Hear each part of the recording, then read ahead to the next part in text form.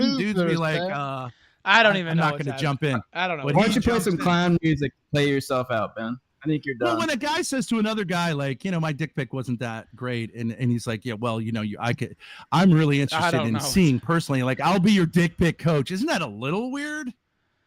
Seems like that would be I don't for know ladies. anything about. I don't know anything about any of that. Man that sends videos jerking off the trannies, bro. Arrest him. It's over, man. Arrest this man. Arrest You that man. lost. All right. You lost, guys. Sorry. I don't think it Nice went the try. way you thought it was going to go. L's on every level. All right. I'm not watching the chat right now, but I'm pretty sure that a lot of Chat- people in chat are saying Who won? Press one. Press one if Ben Thorp won. Press Listen two to if their Shamu and faggy- Grossly yeah. won. So 1 for Ben Thorp, 2 for Shamu and Grossly. We'll get a vote from the Killstream audience here live. Powerchat.live I think they love me. /the I think your stream, I think your chat loves me because they love you and they love good guys. But maybe I'm wrong. Well, I think you're wrong, Ben. Ocean I think you're of wrong. twos. An ocean. An ocean of twos. It's mostly twos. There's a couple Hell ones in yeah, there, so. but mostly I'll bring twos. them around. I'll bring them around.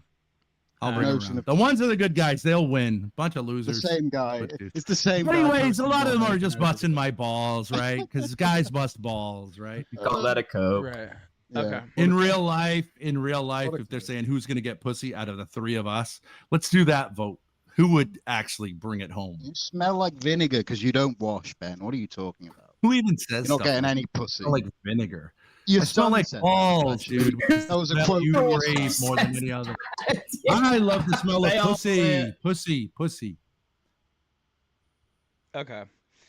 Well, they're ball busters in chat, which I think Ethan also has. Like, he recognizes a lot of the stuff in chat is ball Sure. busting. They call him this, that, and the other thing, but they love him. And the real test is if you have me on, you have a certain amount of viewers. Your viewership has done well by the Thorps. Try these two on talking with you by themselves. We've already Watch done that. the numbers. We've already. No, not really. You're a sidekick. Yes, You're like really. halfway We've up already Ralph's done ass trying to say We did things that just the for other him. day, actually. You're riding his dick. You're a dick rider. You in did and it of the yourself. other Look day. at their views. We did it the other day. Other than when Thanks, they're doing Ben. me, Grossly is how much can I've he get never on a live made a stream? video on you. 20. I've never Yeah, made that's a not video true. on you. Ben. Lie. All right. That's a lie. Never Provably made a false. video. I see. You have a Great. channel. No one watches your channel, dude, and you've been at it for 10 years. Categorically. All right. I You're see. lucky if you get 1,000 views. All right. 10 years. What All are right. you talking about? Whoa. Yeah, take that off. Kick that guy out. He's showing gay porn. Kick him out of the Yeah, fucking car. Get him out of here. Okay. Thank God nobody could see that. Okay. That's Shamu. That's Shamu's fantasy right there. All right. I see. And Grossly too. I see Grace Thorp here on the screen now. How you doing, Grace? Hey, Ethan. I'm doing good. Thank you for saying what you said about me. I really appreciate it. Well, you're welcome. I've been a bit of a loser recently, but while my dad has been absolutely destroying these faggots, I've been destroying another faggot, your friend Milo, and I'd like to talk about it because he was engaging with me during this whole thing. We had a back and forth on Telegram. And okay, this is what he said, right? He said, Not on Telegram. You're Days ago. banned. no, on the Cube Telegram, like in the chat. Oh. I said to him, I said, like, look, I don't understand what your problem is with me, but you've said disgusting things. It's either calumny or it's either slander or detraction, right? Either it's a lie and you're slandering me and my dad's name, or if it's true, you are detracting from our reputation because you're spreading something that is publicly humiliating. It does not need to be spread. Either way, those are sins, right? And a few days ago, he posted on his Telegram, that's assuming she can make room in her schedule of sucking off her dad. He did say that, yeah. Now, I told him, he said, we were talking and he's like, your dad raped you, blah, blah, blah. And I'm like, no, these are lies. You need to stop lying. And then he goes, oh, okay, I get it. You offered yourself to him and he took it and he shouldn't have done that. And I wrote him a big response. I said, Milo W. Milo W in the I chat. said, shut the fuck up, Grossly. I said, no, you're wrong. tried? I did not. Can I Wait, can I- one at can a I time. summarize? Come on. Don't bully Grace. Come on. Go ahead. I said, no, you're Milo wrong. W. I did not offer myself sexually to my dad, as you're implying. My mother masturbated to a fantasy of me copulating with him. My mother asked me to take over her place as his wife sexually. My mother said I was stealing her husband from her because I was becoming closer friends with him. My mother engaged in lesbian foreplay with me and was sexually into it. It is my mother who created this tension between my dad and I. Yes, we have an intense relationship. Yes, there are issues, but neither my dad or I have ever wanted any of this and have never abused each other. And you are continuing to fuel my mother's hatred and lies by saying these disgusting things about us. Now, his response, he posted me saying that on his Telegram. And he said, close enough. What I want to say is it's not close enough. The truth matters. Him saying you should make room in your schedule of sucking your dad off to a 20-year-old girl who's I've never done this man any wrong. I've joked about him. I texted him sweet texts. I was not trying to, like, I told him I'm not trying to be sexually aggressive. I like you as a person. I was trying to be friends. Okay, whatever. It might have been a little bit embarrassing. Whatever. He's saying this about me. And I said, Psalms 15, verses 2 and 3. He that walketh uprightly and worketh righteousness and speaketh the truth in his heart. He that backbiteth not with his tongue, nor doeth evil to his neighbor, nor taketh up a reproach against his neighbor. It's not close enough, Milo, and you should know this personally as somebody who's been through this. It's not close enough. Speak the truth and stop spreading lies. And I do care personally. You can all say, oh, he's trolling me. He's just using me. I'm obsessed with him, whatever. I do care personally because I really did like him as a person.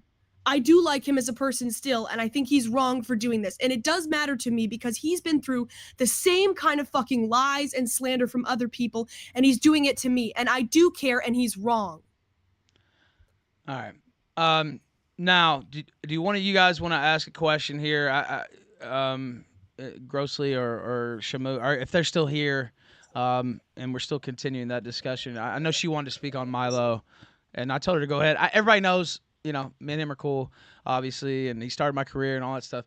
Advisor in a lot of ways, I would say. But, I don't stop anybody from saying what they want on the show, of course. Grossly, are you still here? I am. Okay. I'm gonna bounce though. Okay. Because I've got like 5% battery. I think I've done enough. Okay. To be honest. Yeah, right. I'm gonna do the same. And Okay. and I don't need to bring up anything with Grace. Just Ben, and she can handle the whole Milo thing. So I think that's good. Okay. All right. Well, thank you, gentlemen. All right. Okay. So Grace is still here.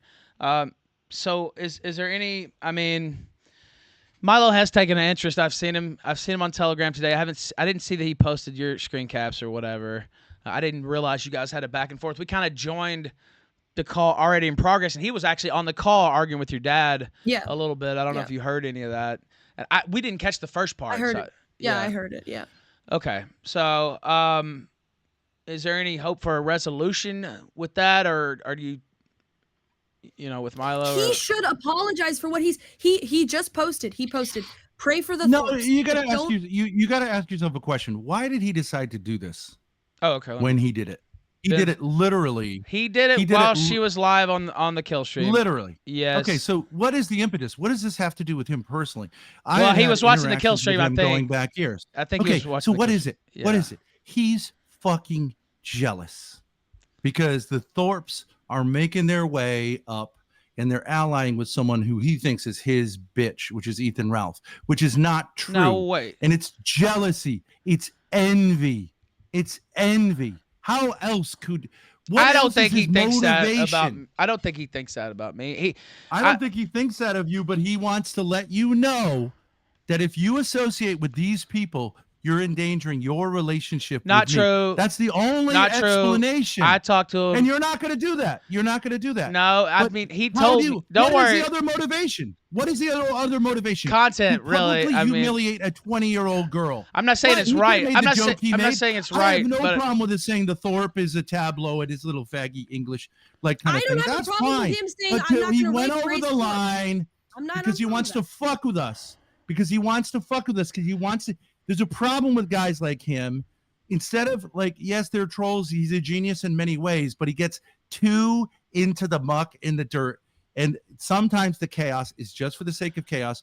and is narcissistic. I'll I just know say he's somewhat that self-aware. he wasn't doing but that he's a little to, like, bit of a narcissist. he wasn't trying to send a warning shot to me. I've had a conversation with him about this, and he knows that you guys are on the show and all that stuff. No issues there. Right. I But think he's trying to say, like, okay, now Ethan and me are gonna do things, and me and Ethan are gonna, like, whatever. I've pulled him away from, and you are okay. You are like a valuable ally. I mean, everyone has, like, surprisingly found themselves more in your camp than in the cozy camp. I think you've done really well with your move, and a lot of people are surprised because you did it right from the beginning. You didn't create a cult, and you had to ally yourselves. Everyone respects that. Like, when you're deplatformed, the one platform that's gonna, okay, you're gonna, like, make your peace. But you balled, like, when you saw, like, these guys are actually taking me for granted. Fuck them. I'll take my chances. I only got one platform left, and that's a baller move. Now, I think Milo. Why? I was thinking to Milo personally. Why do you have to be such a jealous little bitch? Grace Thorp is not a threat to you. Yes, she has a pussy. Yes, she's a beautiful young woman. She's not a fucking threat to you, Nora. All right, now, so Ben got kicked, apparently. I don't know if he got or he got muted. He got muted. Mid-sentence. Now, I didn't do that, by the way. I don't have any control over that here. So the homos who run this chat. All right, well, okay, well, let me ask you, why do you think Milo did that? Put out the stuff that he did. Why it was while you were live. I'll admit it was funny because I didn't know that you'd send him those messages, so it's a little bit of a shock reveal there, live on air. You mean the text? The text, yes, the text and stuff like that. I have no problem. I have honestly no problem with him showing. I think it's funny. Like, yeah. Now he said whatever. some other things too that you might have had a problem with. With the stuff about the allegation about your father and him. He threw that out there, and I could see having a problem with that. Yeah. Why do I think he's doing this? I mean, okay, people have done this to me online for like close to a year now. And you know me, like, I'm not trying to be like a moral whatever. I'm not saying I'm better than other people. I don't usually take things very seriously. But I do respect him, and like, it is an interaction with somebody who I watched for years and like was a fan of. So I do, like, it does mean something to me if he's just not going to say the truth. Why would he do that?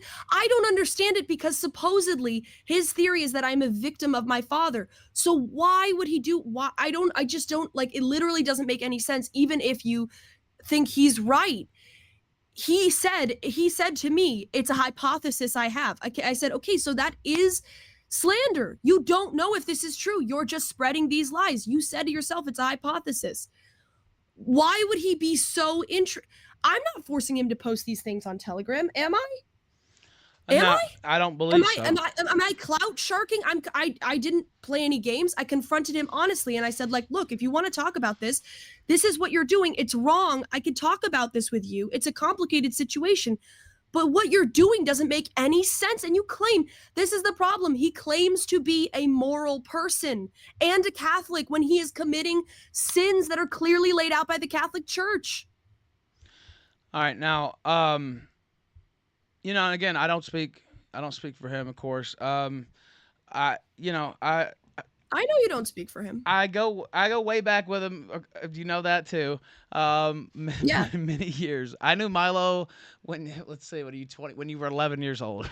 That's when I first met Milo. Yeah. So to put it in perspective, I've known him for quite some time. I put the picture out with me, him, and Sargon on my Twitter, which is from 2016 in London. So I have known him for quite some time. So I'm kind of in the middle here, stuck in the middle a little bit.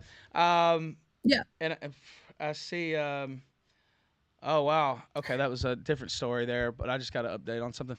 So I'm stuck in the middle a little bit. I know you want to, like, be neutral. I know you've known him for a long time, obviously. I'm just saying, like, I don't know what it is. Like, Milo, you're not a victim of being a faggot. I don't know what to say. It's not my fault. It's not my fault that I'm a heterosexual. I don't know what the fuck. Like, I'd never done anything to you. I made a couple jokes. I sent you a picture of myself with a spray tan bottle. Like, I don't know. You asked me what the reason is. I don't know. except envy. There's nothing I can come up with except envy or jealousy. I've done nothing to this man. I've barely interacted with him. Well, I mean, you did. I guess I'm torn a little bit because I mean, you did like text him a lot. You guys did kind of like, seek him out a little bit. Sometimes when you seek Milo out, it's not always what you want to get in return, right? Sure, but that's based on before, like he reacted to a short of my dad, and then we went in his Telegram chat, and we were like, he was interacting with me. I wasn't being super pushy, and then he banned us for making jokes, and I was like, okay. And then he gave my dad his phone number. I mean, he's not a victim of me. I've never said I'm like, Milo, you publicly talk about the fact that you had your first sexual experience was with 5 gay men in a gangbang when you were 15.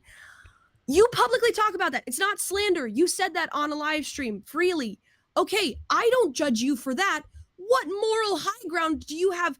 Even if all of what you're saying is true, what moral high ground do you have to be judgmental and vicious in your language towards me? What are you talking about? And he said, the one difference is my father wasn't in the room. And I said, you tried to find your daddy in 5 gay black men. How does that prove your point? And he said, oh, the venomous side of you comes out real quick, doesn't it? Venomous? You told me to stop sucking off my father to tens of thousands of people. What are you talking about? What is this double standard? He did say that. He did say, actually, he said if you could find time in your busy, you know what he said, busy schedule or whatever. Yeah, he did say that. I mean, but it is like I say though. I mean, Milo's Milo, right? Like, I mean, sometimes you get friendships, sometimes you get advice, and sometimes you get the hammer. Anonymous sent $10, Ralph. So it kind of happens like that. I see they just sent me in a song. Okay, thank you for that. I appreciate that. What is it? The incest song? It just said run. Is all it said over the top of getting here. Run, Ralph, run. Well, I kind of feel. Of course, I feel bad for your situation. I do think, a little bit of it is, and I like your dad, but some of the stories and some of the stuff like that, it kind of, it doesn't help. You know what I mean? And I know he might be honest. He might be honest to a fault, and you might say, and I know he'll say, "I'm just being honest. I'm just telling the story." But sometimes you can't. I mean, it's better to keep certain things off of the internet. And I've learned that lesson the hard way myself. Believe it, you know that, right? Like, I've learned some hard lessons. But if online. you say it's better to keep some things off the internet, I mean, it's not me who is going around saying that he takes black men's dick up his ass constantly, right? That wasn't me who said that. That was him, right? That was kind he said all this stuff. He said that many times. Yes, he was the dangerous faggot. Like you, me, and Milo, me and my dad, you and Milo, we've all like been fairly public with our personal lives, perhaps to a fault, but like that's what people say about you too, right? Is like, keep this offline. Okay, well, I don't think there's like I'm not coming at you. I'm just saying like, no, it's fine. There is a point to being honest publicly. I do not judge you or Milo for being honest about your personal life. I've said a lot of stuff, about my life that others would not about theirs, and it's out there, and it is what it is. But I guess I'm just saying, it kind of it fans the flames a little. You know what I mean? It's kind of like, and I know he's just being honest and he's telling his stories or whatever, but it's almost like pouring gasoline on it with some of this stuff where it's like, oh God, how did this get out? And then I'm like, oh, he said that. And so. Well, but there is an important element of this, okay, which is that, okay, whatever, rumors of incest, whatever. I've said like, I have sexual problems, I blah, blah, blah, whatever. It's intense. I'm mean to my dad, whatever. I've been very honest. I'm not saying it's like a super healthy dynamic. I think there's a lot of good stuff, but there's also like, I have serious issues with trusting men, etc. Okay. But I literally said to Milo like 15 minutes ago, I said this stuff about what my mother did. He has yet to say one thing about my mother's side in this whole story. He will listen to people who have no proof and say that my dad is just disgusting things and tell me to stop sucking him off. But I tell him my mother asked me to take over her role as a wife sexually because she was confused. And he says not one word. He has issues with masculinity. He sides with women. If he's such a righteous justice preacher, why doesn't he say, your mother is off in this situation? He says not one word, and yet he's fully in our family dynamics. He's willing to absolutely slander my father's name and my name, and yet I tell him what my mother's done, that she's admitted to publicly, and he goes silent. He sides with women and attacks men when I, the supposed victim of all of this, am saying my father has never abused me. My mother has abused me in these ways that she's admitted to publicly. And he is irrational and goes, your father's a rapist. You're a disgusting slut / victim. I don't even know how that works. And I'm not going to say anything about the mother. That's wrong. You're not interested in justice. You're interested in hurting men. That's what you're interested in. And the women who side with those men, who try to. By the way, somebody said, why run interference for Milo? First off, I'm not running interference for Milo. I do want to, I'm fair to him because, I mean, Milo's my mentor in a lot of ways and got my career started. And, you know, I still talk to him and that's obvious. And so, you know, I want both sides out there. Of course, everybody knows I like Grace. I don't think that's a secret either. And that I like her on the show. And I told her that myself. And so she knows that. But, you know, I'm stuck in the middle a little bit. So why run? I'm not running interference for Milo, but if you don't know that about my history, then you're just a retard, I have right? No problem. Not you. I'm not talking to the audience. I'm talking to neutral. But I'm talking to the chat. I know that he's like been your mentor. I'm not asking you to take sides. He could come on here if he wants. I'm 20 years old. Is he afraid of me? Like, he doesn't have to, but like he was sitting there texting in the Telegram chat for like 20 minutes and then he ran away. I kept saying it's just not true. And he goes, your God Almighty will judge you for your sins, which you shouldn't really say, like is very judgmental. And then he just takes off.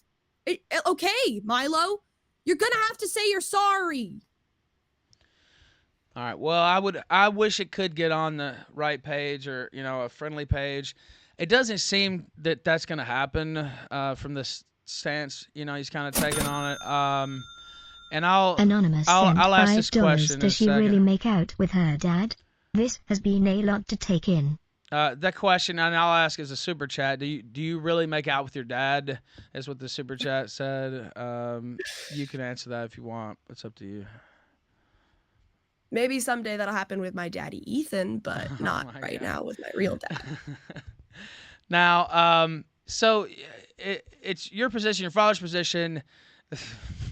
You're so bad. It's your position, your father's position. Demonic succubus, Ethan. Remember, be on your guard. It's y'all's position though that your mother kind of pushed this. I know there was a story earlier. I'm not gonna lie to you. It was a shocking story that I'd never heard about the beer bottle and all that stuff. Yeah, that was a shocker. I can't undersell that one. That was kind of a shocking. That was kind of a shocking story. I don't know if you want to give context to that because it was brought up earlier, and even I was like, it's like my mom's wound up sexually, and like you know, I think I grabbed a beer bottle. And I was like, okay, this is what it's all about, right? And I was like, you know, and it's like, you know, my dad was like, and she was like, she got really mad at me and she was like, stop doing that, you fucking bitch or whatever. And I was like, it's just like, I don't know, like I get that it's extreme, but it's like, I was 17 years old. I was pissed off at her. I ran out the door. It's just that she had been saying, like implying, like, you're doing this with your dad. I know what you do when you go to the library, blah, blah, blah. And I was like, you know, I was just pissed. I was like, okay, this is it, right? This is what it's all about. All of this hatred towards me is about this sexual act. So like, okay, here's a beer bottle. Is like, okay, can we just cut to the chase? And you know, she freaked out. And what I understand, it's a shocking story, but like, it's really no different than like me bringing, like, if my parents were racist, bringing a black boyfriend over and being like, hey, what do you think? You know. Right. Okay. Well, the anger was at me. Her anger was directed at me. She said that I was like the whore or whatever, and later she said she felt bad for my dad. So like this whole idea that you understand that it's. Well, I was just gonna say it's hard for some people to even comprehend this story, right? Like they hear these stories, and it's all out of context. There's no like timeline really usually with what's going on. I mean, there have been some videos and stuff, but like, You know what I mean? Like they hear this stuff and they're just what, like, taken aback so much that the original, rumor or allegation gains more credence, right? Because there's so many shocks, and Yeah, then I do understand. you see how that works with some people. And I'm not saying, I don't really believe that, but I don't know. Of course, I wasn't there. I can't say, right? At the end of the day, but if I thought that, I wouldn't bring you guys on the show. But it is disturbing to have that out there as just floating, and then you hear some of this stuff, and it's just like shock. I mean, it's not really that shocking. I mean, okay, like, did I just fillet my hair oil? God, Jesus Christ. I'm doing essentially the same thing. It's like, everybody, give me a break. It's like, it didn't come. Do you want it to come? Look, there we go. Okay. I filleted a hair oil bottle. Can we move on? All right, it's fine. I just wanted to give some Not context. you, I'm just saying, No, it's like- fine. And then there was the story, and the only reason I'm going over some of these because you were the focal point in some of these stories, right? I guess the other one, I didn't, I don't. You guys come on my show, and I, talk to you on my show, and we've talked about some of the, wilder allegations and stuff. But I kind of keep that separate. Like, me and you don't usually go into that stuff. I have you on as a guest outside of all that. Yeah, and I appreciate that. Yeah, and so I don't really bring this up with people unless it is already brought up. But like, I understand my family is like a big, it's like, I don't know. I also talk about other things like Tinder or whatever, dating, whatever. I'm not trying to be all about this. I'm not trying to be like the crazy family online. I've tried to minimize it, but like, whatever. Of course, it's the most interesting Anonymous thing to people sent because family $3. dynamics It's not are like, that unbelievable. interesting. Plenty of teenagers do wild I'll let shit to this just play. try to piss their parents I'll read this off Yeah. to you. Hold on. Obviously, I'm not endorsing not respecting parents, but teens So- disrespecting them is common. So they said it's all right. Hold on, they're coming in fast now. Hold on one second. Ego Baby sent $10. All right. Hey Grace, Oh my please God. follow me on Twitter, okay cutie? At Punished Ego This guy's shooting Baby. his shot. I Hold just on. followed. I believe you and Hold on. whatnot. Also, hey Ralph, glad you are doing good. Thank you. Look at that viewership. Impressive. Impressive. Keep it up. Thank you. I appreciate that. All right, a couple of them. One of them said, it's not that unbelievable. Plenty of teenagers do wild shit just to piss their parents off.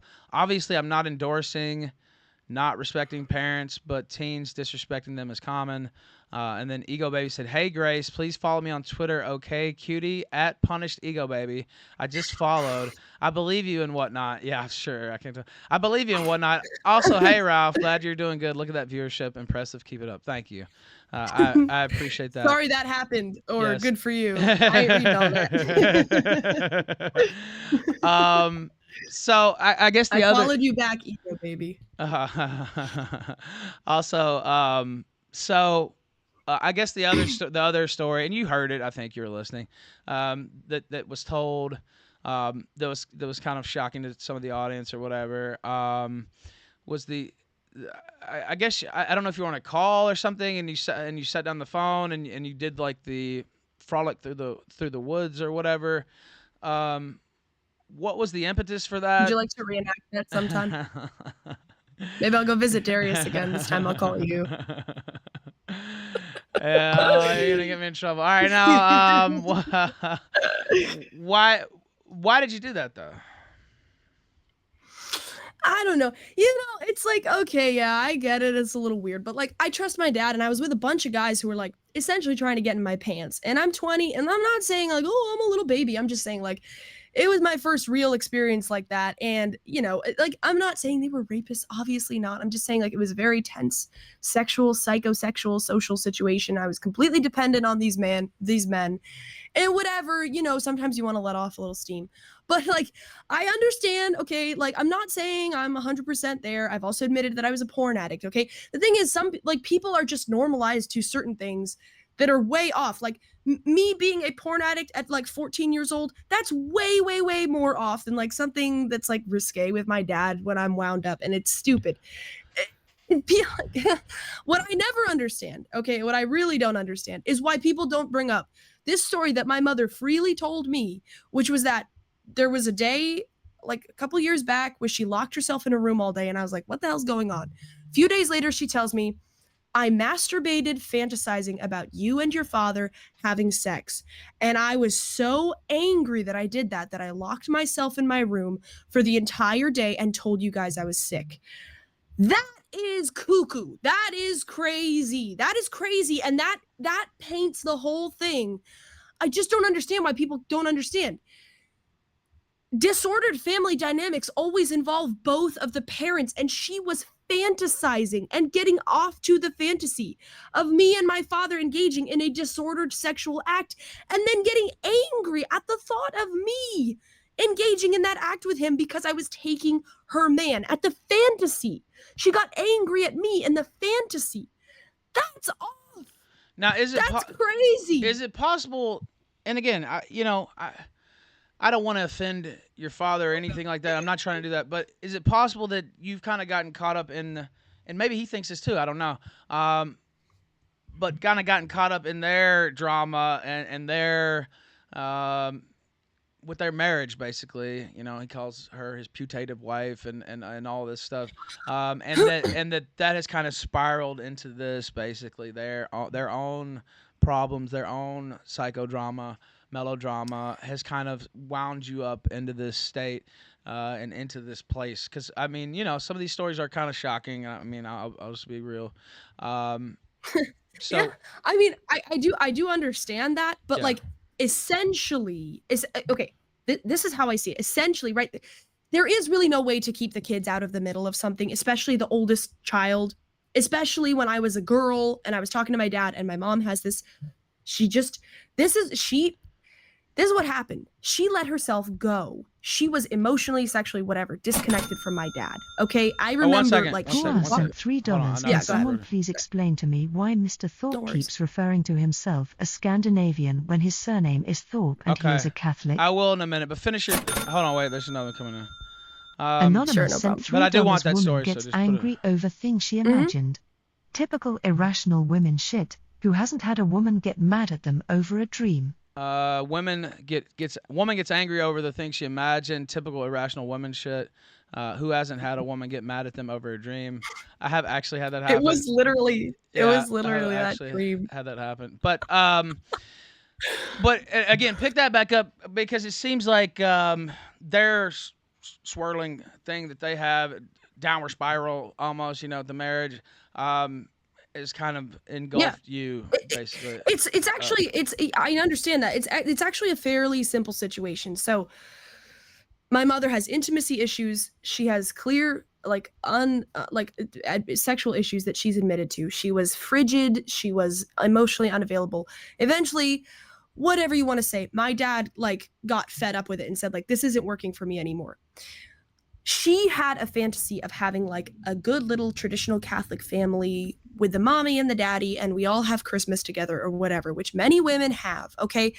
In the years prior to her getting married, she smoked pot every day for 5 years, morning, noon, and night. She had sex with random men. She had no career. She went to college but didn't do anything with it. Okay, so she was not getting prepared for marriage. She had 6 kids. She was unable to handle having 6 children. She would get weird about me masturbating as a child. She sniffed my fingers. She would be incredibly harsh towards us. Okay, she couldn't handle it. When her fantasy fell apart because my dad said, look, this isn't working. Instead of being honest about her problems, okay, and I see this now because it's a pattern that's being repeated. Instead of being honest about her problems, what she did is try to cope for the fact, try to make it not her fault. And she said, you know what? He's leaving me for the younger girl, me, Grace. He's leaving his wife for the new model, right? And that was, I think, whatever, I don't care if it's her fault or not, but this is what happened. She saw that as a way to cope for the fact that she had let herself go, let her body go, was failing, couldn't make it happen, right? And she said, okay, I get it. He's going for the newer model. It's not about me. It's about Grace and him, right? And okay, so then this whole thing happens, and now she's doing it again. Now she's saying, because my dad has publicly said that my relationship with him is fraught, and we have our issues, and maybe it would be better for me to get him some space from him or whatever. Okay, she is now trying to say, okay, Grace, you're the next Courtney, and what he's going to do is leave you for the younger model, my sister Maggie. And now she's doing this whole thing, which is completely inappropriate, hypersexualizing my sister's relationship with my dad and telling her that he is going to groom her. I thought, I was confused for like 6 years because I thought it was unique to me. And I did ask myself questions, which a daughter should never have to ask of her, like a child should never have to ask of herself, which is like, am I trying to ruin my parents' marriage? Is my friendship with my dad hurting my mom? Do I think I'm better than my mom, right? All of this stuff. But now she's doing it to my sister. My sister is like innocent. She's 14. My dad has never been inappropriate with her, and my sister is like, she's just like a sweetie. So I can see the same thing happening to me that happened to my sister. My dad is clearly interested in other women. He has no interest in my sister other than to be a good dad to her, and she's just keeps coping for the fact that she didn't have it in her to be like the wife that she hoped she could be, clearly demonstrated by her activities before she got married and her parenting and like relationship with my dad during the marriage, which I don't think ever happened. Okay. It is all a cope for her being angry that her fantasy isn't real. That's what it is. It's fairly simple. Women do this to their daughters, but they generally don't do it to this level. But this is what happened. And it's super clear because she's now doing it with my sister Maggie, who has like, Maggie hasn't been drawn into the middle of all this.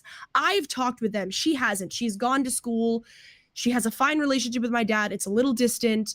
She does gymnastics. She's doing her own thing. It's not like me. I get it. You can say I'm crazy or whatever. It's not like me. And she's doing the same thing to my sister. That's what it is. That's the story of my family. Now, your sister lives with her? Or does she? Yes. Okay. I thought so. I just wanted to clarify for the audience.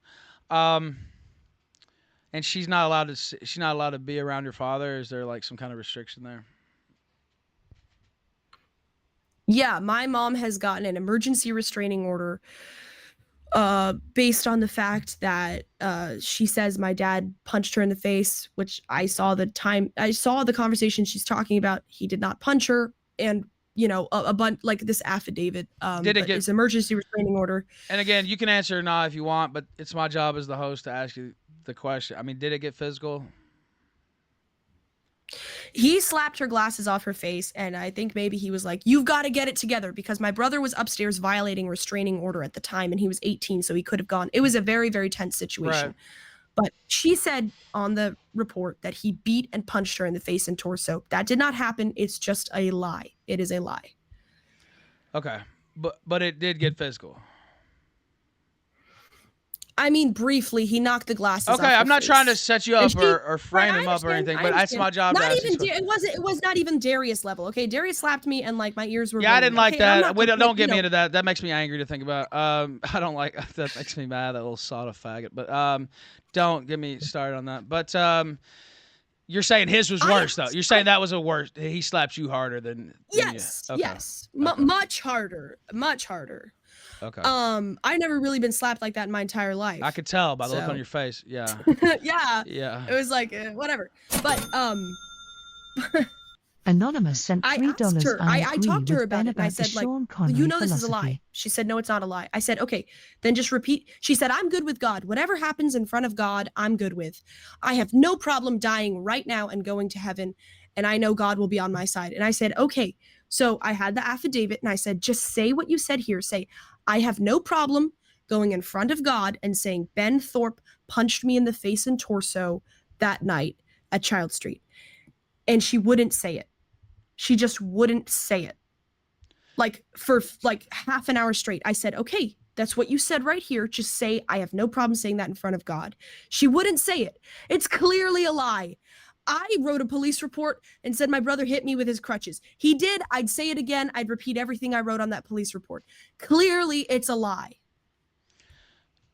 Now, how long does the restriction last for? Is there going to be a hearing? I mean, I'm assuming there'll be a hearing on that.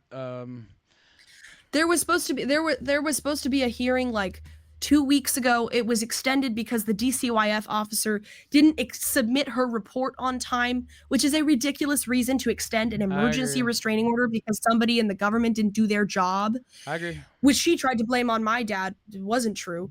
And then it got extended again. It was supposed to be yesterday, but my mom's lawyer simply didn't show up, and they extended it for another 2 weeks. So it's an unfair system. But there will be a hearing on all this. That's the only reason I mentioned that. There will be, yeah. Okay. And my mom said about this affidavit, she said, this is what I'll say about it. The Lord said to be as innocent as doves and as sly as serpents. I think that's essentially an admission of a lie. But, why would you say it? That's not what that means. It doesn't mean like you can lie to get something in a sworn legal statement. That's not what that means, you fucking crazy lady. Don't interpret the Bible on your own, but she thinks whatever. And I know this is kind of a crazy question, I guess, to ask, but is there any hope for a positive resolution with all this? Because it sounds pretty dire. I mean, it doesn't sound great. The whole situation. There's plenty of hope for a positive resolution. I think my siblings should live with my mom. I think they want a mom. I don't think right now they want to live like with a single dad, and they don't want to live with their big sister either. They want a mom. I want her to live with them. I just want her to be honest about like the reality of how this all broke down. And I'm not asking her to feel super guilty. Her family is crazy. I could tell you stories. I don't want to take up all your time, but like her family caused her massive issues. So like, I don't hold it against her, but like she, I think, wants stability in her life. And she's saying there has to be somebody to blame for all of this breakdown. There has to be somebody to blame for my fantasy not being real, when obviously it's a fantasy. And any like just pearly things knockoff person will tell you that like if you're smoking pot, having premarital sex, not having a career, letting yourself go for years before you all of a sudden get married and you start living traditionally and having 6 kids, that's not going to work out. It's just not going to work out. Like obviously there's something off. Also, she shouldn't blame my dad for saying like this isn't working, and it's not going to be what you thought it was going to be, but we can still work together. She shouldn't get jealous and start saying, oh, I get it, he's moving on to my daughters because they're younger and fresher. It's gross, it's crazy. I just want her to admit that. And then she can be where she's at. I don't care. Also, I saw a super chat come in. It says, Grace, I'm sorry about your trauma, but the future is bright for you. Well, I think so too, but you will find happiness. It's not easy though. I can understand. You'll find happiness in bearing. You'll find happiness in bearing many children to save the white race, is what they said on the last part there. But it is a tough situation. Obviously, it's I wish it would settle down for you. I can tell that it affects you, and it's distressing. So. If she won't, I know like. Whatever, I think people are invested in the story at this point, but like if she doesn't stop doing this though, like if she doesn't admit that like what she admitted to, which was asking me to service my father sexually because she couldn't do it because their relationship had fallen apart. She asked me in a conversation, she said, to keep the family together, do you think you could do this and we'll work it out? Okay, that's crazy. I told her then that was crazy, but I tried to be sympathetic and say like, she said she wished I would die. If she doesn't stop it, I truly, genuinely hope that she dies as soon as possible, because it is like having a hellhound on your tail. And when my dad says like, I'm not making it happen, whatever, and you said like you wanted to get me on the Dick Show and I should have gone or whatever, it's like this family, and I appreciate that, and I should have taken you up on that offer, but this family drama does bring me down. It does tire me out, and I really truly hope she dies. If she's not going to change this, it would be the best thing ever. You shouldn't say that about your. I know things are crazy right now. It would be better for her to die than to continue doing this to her own family. That's a pretty heavy thing to say. I understand it's heavy, and I don't even feel comfortable saying it, but I know on a certain level it's true. It would be better for the school shooter to kill himself than to go in there and kill those kids. It is better. It's better. I don't know. Like you get to a certain point with somebody, and it's like there is a potential resolution, but if she's insistent on creating chaos Anonymous and lying. sent $3. There's only She's so much dating of a it I can brown take. dude that I would slaps her sincerely around. hope she Other just super chatters barking up gets the out wrong of this tree. world and leaves me alone. All right, I'll just let that stand on its own. Anonymous says she's dating a brown dude that slaps her around. Other super chatters barking up the wrong tree is what they said there. Okay, are you guys dating? I guess you could clarify that for the audience if you wish. No, we're not dating. We're not dating. Okay. We're friends though. I like Darius, but I get it. Yeah. You don't. I don't at all. Daddy no. disapproves. Talk about people I want to die. That would be pretty high up the list, actually. Me and Darius aren't saving the white race anytime soon. Me and Milo, we could save the white race. Yes. He's got great genetics, but I don't think that's going to happen anytime soon. I don't think that'll probably happen. No. Speaking of Milo, and since you brought it up, and we'll move off that. That's a little hefty. I mean, and then I'll let Jord wants to ask a question, but let me ask this first. And it was his question, but it's talking about your dad's vision with Milo. I guess to kind of circle back around the callback to kind of put a bow on it here the next 10 minutes. Kind of finish it up a little bit. 10, 15. Sure. What role? I mean, what role does Milo play in your dad's vision? Like, does that still? Hold on, I'll let this go through. Anonymous sent $3. Yes. Say it, Grace. Give in to your anger. With each passing moment you become more and more our servant. Yes, say it, Grace. Give in to your anger. With each passing moment you become more and more our servant. I don't know what that means, but thank you for the super chat. So, like, is there like I guess I'm asking, and I don't know this because, like I said, I kind of just have you guys on. I know a little bit about the drama, but I kind of try to keep it separate, really, and it's not been separate today, obviously. But is there like an ongoing vision or ongoing role that you guys see for Milo? Is that why you keep bringing him into this, or like that you contacted him so much that you see some type of like role for him still, or like role in your rise or your career or whatever? Is that like a thing or?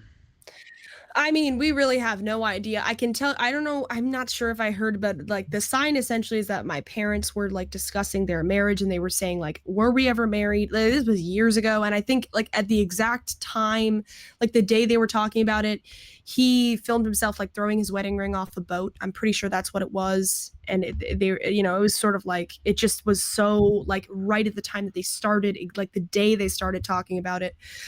We have no idea, really. Like, I understand you could say that's not a sign. It's just the coincidence of it was, I think it's a sign, but I get that people don't believe. I've had several signs, but whatever. But like, we don't really have any idea. But here we are. But I think Grace, it may Grace, be. Well, hold on, wait. Let her finish. Me live on the Killstream, his first kiss with a girl. Maybe we can make that happen if he's not too much of a faggot. But I would doubt that'll happen. Now go ahead, Jordan. I know you wanted to ask a question.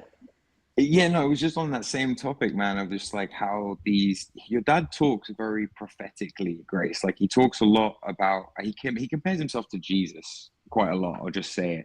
And like he says that he's ridiculed in the way Jesus was and persecuted in the way Jesus was, and almost like it's some big test. And he talks a lot about, important people and sort of random e-celeb people, and he ties them all into his own life with these kind of visions and stuff. But whenever you try and pin him down on this stuff, he's always very vague about it and he never really goes into detail. Could you just elaborate a little bit on that kind of stuff? Or like your dad had a vision from God, no, Grace? No, he's never claimed to have a vision from God. He's had signs. Yeah, and he talked about Like a little bit many earlier. signs. He said it was more like, I guess he thought of it as a sign from God, because I guess y'all have been praying for Milo to stop being gay, basically. And then there was a story about him that he's No, actually. I mean not like, well, just for him to like Well- find peace, not like, you know what I mean, like not like make this man stop. Okay, sucking so it dick. wasn't okay. Okay, so it wasn't that specific. We're but not you've like fundamentalists. But you guys have been praying for him, and then you see that story, right? And then it's like, oh, is this a sign? I mean, the whole day, like literally earlier in that day, my dad, it was another weird sign. Me and my dad went out on the water behind our house whatever. You could all call me crazy. I don't care. But we went out on the water on a boat behind our house, and we were swimming, like rowing around. We came back to the dock. My dad tied the boat up, like specifically showed me, because he was like, "You're a dumb woman. You don't know how to do this." He was like, "This is how you tie it up to the latch or whatever." And we went back inside, and a couple, like maybe 15, I don't know, half an hour later, there we see two cops running down our backyard, and we're like, "What the hell? You can't just enter somebody's backyard." And we go down there, and they're like, "Oh yeah, there's somebody drowning in the pond. We're trying to like figure out which dock. There's an empty boat, and somebody called in and said they saw people on it and that they were drowning." And it was like icy. It was February. We were like, "What the hell's going on?" And then my dad is like, "It wouldn't happen to be in a green boat with a skull on it, right?" And they were like, "Yeah, that's what it is." And he was like, "Me and my daughter were out on that boat earlier." But they had it was just so crazy. We went out there, and they had like the frog men like jumping in, looking for supposedly our bodies. It was super crazy.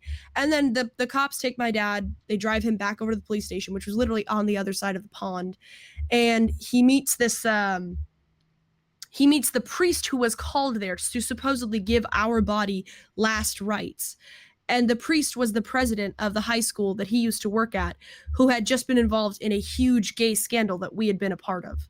Like that we had known about, and we were memeing it. It's a long story, but like it was crazy. Like this priest in particular was there to give my dad's supposed body last rites. It was a crazy scenario. But then anyways, that was insane. And then later on, the thing with Milo happened when my parents were talking about that. So it's not a vision, it's just a sign. It's like if you do the math on how likely all of these things are to happen. It's more a series of signs, right? Like it's more of like a sign and then another sign and then another sign, almost as if God is communicating directly with your dad and your family.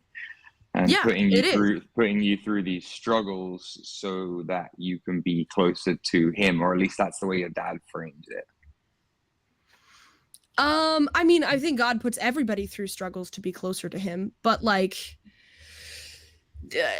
sir, I believe, like, it's just hard. I don't like hearing about the signs or experiencing them or thinking about them, because I find it difficult to believe that, I find it difficult to believe that God would show us things. But, if you ask yourself, what's the likelihood of all this stuff happening? I also find this difficult to believe. Like, at the start of this stream, your dad said to Milo, when you go out on your yacht later, when you go out on your boat, you will see a sign.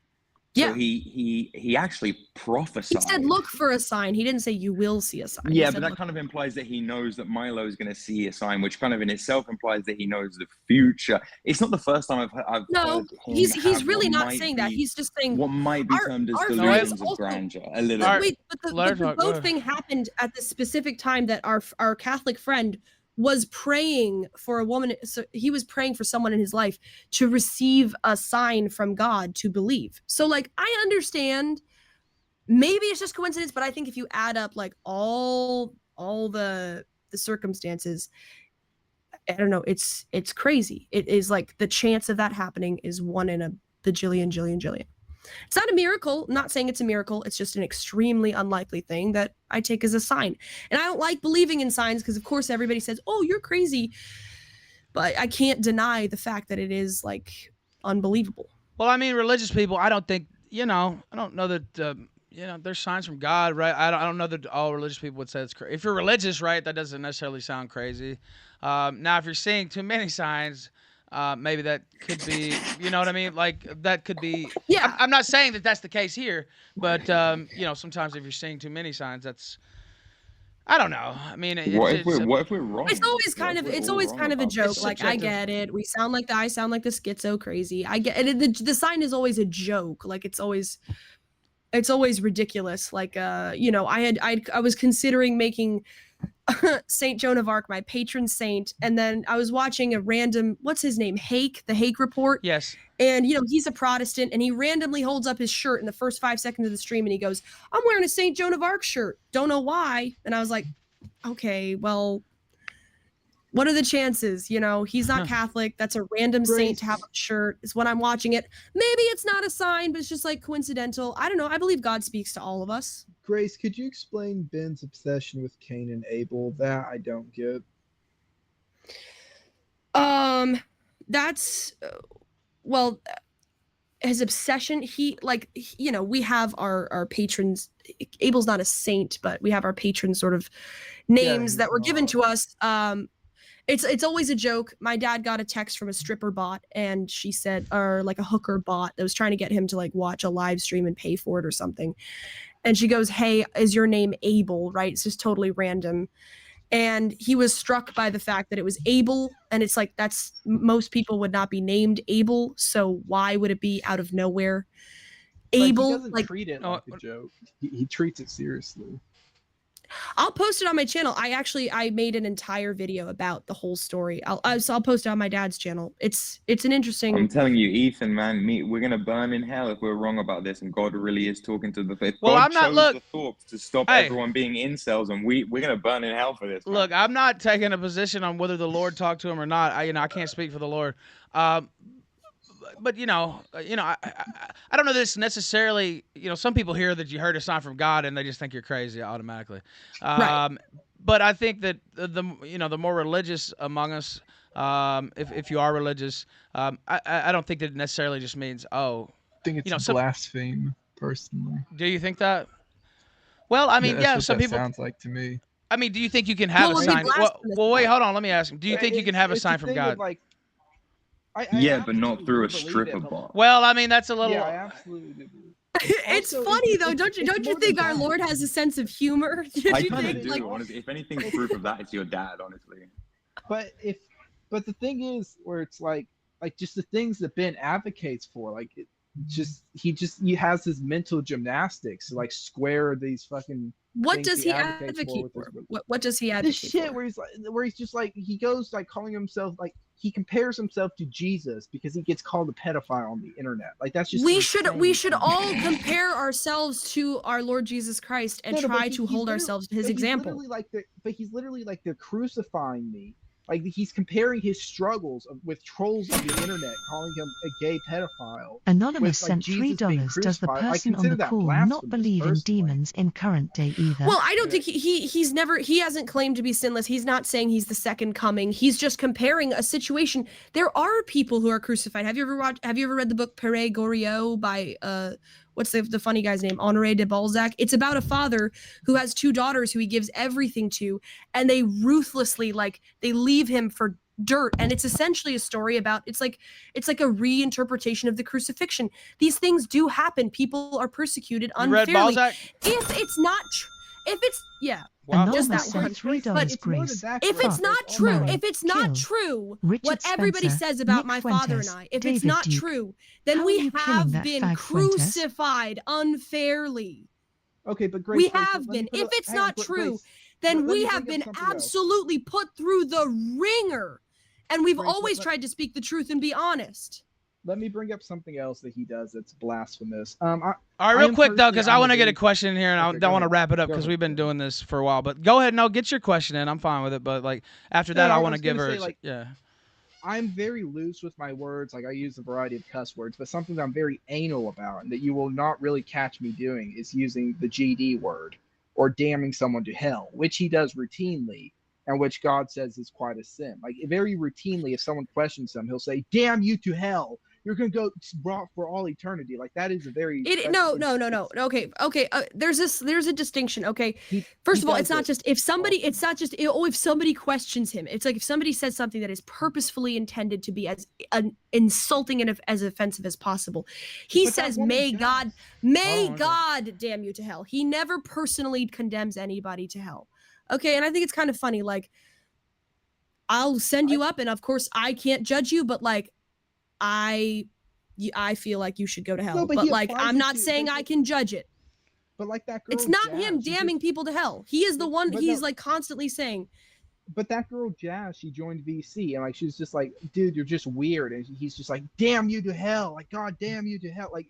It's yes, sometimes he gets angry. Sometimes he gets angry. I'm not going to say he doesn't get angry. He's a human being. I know, but it's like he's over here telling people that it's a sin to say such things about people while he's using blasphemy. All right, well, shut up. Let him wrap. Let him wrap fine. up his segment. Yeah, it's fine. Grace, I just want to let your dad hit you, okay? No, love, come on. I just wanted to give Grace a chance to speak to the audience, say anything she wants here at the end, clarify anything you want, because I know it's been a wild day. And usually we have more fun than this when you come on the show. So serious. Yeah. Why so serious? So I just want to give you a chance to say whatever you wanted to hear at the end and kind of put a bow on it. Anything you want to say to the people or any point you want to make that you feel you didn't get to make.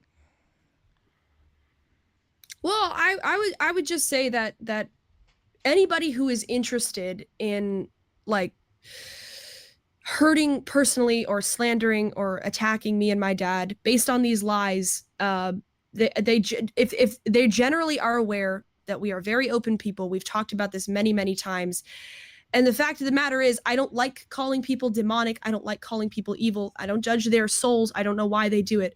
But, you know, my father will say, like, you are the daughter of the devil if you ally yourself with lies and evil because it feels more comfortable and it feels fun to beat dad up and to beat sissy up. It feels fun and you can humiliate them publicly. And you can do that. You can do that. But like, it's wrong.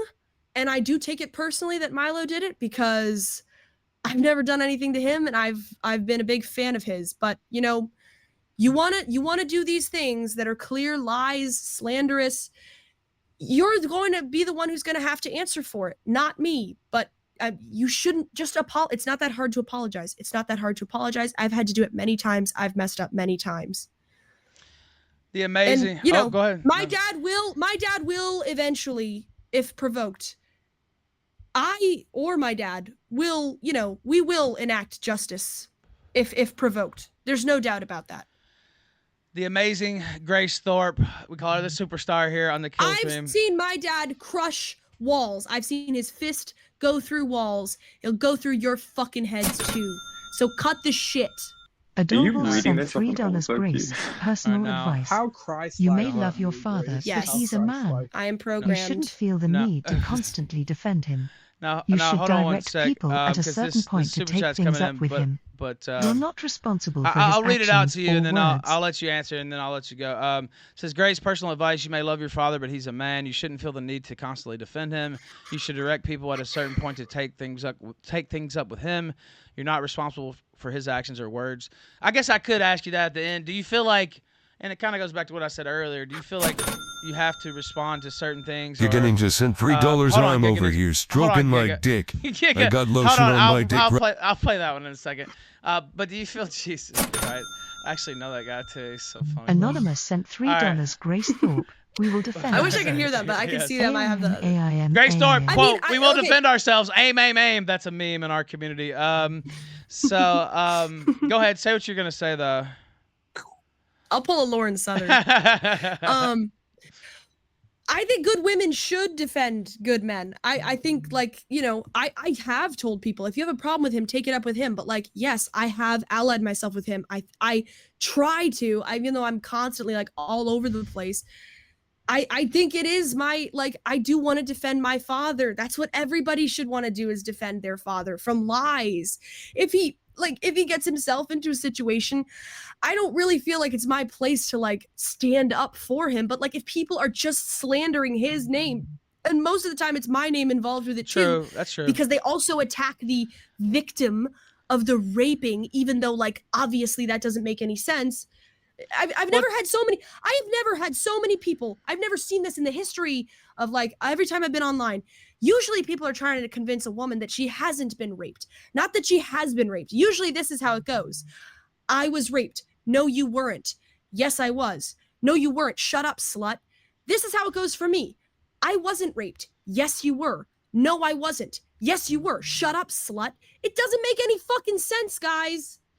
Yeah, and to be fair, I mean, it usually does involve you, the attacks and stuff. So it makes a little sense from that point of view. So I appreciate you coming on the show. I saw Jacuzzi in the chat. He's kind of my top mod there. He said, Amazing Grace is a good nickname. And I said, I know.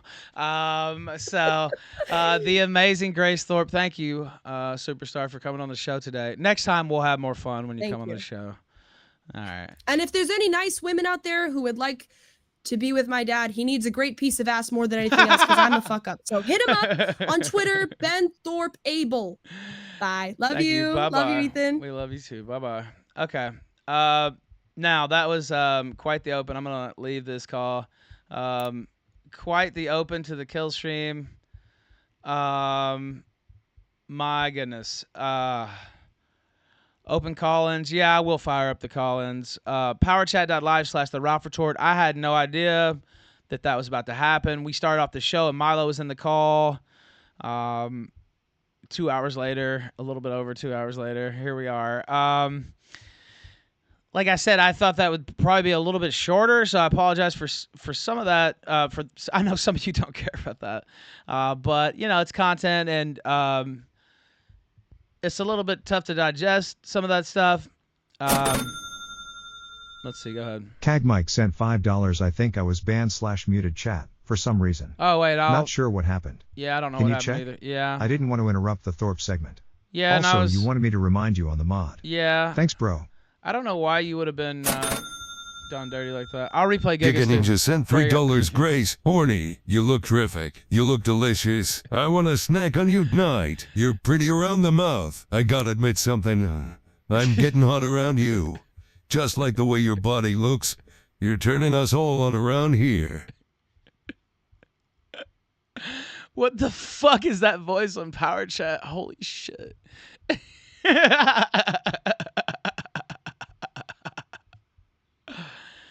Oh my god. Go ahead. Anonymous sent $5. Fisher Price Hitler went to see Barbie because he heard Oppenheimer was too loud in the theater. I'm not kidding. Holy shit. Tony the Tiger says epic content. Like I said, I was tipped off that there was something afoot, basically. Somebody said, did Milo drop anything about Nick? No, he didn't, but I'm working on something really big. I'm working on something really big as far as all that's concerned. Of course, I can't reveal. I can't reveal it on air. Not every day is going to be like yesterday with massive reveals here in our march against America First.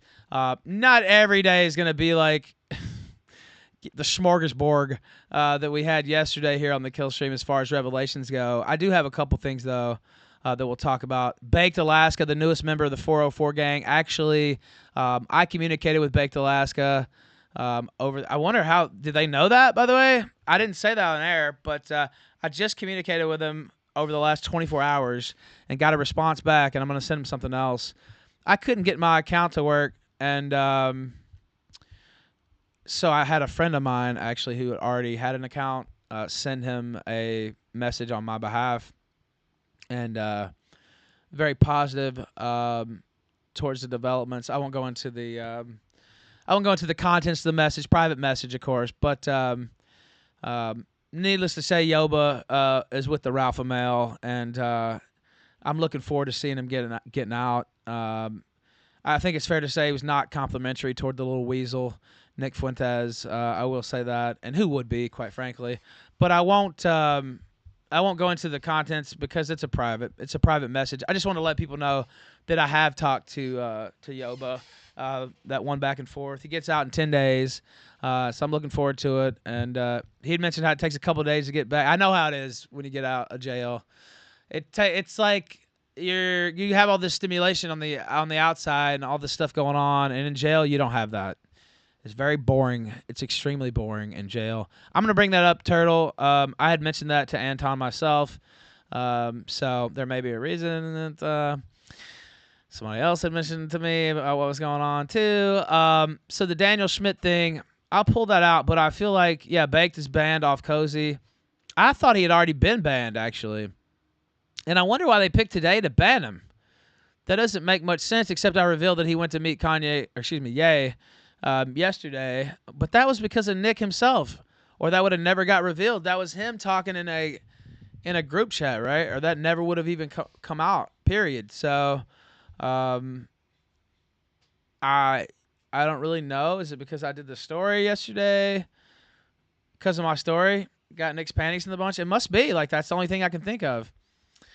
That's literally the only thing I can think of. By the way, we'll talk about the Daniel Schmidt thing. Vince James shared the Daniel Schmidt interview today after Nick had ran it down last night. Seemingly a direct slap at Nick Fuentes, actually. I don't really know how else you can interpret it. I'm sure that, well, I don't speak for Vince either, and I like Vince, but I don't know. It's seemingly questionable. He is the treasurer for the America First Foundation. Somebody in chat says, who's going to be the new treasurer? Teddy Feaser. Apparently, Feaser was going off on me earlier. I don't know. I didn't hear it. I did hear that he was going to be added to Cozy, likely, and I had already expected that to happen. So trading Baked Alaska and the Ralph Amel for Red Pill Gang TV. You can make your own judgments there, but you know, make your own decisions. By the way, we got 1,600 strong. I know the count was waffling up and down, but obviously somebody's playing with the number there to try to detract. But Anonymous sent $3. Ralph's had Nick seething for over a week at this point. well, the thing is, we're just getting started, and I have, like I said, I can't go into it too much because we don't want to tip anybody off. But it's big. And I talked about on Twitter that this might be the biggest story of my career. So you can just make your own judgments. If you thought the hunt was over, it's not. It's just getting started. And leaks are coming out from all over the place. People are reaching out to me, both former members of America First, current members of America First. I'm literally getting leaks from everywhere. And so I expect that to continue because this guy's petty tyrant, as I mentioned on Twitter, who has ruled through, malfeasance and fear and, just lying for years now. It's how he's run his organization. And once some people start kicking him, basically, not literally, but, rhetorically and with words and memes, as Godwinson would say, now he's completely losing it. Now there's people reaching out to me literally within and from within and from without America First, with dirt on these guys in every way possible, every way you could possibly imagine. And I can't talk about what I'm working on because I don't want the little weasel to be able to stop it. Not that he could, but just in case. And but I would just say that it's looking like it's going to be a big one. It's looking like it's going to be a big one. So I'll leave it there because I don't have the story yet either. I know what it is though. I know a little bit of it, and so we'll see. But it's something that may, well, I won't get into it yet. I don't want to talk too much. I get in trouble sometimes. Yeah, Baked Alaska. You know what? I should tweet that out, Ocean. Shout out to Ocean Redux in chat. Okay, let me tweet that out. I'm sure it's already been tweeted, but I'll tweet it out as well. Okay. Now we're on to the meat and potatoes of the show. That was the popcorn there. I know some of that stuff's a little hard. Like, it's hard even for me. Go ahead. Anonymous sent $3 on Ralph at the start of Super Chats last night. Nick confirmed Brandt took his Barbies to see the film Oh my and God. is corrupting all the groypers. It's not even a meme anymore. He's openly admitting it. He has Barbies? He took his own Barbies? I think Baked mostly streams on Kick, but I'd like to see him on Rumble too. Somebody mentioned. Well, this is the same fucker that painted his nails to go to the rally, so I mean, I guess it's not that surprising, really. I've never had a Barbie in my entire life. I don't really know any male that I've ever met in my life who ever had a Barbie, unless they were gay. And so I don't really know. As soon as I mentioned the bots, by the way, they try to bot float it again. I mean, it doesn't really hurt me at all. So, but there's about 1,500 strong watching the show. Pretty much where it stayed at most of the show. And then you see like the crazy jumps. Well, that's obviously some nut fucking around. But Brandt is 100% queer. Yeah, I mean, it seems like that. Well, it's funny. Were we watching that on air? It seems like we were watching that on air. Yeah, I have that picture. I think I'll pull that up. I think I have it ready. But I don't know. It's Brant and John Miller, and Brant's got the painted nails. And for those of you who don't know, John Miller is gay, literally, for a known fact. I think that's openly admitted to. So I mean, astonishing, I have to say. And then I had this queued up that I was gonna play at the very beginning, actually, and then I get an urgent text saying that Milo is live in this call, which I did not expect. So I was like, okay, we got to jump right into that, and then we plowed ahead on down that path. And I do feel bad, you can call it simping or whatever, whatever, white knighting. I don't feel like that because it's a person I like, and I can see she's going through it. And not like that, but you know what I mean? I can see she's going through it, and it's a really tough topic, and that's why I said at one point, Grossly is a friend of mine. I was like, come on, don't bully Grace. And I saw somebody in chat was like, what do you mean don't bully? And it's like, okay, well, we could bully her, but that's not the way you should approach that. Yeah, that's right, Mary Jane. I like to think I'm a good man. I try to be, at least. And you see this family in pain. Anonymous sent $3. I didn't even know, I didn't know there either. were adult male gays with Barbies, let alone anyone supposedly straight. I don't know why you would have a Barbie. That doesn't make any sense. So yeah. And you see this pain, and it's going throughout their whole family, and specifically her, because she's been on the show, and she's I've interacted with her more than the rest, and I feel bad for her, and so I wish it could clear up for her. I don't really like talking about that stuff with her that much. Now I had to today, but no, you can link the video of him eating the chip if you want. Guitar Anthony says, I thought they preferred My Little Pony. Yeah, me too. But that's why I don't like going into that stuff with them, and I try to kind of keep it separate. So that's the deal there, where it's like, it's kind of a down. I realize, it's the big thing out there or whatever, but it's like a downer topic. And so when I bring her on by herself, I don't really talk about that stuff. If somebody calls in with it or whatever, that's fine, but I don't really talk about it, and I kind of try to keep that separate, honestly, and the Killstream to be a little bit of a refuge in that way. So that's kind of why. Of course, we could talk about it every time if we wanted, but I kind of try to stay off that. Now, today it was unavoidable, and we jumped right in the middle of it, and so then you got to moderate, and then you got to talk about all these difficult topics. And honestly, it's a little hard for me too, right? Just as the moderator. And of course the Milo, that's not the part. Milo knows that what I'm doing here as a host, and he wouldn't take anything personally that she said, of course. And definitely not going to disassociate with me for having the Thorps on.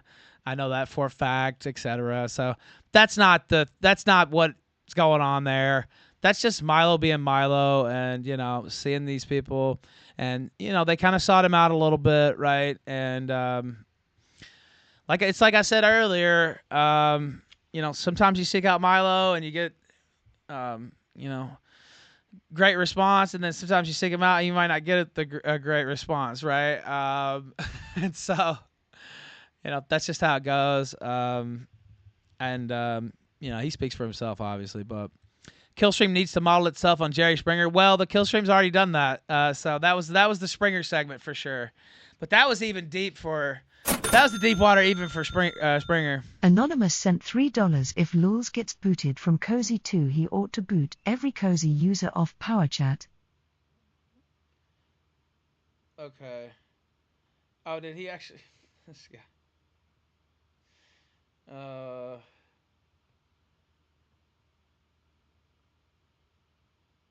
Let's see.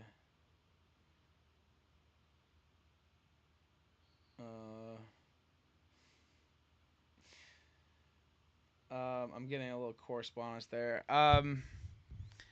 So it's a little like heavy even for me, where it's like, oh, okay. But if you're doing it, you gotta try to do it right. So yes, like the stream. If you're doing something like that, though, I take this stuff seriously, especially on something like that. I mean, not always, right? It's a fun show, try to be, but if it gets that heavy, I got to get people's response, and we got to clarify stories, and let's get the context and what happened here, and oh my God, this was shocking, and do you want to say something about this? And so then it becomes like a work. Like, I don't know what to say. Then it becomes work. Where you have to okay. All right, let's go through these points here, etc. So I'm hoping we don't have to go back to that too much. Adorwolf sent $3. Ban the only man who hasn't openly attacked you. Ban the guy who made the super chat program that literally fed everyone on your site. Ban the guy who was doing prayer streams. Christian movement BTW. Any groypers who don't wake up after this is lost. Yeah, pretty ridiculous, honestly. Banned him while he was in jail. I mean, I don't think Baked wanted to be there either. Let's see. Anonymous sent 0.0185xmr. First time I end #39. VE caught you live since stream.me fell apart. Wow. Started watching again because of Josh. Good to have you back. Wow, thank you. And thank you, Josh. Actually, I don't know if I thanked him. I did apologize to him for the other day for certain things. I won't go into all that again. But I don't know if I actually thanked him. I guess I should probably do that, honestly, and thank him for jumping on that first stream when I got back, because I think that made it easier to understand, me and him talking back and forth, and I could tell the story, and we could go through all the points, and it's just easier. It's easier and it's better with an interlocutor. And me and him, even for all of our fights we've had over the years, still have that chemistry on air where we can talk to each other, right? If we're not fighting, right? If we're not yelling. It's usually be me doing the yelling. So we still have that chemistry, and I should thank him, honestly, and I do thank him for coming on that first show and kind of being the interviewer, basically, and taking over my role, so that I could get the story out there, and I think it lends it more credibility to have somebody there questioning it a little bit and bringing up their own stuff. So I really thought it was perfect, and I really think that things wouldn't be going as well as they are if Moon hadn't have jumped on that hadn't have jumped on that first call, basically almost right away. So I do have to give him some credit for that. And I do. So Cornell said Ralph and Josh didn't miss a beat. It is funny. It is like I thought about that too. And it's almost like we just picked it back up from 2020 or something, like from before all that. And that's what talented people do. That's what good entertainers who have good chemistry can do, right? If they want to. It's just pick it right back up. And we kind of did just pick it right back up. So it might sound funny to some to hear me on here thanking Josh Moon. I don't think they would have predicted that 30 days ago or even 14 days ago. But I do. And he definitely didn't have to do that. And didn't have to even trust me to be cool or whatever, or have a decent call. So, I appreciate him doing that, honestly. And it gave me a chance to get my side out there, and also gave me a chance to kind of break the ice on frosty relations there. And I've apologized since for some allegations that I made about him that I didn't really believe. There are some things, and that he got tied up into as far as like image boards and stuff like that, but I never thought he abused any kids or anything like that, and I didn't think he trafficked any child porn material or anything like that. And so he was a free speech absolutist guy, and they kind of quarantined off some of the weirdos, and people beat him over the head with that fact of his career. And you know, it's kind of unfair. Now you could criticize that part if you want, but you know, I took it too far with the things I was saying about him, and I said that last week, but I'll say it again. You know, I shouldn't have done that. You know, it was kind of a wartime situation, but still, that's a very serious allegation to make it somebody. And if I was going to go to that topic, I should have just kept it to the criticism of that rather than, oh, let me try to call this guy a pedophile, or let me try to jump to the next bridge. You know what I mean? So I shouldn't have done that just as a person, as a host, as an entertainer. I shouldn't have taken it to that place because it wasn't there before I took it there, really. So that's my fault. It made things a lot worse. It made things a lot crazier. And you know, I shouldn't have done that. So I did do those things though. But I shouldn't have, and I feel bad about it. And I'm glad that things seem to be doing better. Adolwolf sent $3. Any chance Beardson and Wurzel will see the writing on the wall? They're not hot AF. I know you're pissed at them, but a part of me still wants them to go do their own thing and be happy. If they did this debate while in jail, they'll do it to you two boys. Press Y. Yes, they will. Let's see.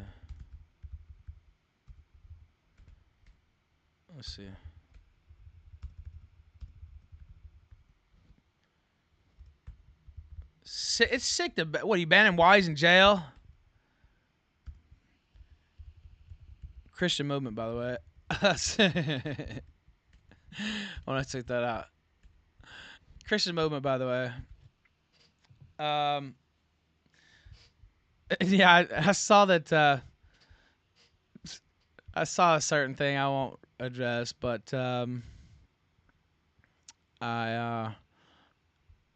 it goes back to the last segment. Let me play this song though, because I was gonna play at the beginning. I haven't seen it actually. Is it gonna play? Oh my God! You fucker! Let's see if I refresh it. Will it play? What?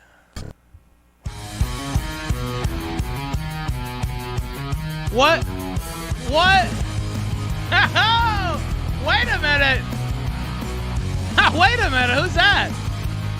Beardson back on the Killstream? I didn't imagine that. Beardson, welcome home. Everybody says the same thing to you. It's just a matter how you solve them. And knowing how to change the things you've been through. Get the fuck out of my face. I ain't stupid as this. No!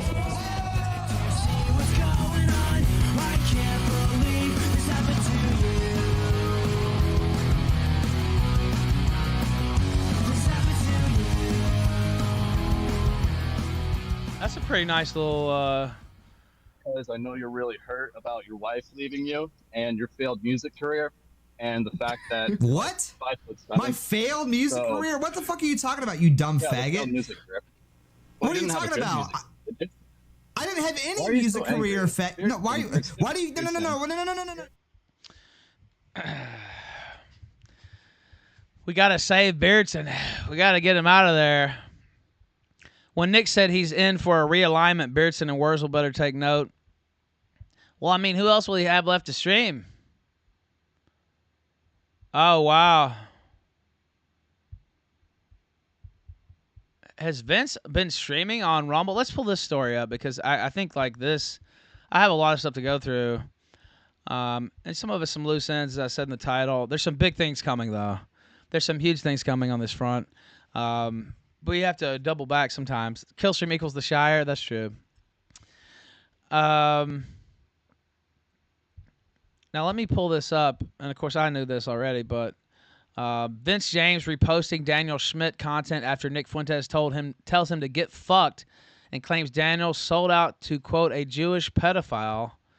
And he said that yesterday, I think. We pulled it up on air. I think it was yesterday or day before. I believe it was yesterday, though. And then today, seemingly in a direct slap against Fuentes. Now, again, I'm interpreting that, and, Vince speaks for himself. He's been on the show many times. I don't know if he'll be on here anytime soon or not, but he speaks for himself. But he shared this. Let me read this. So he actually, it's an original post. This guy says, "What will happen when my classmates gain power? How will they treat white people? Can't believe they allowed him to say this on Fox to begin with. Not surprised they scrubbed the interview from their website and then deleted the clip from their YouTube channel." And so that was Vince James right there. And then somebody mentioned that, let me see if I can find this, which I didn't know this either. Let me see if I can find this. Zero mention. So let me see if I can find Vince's channel. I thought Vince had not even been streaming. But apparently,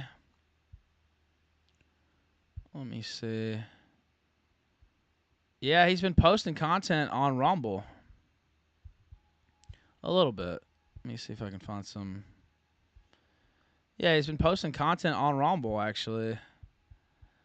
I haven't seen him on Cozy in a minute.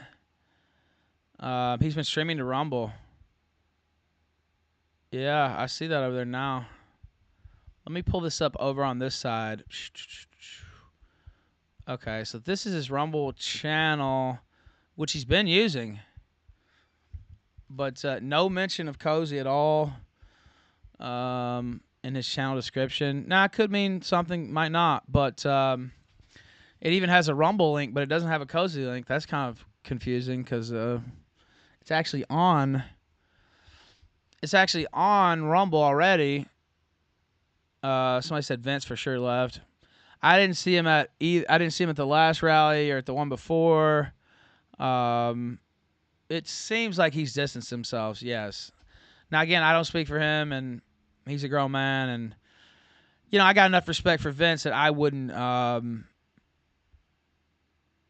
I don't want to. Like I said, I got enough respect for him that I know he's a grown man with a whole family, and I don't really want to.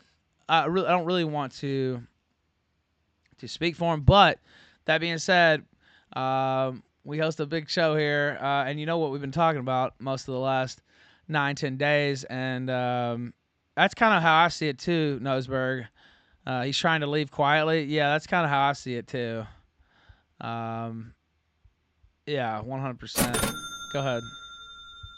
Anonymous sent $3. Honestly, it's worrying how they silence any pro-white things and leftists celebrate events like the Haitian genocide of whites. We really need normal people who aren't terminally online to start caring, well, because online advocacy seems unserious now. Fuentes is so petty. It's like, I mean, I've been petty before too, no doubt, but like, this was some shit that Fox scrubbed that was pro-white, and then you're on there celebrating because he says this guy sided with a Jewish pedophile or whatever, which is a ridiculous accusation, a ridiculous accusation against Milo, quite frankly, the pedophile and all this shit.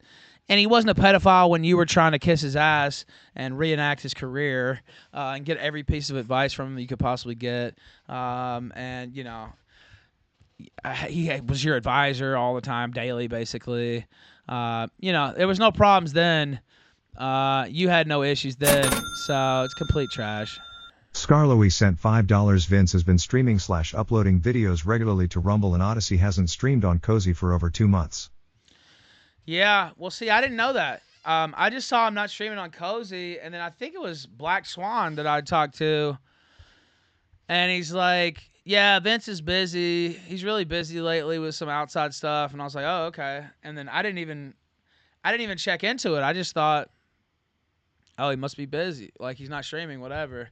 But I didn't actually look into it. Well, it turns out, yeah, he was busy getting the fuck off Cozy is what it looks like. Yeah, Vince streamed like once or 2 times in the last 30 days on Cozy. Yeah, it seems like I saw him once or twice. And again, I don't know. Maybe he is going to go back to, maybe now that we say this, he'll go stream on Cozy. But,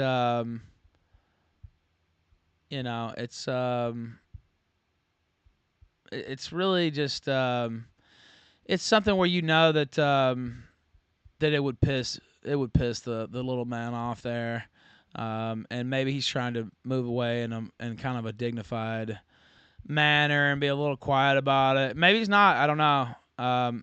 He's made a lot of false allegations, though, and we'll go through some of those. But one of them is that Milo's a pedophile. Look, whatever you think about Milo, he's not a pedophile. I don't give a fuck. I'm not going to stop people from going at him. I didn't stop Grace Thorp from going at him. Now, she had her own reasons, but I'm not going to stop people from saying what they want about Milo. Go ahead. Funny Valentine sent $3. Nick is such a petty, pathetic person. I came to Cozy to watch political content in the wake of J6. Stayed for Baked Alaska and Ethan Ralph. Thank you. Beardson is angry, lonely. I think this nigga gonna blow his brains out, No. Ralph. Pray for him. Depressing. I feel bad for Beardson a little bit, yeah, for sure. I think he should leave Cozy and get the fuck out of there. I don't think it's doing him any favors. I think the longer he stays, the worse off he's gonna be. But I think that for all those guys over there, really. So I don't see why you would want to be on Cozy. Avon says, Beardson doesn't get amnesty. Ralph knows he's mine. I mean, I gave 1 week. What was it, yesterday? We gave him a week. I don't. Why the fuck would you want to be on Cozy? Like, it just doesn't make any sense at all. Jacuzzi says, I hope he does well. He was nice to me. Yeah, well, I mean, you're not going to do well on Cozy, right? Like, I mean, there's nobody over there. There's no new people coming in, and what are they going to do to draw new people in, right? Like, I just don't see that as being that possible, really. I mean, what's going to be the big event to draw people to Cozy? I mean, there has to be some type of either news story that can't be covered somewhere else, or something that you can't see somewhere else, or some exclusive talent that you can only see on Cozy, or that Cozy's their main platform like it was with me. Now, there is a definite reason that I started the Rumble, and, I could kind of see that Cozy was dying, right? Like, I mean, anybody with a brain could see that. Now, you wanted to succeed, at least I did at the time, but you could see that things are going off the rails. Go ahead. Anonymous sent $3. I like Wurzel's content, and sometimes Elthipes and Dawson's, and that's it for anyone on Cozy.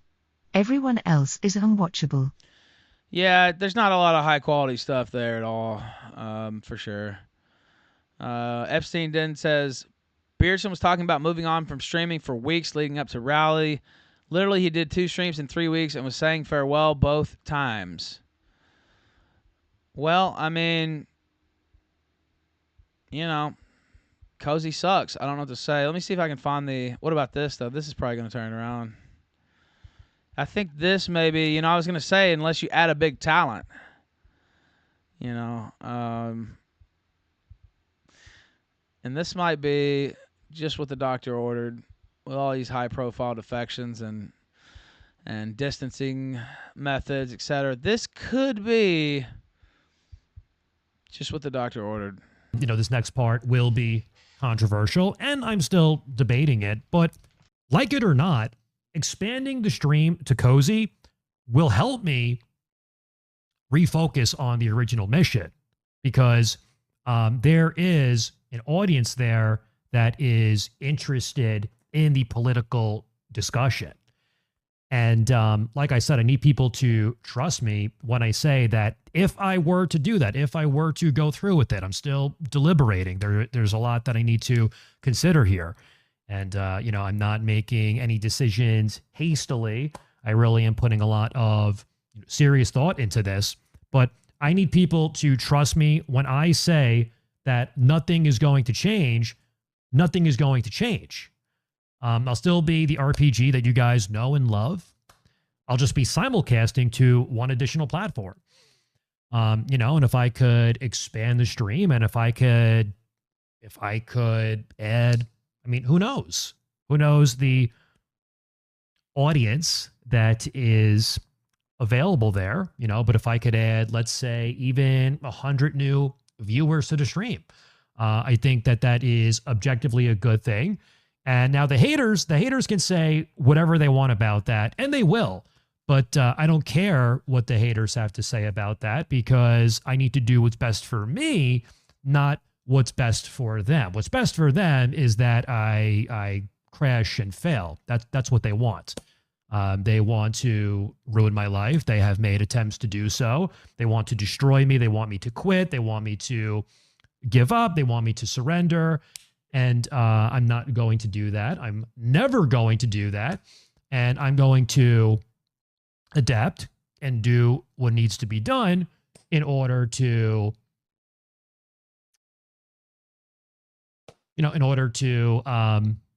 keep the stream moving along. So Galactic Gunt Guard sent $10. Do you think RPG would last long on something that I am Cozy? seriously I don't know considering. if he thinks he's going to be respected by Nick more than he was respected by the Alogs. Nick's not really one for continual tard wrangling.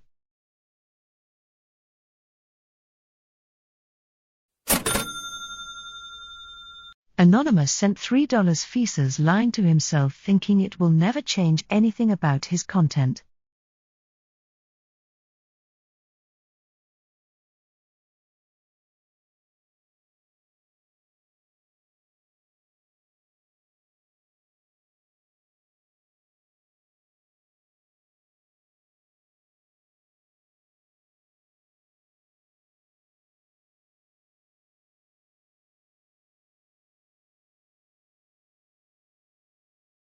Sorry, I'm muted. Fuck, the old times really are back. You know, that happened to me maybe like twice in a year or something. I don't even know, unless I was fucked up. And now it's happened to me 2 or 3 times in a week. The old days really are back. You know, that used to be a meme on the show that I would be muted. Avon Chartsdale sent $3. Well, pack it up, boys. The Gunt Guard has been defeated. Teddy Feaser has chosen clearly this will launch Cozy into the mainstream. It's never been more over. I talked to him in private, and I said, hey, man, you don't want to do this, dude. Like, I don't think it's good for you. And I wasn't trying to be, it wasn't even, it was honest advice. I wasn't saying this to weaken Cozy or stop some new person from joining Cozy. It's like, dude, this thing's going down. It's already went down, and so why would you get on there now? Don't do that. This is honest advice. Now, strategically, can I understand what he's doing? Yeah, sure, but it's a strategic mistake, though. So, yeah, do I understand what he's doing? Yeah, sure, but like, and there's a captive audience there, and maybe he'll pick up a few viewers or a few more donos or whatever. But it's like, dude, you're sacrificing maybe a few extra bucks for all this possible growth on other platforms. And really, what you should be doing, honestly, is branching out to a place like Rumble. Like, I don't know.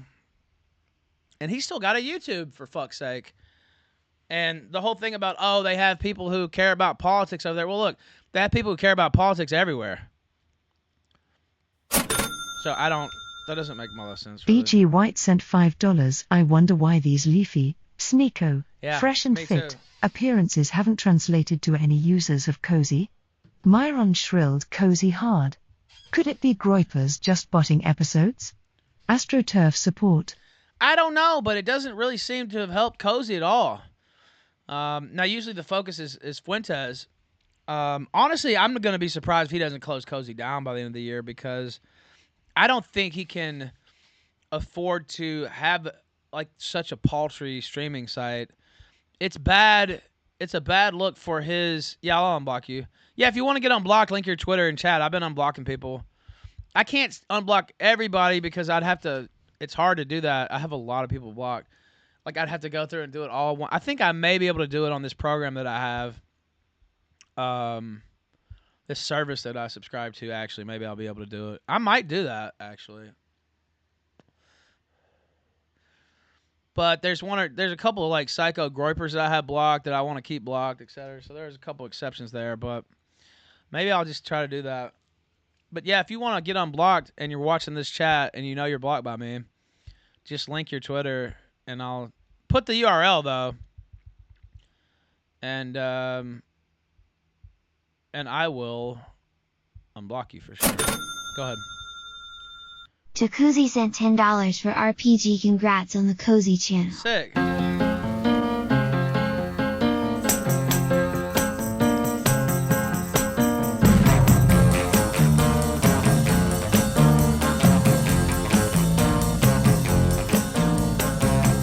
Somebody suggested to me that, well, I'll tell you in a second. The best things in life are free, but you can give them to the birds and bees. I need money. 214.9 pounds today. Actually, I was 215.7, so I lost almost a whole pound. Your love give me such a thrill. 200, you're next. Don't pay my bills. I need money. That's what I want. Unblock Warski. He's got me blocked. I'm slimming down.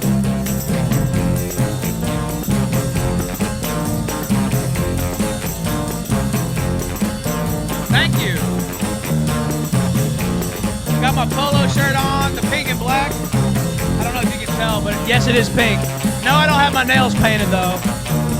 You know what's funny is I used to refuse to wear any pink ever. But it's a good color. It's a good color. But it don't get I can't use. I need money. That's what I want. That's what I want. That's what I want. Money. Lots of money. Whole lot of money.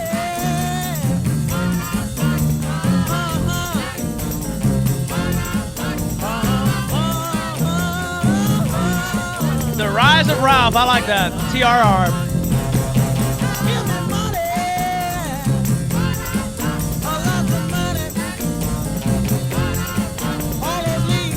He probably will get a little extra money, but it's like, is it worth it?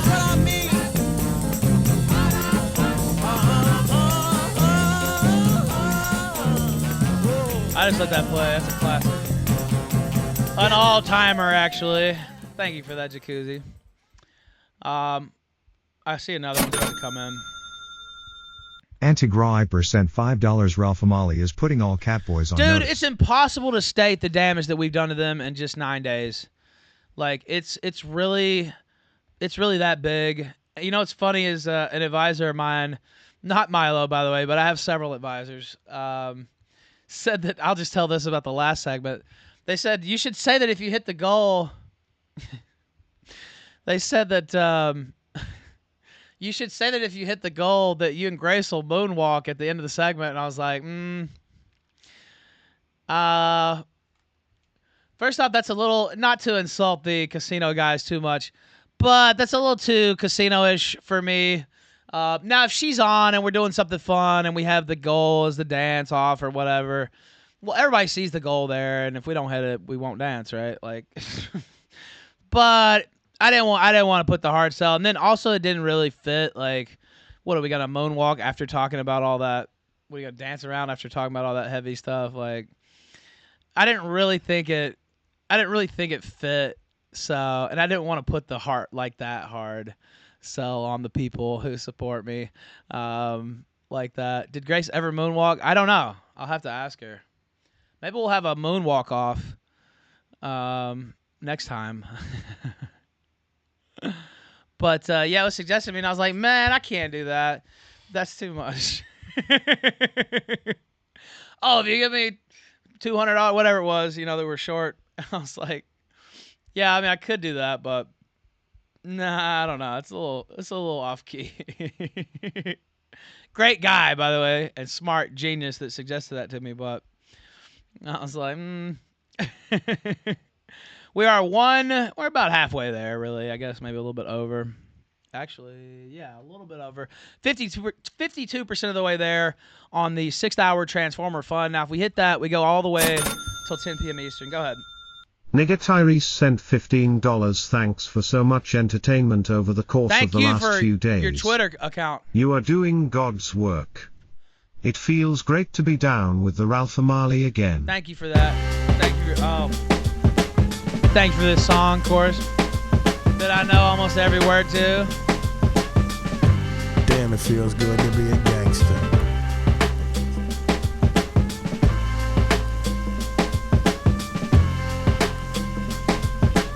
Dude, me and Milo done such a number on these fuckers. It's unbelievable. You shouldn't have fucked with two OGs. Like, what am I? And Nick doesn't even know our history. Know your history, ladies and gentlemen. Know your fucking history. I'll go into that in a minute, too. This little sawed-off runt doesn't know our history. Clearly. Because real gangsta-ass niggas know they got them. And everything's cool in the mind of a gangster. Because gangsta-ass niggas think deep. Up 365, ayo, 24/7. Because real gangsta-ass niggas don't sleep. And all I gotta say to you, wanna be, gonna be, cocksucking, pussy eating pranksters, is when the fire dies down, what the fuck you gonna do? Damn, it feels good to be a gangster.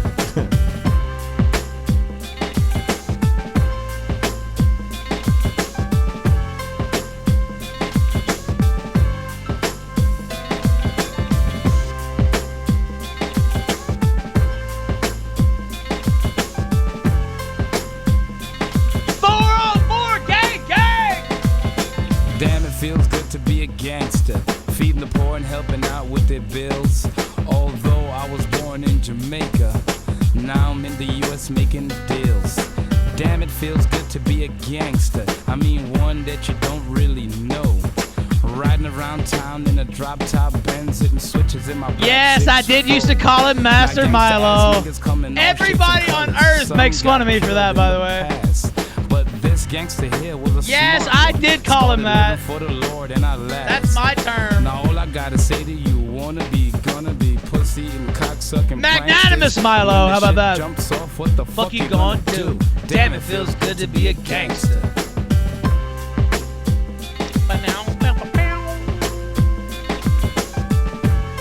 Alright, I won't play the whole song because I easily could. I love this song. It's one of my favorite songs, actually. But I won't play the whole thing. I played it over half. So. Go ahead. Anonymous sent $3. Call me a conspiracy theorist. Yoba meets Kanye but still won't give Nick a cut of Power Chat. And Nick calls him a disloyal snake. A good move by Yoba to keep him away from Power Chat because Nick would have asked to ban people he didn't like. That's right. And, you know, there was a lot of pressure on that front. I won't go into all that because some of it I know because I was at Bake's house. Actually, I could go into it. I've never went into this publicly, and I'll go into the know your history part too, because clearly, I don't know that Nick, you know, I don't think he knows. He does now probably, but I don't think he knows that me and Milo go back to well before he ever even thought about getting into the business, and so, oh, Cash App, I'll check that, and it's like he doesn't even know at all. I don't see anything on Cash App, but let me look. Oh, I do see. Oh, sick. Thank you for that. But I'm sitting here thinking, and I'll go into this story more here in a minute, but it's like this guy doesn't even know that. I mean, I can reach out to Milo at any time, no matter what, even if we've had beef, and it'll always be that way. So Anonymous sent $3. Now that the dust has settled and you're forgiving all your enemies, what's your perspective on the things Medoka said in regards to AF from your last time talking? Will you have him on as well? I mean, the short answer is yes, I would have him on. The longer answer or longer sentence, I guess, is no, I don't think he'll come on. But go ahead. Nova sent $3. Now that the dust has settled and you're forgiving all your enemies, what's your perspective on the things Medoka said in regards to AF from your last time talking? Will you have him on as well? I mean, look, I think it's pretty obvious that I agree with most of what he said at this Anonymous point. sent $10 in Litecoin. Here's a funny clip of Based Brant. Look how this twink eats chips. He's like a gerbil or something. Also at the 6:55 mark he says he did not have sex with 3 gods. Hope you're doing good today and fuck Swippy. Thank you, I am. And a little bit hefty of a segment, and I know people call me a white knight or whatever. It's hard to see somebody you like, and not like, enough people want to start that rumor or whatever. But I just like her as a person, and it's hard to see her. Anonymous sent $3. Groypers make fun of Gamergate, and it did turn very cringe, but knowing the law is surprisingly informative as to how some of the current political scene formed. Yeah, if you don't know your history, then you don't know this scene. And so I don't know what to tell you. It's very important. And clearly he got caught off guard. Because when I saw they were running the op, first person I contacted was Milo Yiannopoulos. And I think it was him because I talked to a couple people, but they're just basically like, you can't get chased out of town. Like, that literally can't happen because your career's over. Your career's over if you get chased out of town by these little faggots. Like, literally, that ruins all the Ralph Lamel mystique. That ruins everything, really, about the whole thing. And they're just like, you can't get chased out of town. Like, you can't let that happen.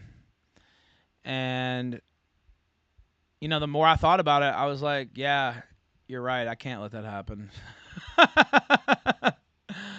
No, you're right. You're right. I can't let that happen. So, and I don't remember if it was him who said that directly to me or somebody else, because I was talking to a couple people. But I think it was him. And it's like, you can't get chased out of town by these fucks. And Jacuzzi says, real. Yeah, it's real. That's true. I think it would have killed my career, honestly. And it would have looked so weak. Not that I haven't had moments of weakness with the drugs and drink and stuff like that and scandals and stuff, but like, to just get chased out of town by these faggots, no, it can't happen. And not only am I not going to get chased out of town, I'm gonna strike first. So, and I'm gonna strike heavy. So that was, those are the types of conversations where it's like, you can't let this happen. And at first I was down about all the attacks. I was down about the things that are going on in my private life. I was down on myself because I had relapsed. It was a tough situation. I think everybody'd see me on air. It was a joke, by the way, about Ethan Ralph dead or whatever that I posted on Telegram. But you don't make jokes like that unless you're feeling pretty down. To be honest with you, right? Like, you don't put out shock statements like that. And thank you, dumbass Uwu, for that $33 that you sent on Cash App. But you just don't say things like that unless you're thinking about bad things, really, right? Now, I wasn't going to do it or anything, but, like, I was in that, it was heavy. Like, I was hurting in pretty much every way you could hurt, really. And, then on top of that, I see they're running the op.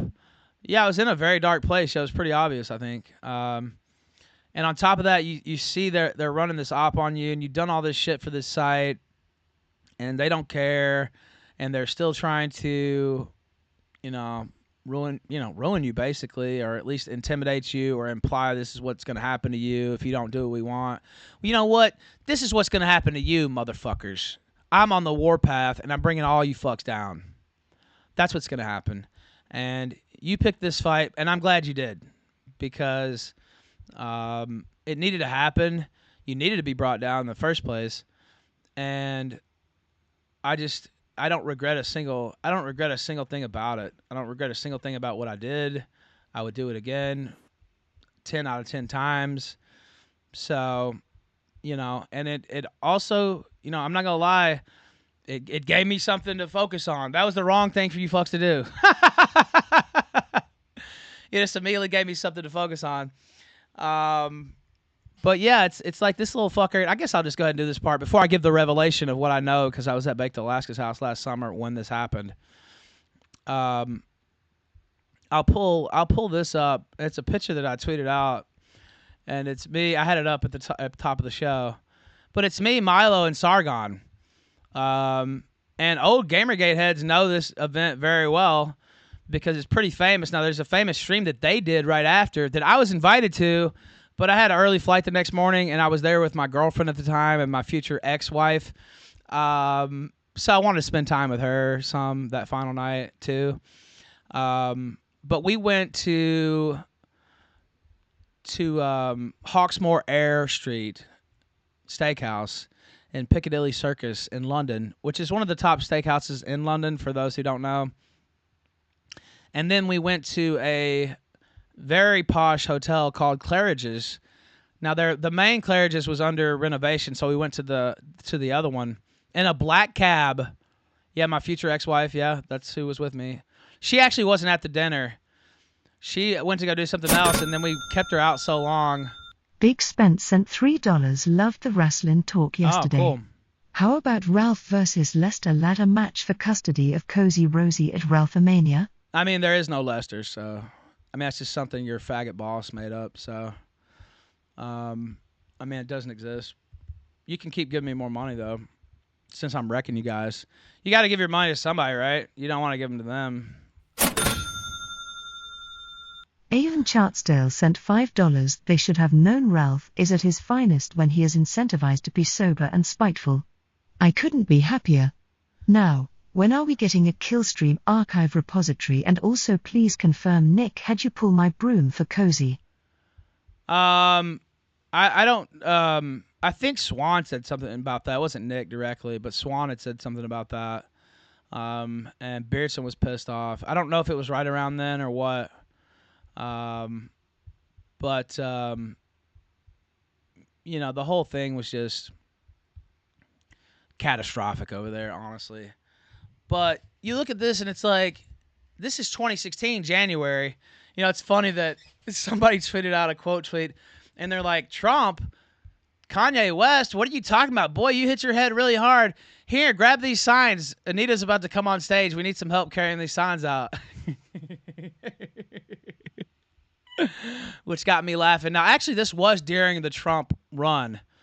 So Trump was already looking like he was going to be the nominee, most likely. And I remember we had a conversation about it. A lot of people, I mean, we didn't know if Trump was going to win. Let's just put it that way. I won't reveal private conversations. But we were going to fight like hell to see if he could win. And he ended up winning. I won't go into the whole conversation we had. It's off the record. But Trump was definitely a topic of discussion. But I went ahead and retweeted that meme anyway because I thought it was hilarious.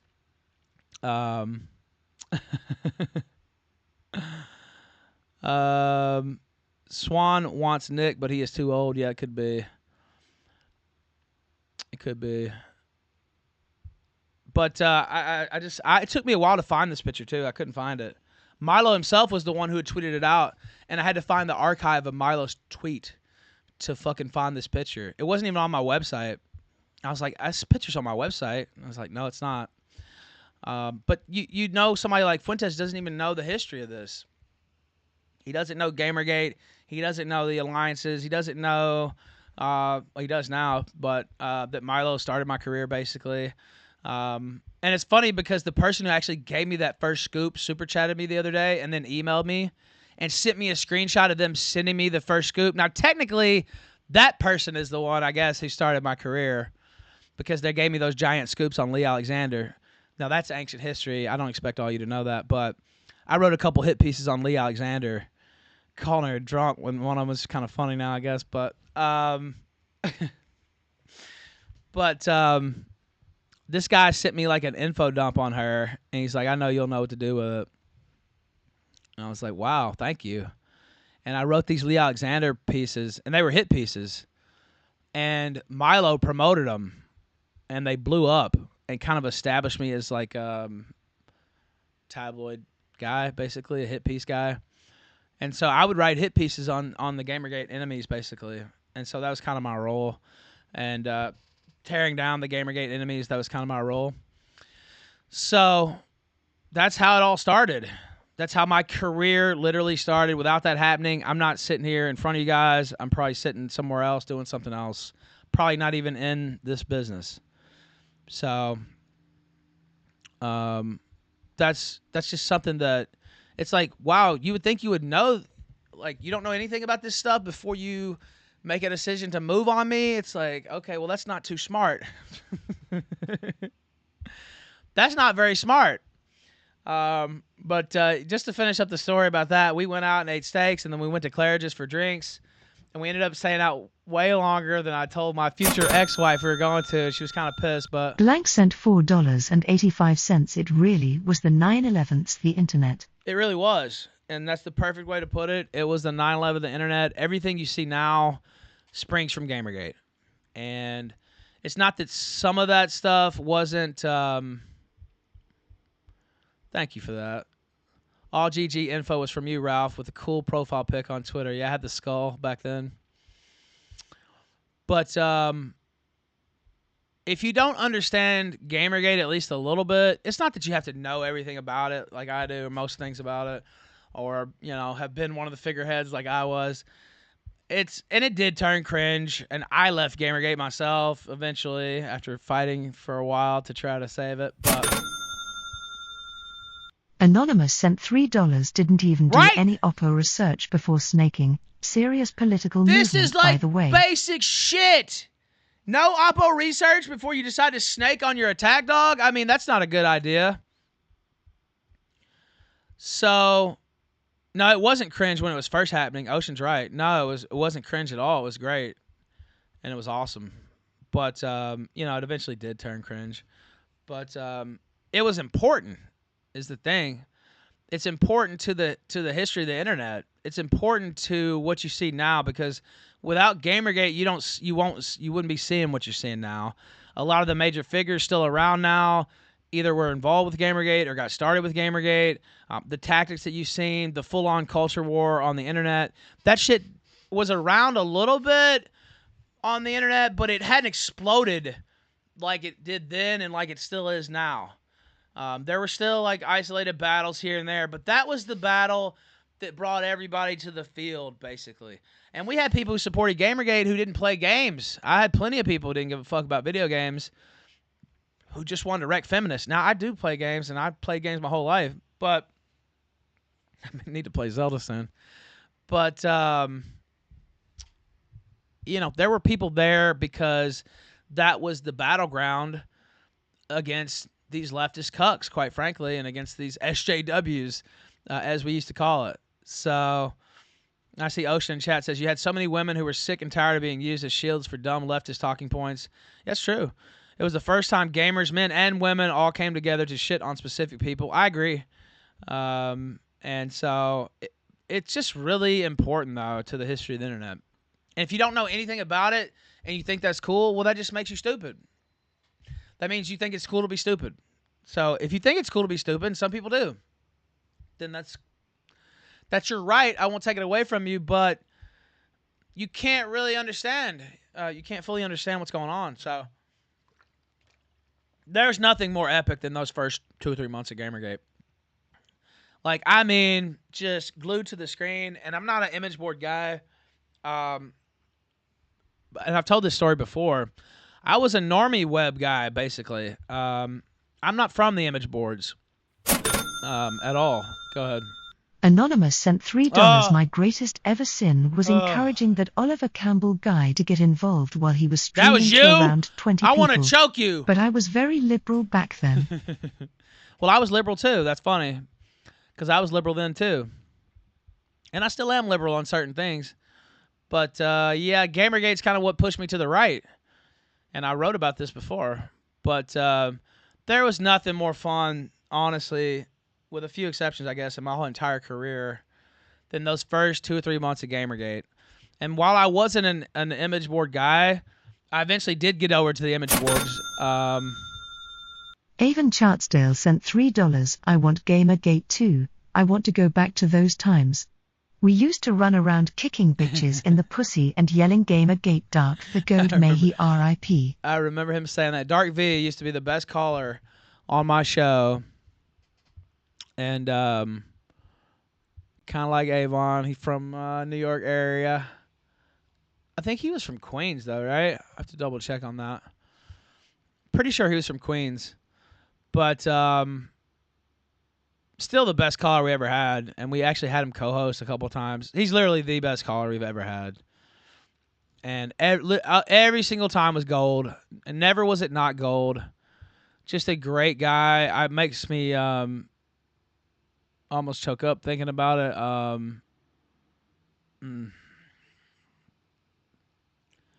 I've never really had. I've had a lot of people who supported me over the years. But not only did he support my career, call in and help with my career. It's funny, I still remember this conversation with my ex-wife. I had never talked to him, but he had been a serious Killstream Ralph fan and Ralph supporter my whole career, and he jumped on the Discord.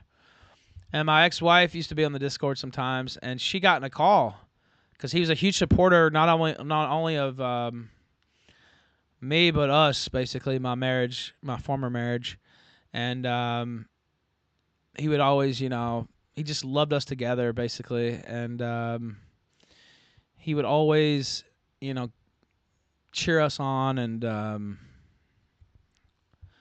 send kind things and stuff like that, and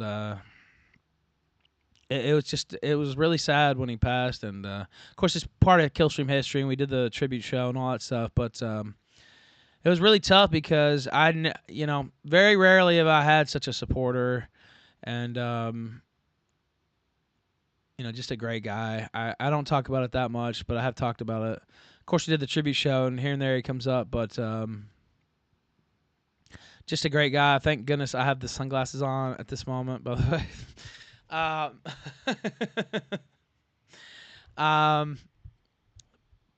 But just a supporter of my work and my life, really. And she got on a call with him, and I remember her messaging me, and she Anonymous said, sent 0.0185 XMR. Rumble heel stream when? Maybe without the whiskey shots this time, LOL. Yeah, we'll have to do it without the whiskey shots. Also, I'm going to have to turn my camera off just for a second so I can... I do have the breathalyzer here, by the way, if anybody wants to test me. I'm not taking a shot or anything like that. I just want to adjust myself there. But I remember she messaged me and was like, honey, you got to get on this call. Like, you have to hear Dark V. And I was like, what do you mean? I was like, he's great. Like, yeah. Oh, I never heard him on a call. She's like, I know. Vince took down the post with Daniel Schmidt. Oh, he got pushed into doing that, huh? Well, I thought that might happen, but she goes, honey, you got to get on this call. You got to hear this. I'm like, what are you talking about? Yeah, he's great. I know. She's like, no, his voice, the way he talks. He's like a movie. It's like out of a movie. And I'm like, what do you mean? He's like, he's so New York. Like, he sounds like he's from the movie. It's like a movie character, basically, or a TV character. And then I got on there and talked to myself, and sure enough, it's like immediate gold. I mean, I can hear it. I know this business. Like, I was like, oh, wow. Like, immediately, this guy's great and will be great. And so we encouraged him, both encouraged him. And I know she was a huge fan of his too. And so, we both encouraged him to start calling in. That's how he started calling in. So before that, he was just some guy on Twitter who supported me. And I mean, I talked to him a lot, and he was a great supporter, but I'd never heard him talk. So that's how that started. That's how that began with Dark V, the history there. You got to know your history, ladies and gentlemen. You have to know your history. This is actually us at Claridge's, not the steakhouse. This is when we went out for drinks. I didn't know that Sargon had this on his channel. And I actually filmed a video too, but I don't think I ever posted it anywhere. I was looking through my things though, and I did still have a couple videos that I filmed. And a couple pictures that I took, us outside smoking cigarettes, and a couple other pictures.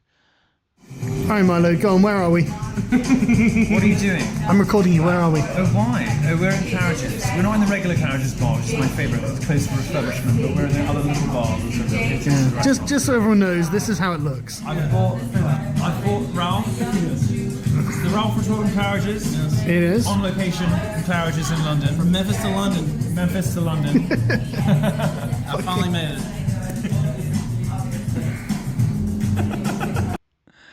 I finally made it. And honestly, that's how it felt. I was like, I finally made it.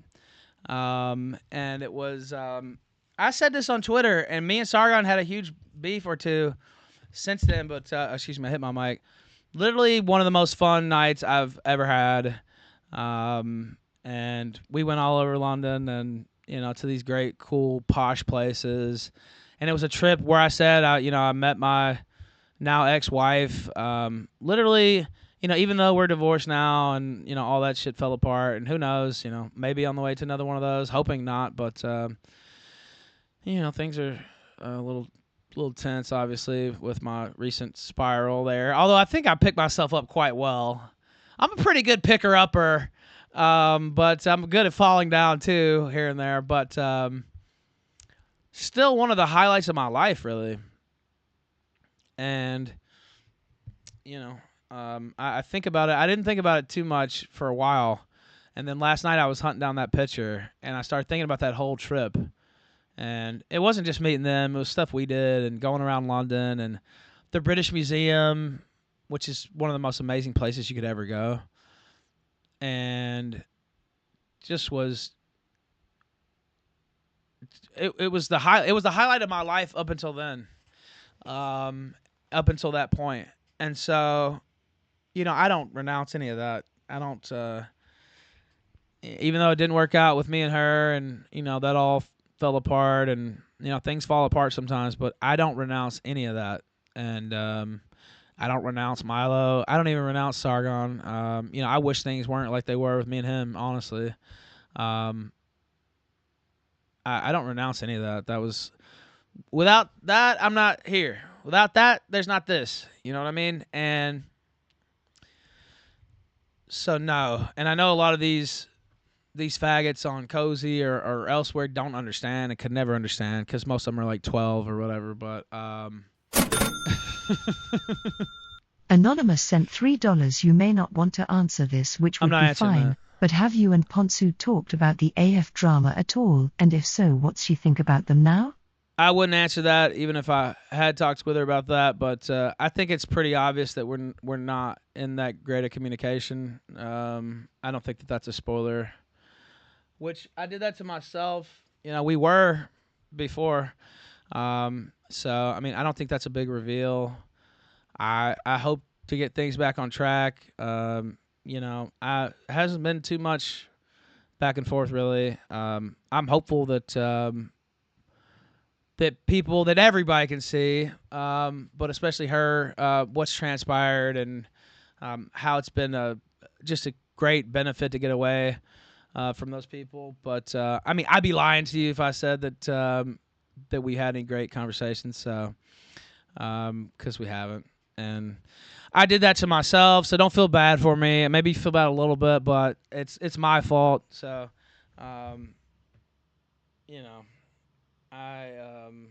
I take responsibility. But oh shit, yep, he got the call. Yep.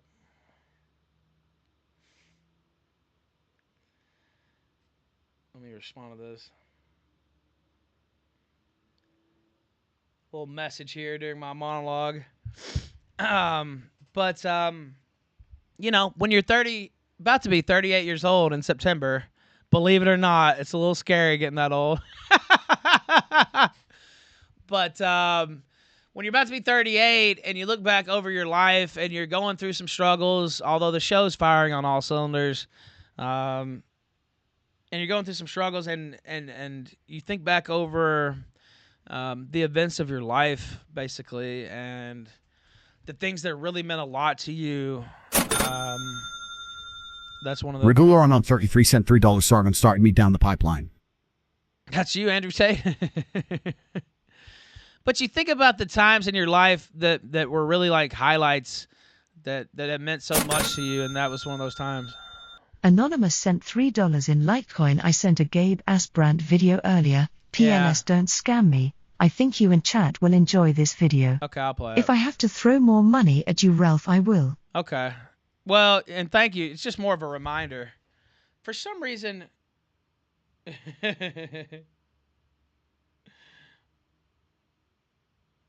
going to tweet that out, actually. The message I just got.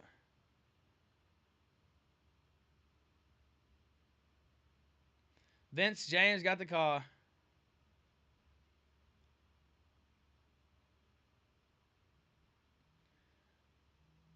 got the call. But anyway, I don't want to get too sentimental. But you think about the things that meant the most to you in your life, and that was one of those periods, that little trip, that 5-6 day trip to London. The first time I went to London, and meeting Milo, and meeting Sargon, and hanging out, and the Gamergate trio, the bros there, and everything we'd already done before then. Yeah, that's one of the highlights of my life. That's why when, people in chat, some people don't like Milo, some people do. But people are like, hey, renounce Milo. And by the way, I've gotten on here and talked plenty of shit about Milo, unjustifiably in most cases. I'm not going to renounce that guy. Like, I don't give a fuck.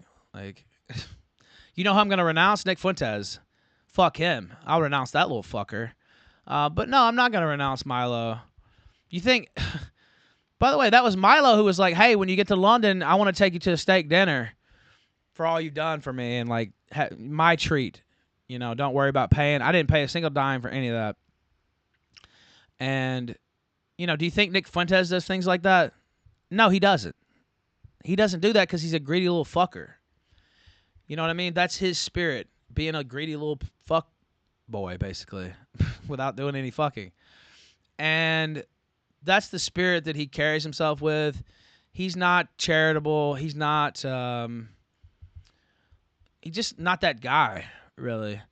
And, I understand people not liking Milo or whatever for whatever reason. But, he's just a better person than Nick. I mean, I don't know what to say. Like, I firmly believe that. And even if you don't think he's a better person, he's definitely, like, more socially aware. He's definitely more charitable. He's definitely more, just like, here, let me hook you up with this, or here, I got a connection here. Or if you're cool with him, if you're friends with him, he wants to see you succeed. He wants to see you do well. And he wants to see you shine, basically. Whereas Nick wants everybody under him. You know what I mean? He wants them to feel oppressed. He wants them to, always be groveling, always be, not quite where they want to be, and being a little off guard. I mean, these are the tactics of I say petty tyrant, but yeah, it is, right? Like, these are the tactics that somebody uses to rule when they can't rule by being loved. They can't rule by goodwill, because nobody likes them, and they're pieces of shit, and they just can't. Yeah, Nick wants you under him. That's right, figuratively and literally. And he's like that. And Milo's not like that, and never has been. Now, does he have his own ego? Does he have his own, Yeah, of course. I think everybody knows that. But he was never like that. No matter what you think about him, he always wanted to see me shine, even to this day. And, it's just two different people, and not in any way, shape, or form are they close to one another. And, I say that openly, and I know it catches me shit. I saw some people on Twitter, and they're like, Ralph, why are you getting Milo involved? First off, without Milo, none of this happens. I said this to somebody I know who doesn't like Milo, and I like this person a lot, by the way, if they're listening. But I'm like, okay, well, that none of this happens without Milo, right? Without me, having that call, or, having those messages and being like, you can't let this happen. And Anonymous sent $3 in retrospect. Stalin Yes! being his idol political figure should have been a massive red flag. Yes, it should have been. I just assumed he simply saw Stalin as a strong man and didn't have knowledge of a lot of details. Well, I kind of thought he was joking around. But yeah, he actually kind of rules like Stalin. So, I don't know.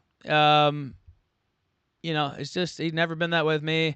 And without him, I'm still probably sitting at Cozy, or got bullied onto that plane, because I was at my lowest point, honestly, where it's like, I was about to get on the plane. I was about to order my ticket and go get on the plane. And so for all you don't like him, well, just keep in mind, you can still not like him, But just keep in mind, things wouldn't be changed like they wouldn't be changing like they're changing without him. So, say all you want. I take all that in stride. But I'll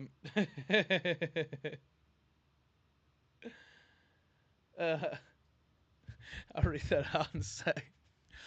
But it's like, well, okay, don't like him, but without him, give me that boost and that pep talk and talking me down off the ledge and into the tank. Talking me down off the ledge, talking me out of that plane, and put me in the tank instead. It's different. History's different. History's completely changed. And without him sharing those articles, without him promoting my career, I'm not sitting here. So, you can not like him if you want, but I do. So, and I saw that guy on Twitter, and they're like, "Why are you getting my lump?" I was like, well, I guess you don't know. I guess you don't know what's happened here. He's been involved. This doesn't happen without him. So, again, it's not that you have to, forgive him or love him or anything like that. But, I do love him, and I have a reason to. So, and we've had our times. Just this year, we were throwing shit back and forth. And somebody mentioned that, what do you say? Ralph's like the old cat that you feed 5 cans of food to every day but still won't die. And I actually mentioned that to him. He's like, thank you, Uno. He said he didn't remember saying that, but that he definitely said it. He's like, I don't remember saying that, but that sounds exactly like me.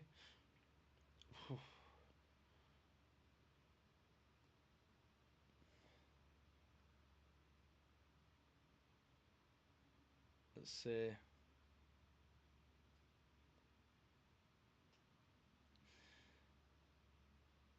Let's see.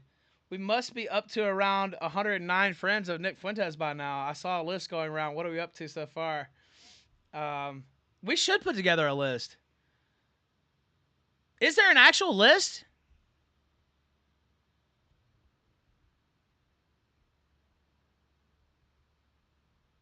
Let's see.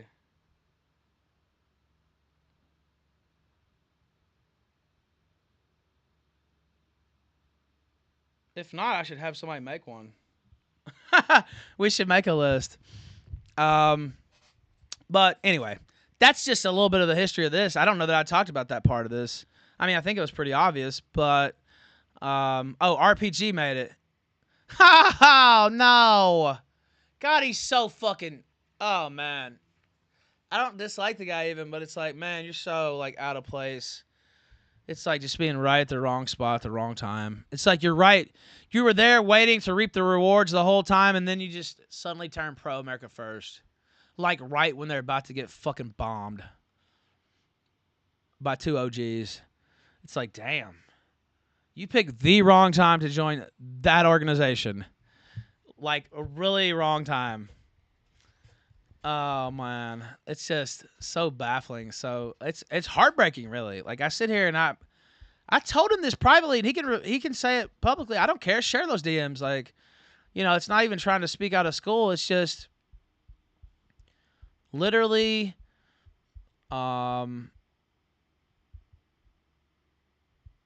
it's just, dude, it's heartbreaking. Like, you were so on the ball for so long. I went at you for so long. Well, you were right. You know what I mean? Like, you were right this whole time. You were kind of the pioneer of that scene, and you abandoned your post right before that scene is about to really blow up.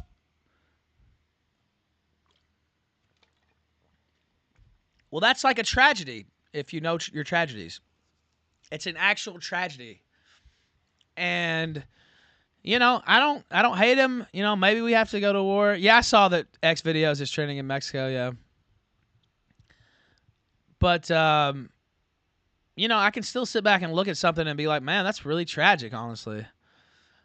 It's just, you sit and think, man, this guy was right on the cusp.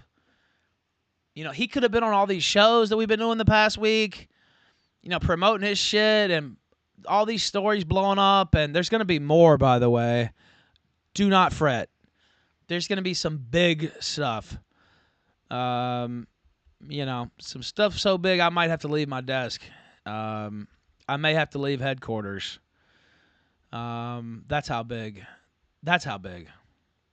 Yes, definitely hit the like button. Hit the thumbs up if you haven't already. Rumble said I was not demonetized, but I can't view my account overview.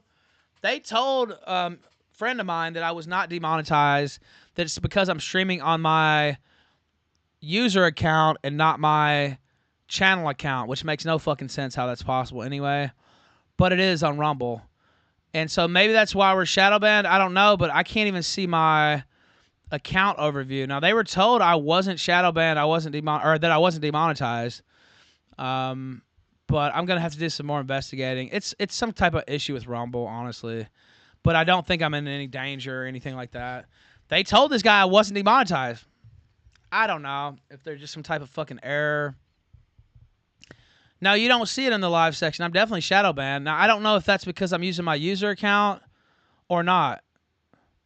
Mary Jane says, I've been emailing with them. They also told me you're not demonetized. I sent screenshots. Yeah, well, if you talk to them again, tell them I can't even access my account overview. Now, I was talking to a colleague, I won't say who, and they had talked to Rumble, and they said, you're definitely not demonetized. And I'm like, well, he said, are you streaming from your user account? And I said, yes, I am, because I didn't want to switch because I have so many followers over here now. I have to build up another channel. So I didn't want to switch over. He said, well, I've done that before, and you're not monetized then. Well, okay, first off, I was monetized as a user up until, like, last Monday, and then all of a sudden, I can't use Super Chats. Well, then I'm like, well, maybe it's the user thing, but, okay, well, I can't see my account overview either. So, yeah, there's no Rumble Rant Super Chat. Yeah, that's what I'm saying. It doesn't make sense. There's some type of glitch. Tell them you're an admin for the locals. By the way, we'll do a post show on locals tonight. Maybe I'll go ahead and do one of those because I haven't done one in a while. If you're subscribed to the locals, killstream.locals.com, I believe that's the address. It's right here. If you just click join right there under the stream, you can join the locals. But I'll do a little short post stream. They're like 30 minutes, so they're a lot more. I mean, these are off the cuff too, but they're even more off the cuff if that's possible. So, yeah, I think it's just it's something wrong with Rumble. But as far as I know, I'm not actually like under the gun or anything. Like at first when I saw that happen and I'm shadow banned, I'm sitting here thinking, man, are they like fucking with me? The locals isn't connected as it should be, is it not?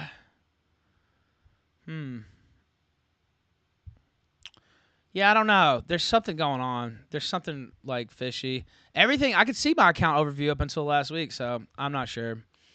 I have no idea. Let me see. Let me try to play that video that you sent in. This guy said it's funny. Now that I'm thinking about it. Sorry. I am a talk show host and I get off on one sometimes. Oh wait, now before I do that, let me finish this tweet because it was about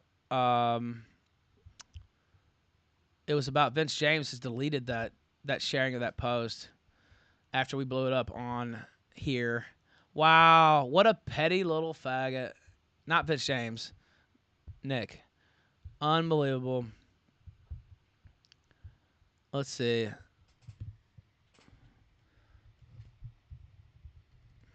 Alert. Vince James deletes post after Killstream coverage, comma. Let's see. Fuentes tears. I could put Fuentes Fury. Actually, that sounds better. But it makes him sound too cool. It makes more sense though. I'll use Fury, fine. I'm big on alliteration. Oh wait, let's see.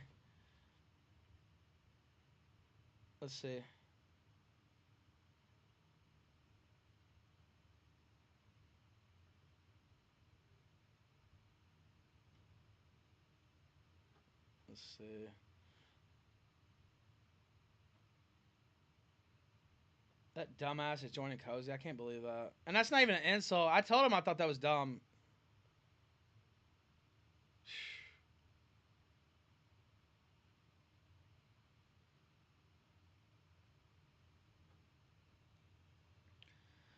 That's dumb, dude. I don't know what you're thinking with that. I still don't know. All right, let me pull this up again while I'm thinking about it. Okay, I put that tweet out. I just want to get an update on that story. I was counting on that to happen, by the way, Nick. You're such a dumb fuck. At the end of the day, this guy is just dumb. That's true, Ocean. Yeah. In chat. Oh, is Medicare cheering it on? I didn't see that. Well, for those who don't know, so there's one person who started my career, Milo Yiannopoulos. The other one that I kind of credit as well is, to be honest and to be fair, is Mr. Medicare. And he used to call himself the Internet Aristocrat back then, or just Jim, as he's called by a lot of people. And, yeah, I mean, I have to give credit where credit is due. Jim promoted the fuck out of me. He promoted those articles too. He also promoted me he came on streams with me. He brought me on some of his big streams. He promoted the fuck out of the RalphRetort.com. He mentioned the RalphRetort.com in many of his videos. If you go back and watch those Gamergate videos, he shouts me out in like several. I mean, like several of those videos. Co-signs my coverage. There was a lot of cut coverage besides me and Breitbart, basically. And so, you know, he was also, you know, shilling my stuff because he knew that I was going hard over there. So, yep. There's no doubt. I mean, I can sit here and lie to you. But yeah, I mean, he's Milo was the first one to share him, I think. And, you know, the first one to kind of really, like, Milo was really blown up. And Milo's a writer too, but it was Medicare too, right? He's got to get his share of the credit too. And so somebody in chat says we were internet friends for 7 years. Yeah, that's true. Allies, not even 7 years, 8 years. So 7.5, I guess, to be more accurate. Yes, that's true. That is true. That's why some people were so shocked when I wrote what I wrote, and we had all those fights and everything, because we had been allied basically and kind of on each other's side basically for like almost a decade. And so it's like I was talking about shocks in wrestling last night. Well, that was another shock. Like, that's just like, oh my God, like, what is this? This is something I never thought I'd see this. You know what I mean? Like, holy shit, why is this happening? And I still have people to this day, like, I wish that had never happened, and I wish this never happened. Well, I mean, at this point, I wish it never happened too. Not that there wasn't some good content, I guess, you know, et cetera, Cruel Summer and all that, but you know, I look back and think about it, and it's like, I don't know, I was going through some stuff, and I just been traumatized, really, literally. And, you know, I wasn't in the joking place. I wasn't in the feel good place. And, you know, I revealed the other day that me and Masterson had been joking around about him doing just what he did.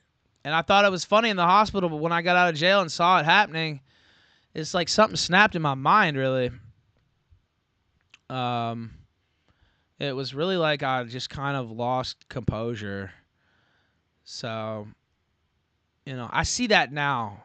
I saw it somewhat even then after. Now, of course, once you get yourself all the way in and it's a huge fucking fight, it's a huge battle, you don't really have the luxury of coming out and saying stuff like that. You know what I mean? You don't really have the luxury of coming out and just being that brutally honest. There were people who said this stuff last year, by the way, who speculated about this and who was just like, Ralph had some trauma and he just overreacted and he, you know, just couldn't handle it. And it's like, yeah, literally, that's what happened. Yeah, that's actually what happened. So I look at it now and I think about how stupid it was and how silly it was. But, you know, it's almost like you get yourself in so deep. You're in the deep end now. And, you know, Jim, you know, you guys know as well as I do, he's a heavy hitter too. He's like Milo and me, right? He's another OG. He's another heavy hitter, and literally was part of our crew basically with Gamergate. So is Sargon, to be fair. But it's another heavy hitter, and it's like you're going at a heavy hitter, you're off in the deep end. And you know, at that time, I just thought I had to fight. I just had to fight and just keep fighting and just do whatever it takes to win, basically. But now I look at it and think, man, that was really dumb. You should have just admitted it, basically, and dealt with what I'd said and done then rather than 18 months later. But I wasn't ready to, really. Null just got banned from YouTube. That's what they're saying in chat. Well, that's not good. I can't say that I'm that surprised. But I mean, his show itself is not ban-worthy, I don't think. But where else did he get banned from? Somebody said he got banned twice in a month. I didn't see the other one. Well, that's fucked up. Just when I started liking him again. But I'm trying to be just brutally honest about a lot of this stuff. And in ways that I might not necessarily be normally. Because I have somewhat of, you know, you got to hold something back a little bit. But I don't feel like now's the time to hold that type of stuff in, hold that type of stuff back. I'm on a different path at this point, and holding something like that back is just, no, I'd rather just tell the truth about everything. And, you know, even if that's uncomfortable truth, like with my marriage, not going so well right now, obviously. I don't know if it'll go well again, to be quite frank. And I'm hoping that it will, but, you know, let's be honest. It might not. And, you know, that's me that did that. That's me that did the shit with Jim. That's me that supported these faggots for 2 years when I knew it was the wrong thing to do. At a certain point, you know, at least. And, you know, you just have to own that. And for a long time, you don't want to own it, right? Like, it's like you do anything you can to not own it. And that was the mindset I was in. It's like, no, I don't want to own that. I don't want to say these things. I don't want to come out here and you know, be conciliatory and make up with these people. And I don't want to apologize. And I don't want to say this. And I don't want to say that. I don't want to tell what I actually know. But you're not free. You know what I mean? You're not free. You're still trapped by the bullshit, by you holding shit in, by the lies, by the trauma, by the, you know, you're trapped. You're not helping yourself. You're holding yourself down. You don't help yourself by not addressing something or not speaking honestly or not just telling, especially when you have an audience out here every day. You're not actually helping yourself. Oh, thank you for making a new code. Oh, Null's not banned. His stream just crashed. Okay, well, that's good, Keenan Shane. Thank you for clarifying that. But it took me a long time to figure that out. And, you know, kind of some of this comes from my early sobriety until I fucked it up, and now I'm back sober again. But even during my early sobriety, you know, I could have came out and said all these things. But I didn't. For one, I was still on the Catboy plantation. But I don't think I was all the way where I needed to be, quite obviously, since I had the relapse. You know what I mean? I wasn't where I needed to be. Just brutally honest is where I need to be. And so, you know, I wasn't at that point yet. And I am now.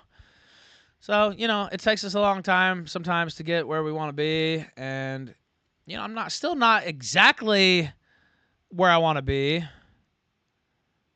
But I'm in a much better place. Besides the, you know, I did fuck up with my, I keep repeating that, but not necessarily in a better place with all my personal relationships, but hopefully that'll come. And I feel much better with this show and with everything that's going on here. And I'm going to play that video, I swear. God, will I ever stop talking? We got onto that was the wrong thing to get onto, the history. I was like, oh, let me just go ahead and do this history segment now. Oh, 60 minutes later. My apologies. My apologies. So, okay, let me see. Smoking the Bandit says Ralph was a lot more vicious with Josh than he was with Jim. That may be true. So, that may actually be true. I don't know now that I think about it. For some reason, Power Chat's taking a minute to pull up. Let me see if I already have that link. I thought I already copied that. Also, I don't know that Masterson is gone from Cozy. I know he didn't stream there this past weekend. But I don't know that he's gone. I was surprised they didn't delete him. He was a little bit critical. But they really like having him on there. They were so stoked when he got on there. All right. I'll get that video pulled up. It's whenever Power Chat loads it. You don't have to send in another super chat. Although we are 82% of the way there. I think we're like, what is that, $63 away? $63 away. We have about 2 hours to hit it. So there's some time there. But if we hit it, we're going all the way till 10 p.m. Eastern. I did get a little bit late start. I thought I was going to start at 1. Ended up starting a little bit after 2. But, yeah, the history segment is always going to... It's always going to get me off track. Hit the thumbs up. Also, hit the like button. Hit the like button now. I don't know. I don't see the point in staying on Cozy. It's all garbage. Ralph isn't mending any fences. If you think that, you're a new shit. Well, you're a dumb shit. How do you figure that? I've already mended many fences, actually. Yeah, nah. You're a fag. Yeah, nah. You're a faggot. Like that dude in chat said. Fucking loser. Oh, yeah, I'm just coming out here and saying all this for my health. Guess what? I didn't have to say any of this. Oh, he's got the list? Take the criticism? Well, I mean, it's not a criticism. He's calling me a liar. How's that? Criticism is saying, oh, maybe he's not, or, you know, critiquing some part of the Wally statement. sent $3. Imagine the sheer hubris and unmitigated gall of Nick to believe he could make the porn mustache work when Cody Rhodes couldn't. Hard times are coming, Nikki, and not the kind you want. The kind with dudes. Let's see. I've been in the drama since Occupy. Well, I wasn't in Occupy because I'm not a faggot like you. I don't care if you think it's so or not. Well, I don't care what you think. I don't like you. I don't even know who you are. But, I mean, you seem like a faggot. So I'm assuming that, you know, that's going to stay true. Ocean says, don't just call him a fag. Actually discuss it and come to an understanding. See, that's how I know you're a woman. No, I'm just kidding. That's how I know you actually are a woman. You want consensus and agreement. That's a female trait. It actually is, by the way. But, sorry. It is, though. But, well, the person's just wrong. I mean, they're basically just calling me a liar. I mean, how do you really respond to something like that? I mean, this person's calling me a liar. I'm saying I'm not lying. You're a faggot. I mean, we can discuss it. Well, okay, why do you think I'm lying? When have I said anything like this ever? It's just a matter of time till all this goes sideways. I mean, like your life. You sound like a really bitter person. And that's hard for me to say because I can be pretty bitter myself sometimes. You sound extremely bitter. Are you just mad that I'm killing it right now? Or is that what it is? I mean, I'd probably be mad too if I was like an extreme Ralph hater. But I mean, you've seen a lot of those people even were just waiting for me to basically say some of this stuff and do some of these things, really. So you have to kind of be deranged, I guess, in my view at this point. Now, some people are never going to like you. I mean, that's just life. But I don't know. When have you ever seen me come out and say shit like this? Not really ever. So, I mean, I guess if you think, yeah, call in. If you're bad enough, call in. I'll put you on the air. I'm just saying, my shit was already kind of killing it last week. I didn't have to go through here and apologize to people and necessarily do all this stuff. I did all this stuff for one to make amends, but also to honestly make things stronger against these faggots that we need to shut down. Anonymous sent 0.019 XMR. I skipped the Thorp segment. Sorry to break kayfabe, but now it's over. Grace already mentioned all of her story weeks ago, and on the Killstream. Yeah. The drama is obviously fake, and the Thorps are too cowardly and uncreative to carry it. Plus Jord is a Jew. Oh, I didn't know that, but yeah, I'm just saying, it's like I didn't necessarily have to do all that. Like, things had kind of already rebounded to a certain point. Now, did they get bigger and rebound further because I said those things and unblocked some people and made some moves? Yeah, but I mean, I could have still been stubborn. I didn't have to give any apologies. I didn't have to apologize to Josh Moon. We'd already done the segment, like. Anonymous sent $3. Top of Cozy barely has over 100 viewers. I did that because I wanted to. I did that because it's just something that I should do. You know what I mean? Something I should have done before. You just get hard-headed. You get into a place, and you just don't want to do that. So, I mean, I would say just kind of look at the evidence. I don't really think I had to say all this stuff. So, you mend, then shit falls apart. I've never mended like this, ever. You always be you dumb faggot. This is just cyclical. I'm just observing what is and what isn't. Well, I'm about to observe you leave the chat. So, there you go. I just observed you. Take their coat. Confiscate their coat. Call in if you want. If you want to get unbanned, call in. That's the only way you're getting unbanned. So, leave. Thank you, though.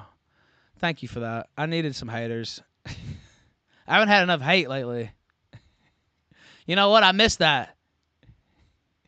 Get them out of here. If you want to be unbanned, you can call in. T.me/the Ralph Retort. Don't listen to him, Ralph. I'm not listening to him, but it's like, it doesn't even make any sense. But just call in. What's stopping you from doing that? I mean, if you're scared, I mean, I don't understand, but. Plus, what is the debate? I mean, the guy's just basically saying I'm a liar. I'm saying I'm not. I mean, you can take either side of it, but Woodpit says, good, we don't need this negative energy around here. Well, plus it's like, he's not even saying anything. He's just like, oh, this is just Ralph, and he's just a faggot, and he's just a liar, and it's like, okay, well, all right, leave. I don't know. Is that bad? Is it bad to block that person? I don't know. Press 1 if I made the right call. Press 2 if I didn't. I actually didn't really want to do that. But this is a hard-headed person, obviously. Not like me. I'm not hard-headed at all.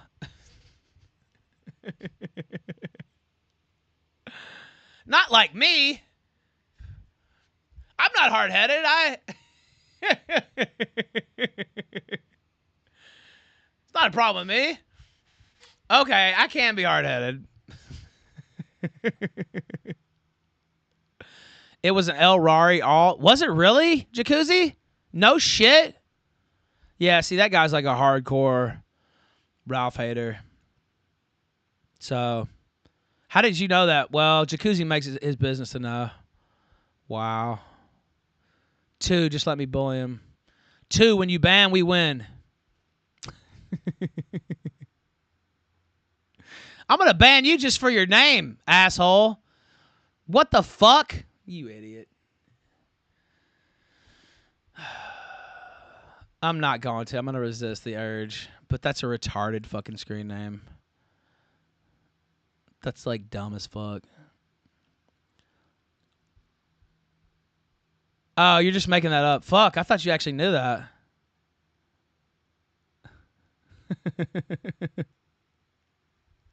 I thought you actually knew that was Rari. I was about to say, damn, how the fuck did you even know that? Like, what the fuck? By the way, call in regular callers, too. T.me/the Ralph Retort. Awesome. Finally. Motherfucker. I got to switch pages now. Okay. Let's play that video before that guy dies of old age, waiting on me to play it. The screen name sends mixed signals. Yeah, it does kind of. You're right about that. All right, let me pull this up. Is this Brant eating chips? I may have a couple chips while he does that. Who knows? What the fuck? But anyway, good to see you, fellas. Good to see everyone else in chat. I see. What the hell? I don't know how anyone can like sit there and defend AirPods anymore. It's just not. I just don't like them.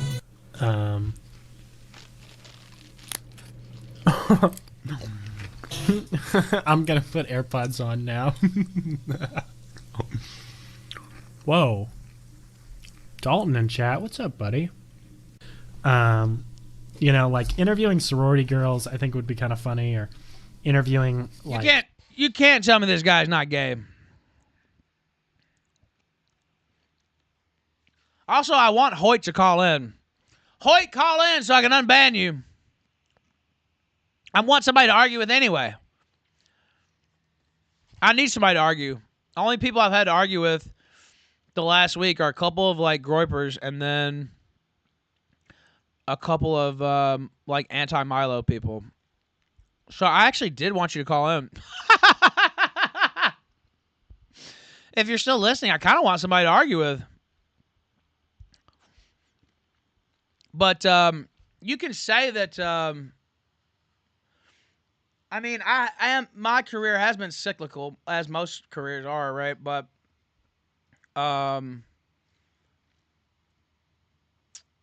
you know, I don't think I've ever said the things I've said here. So, while yes, it's true that I've risen and fallen many times. By the way,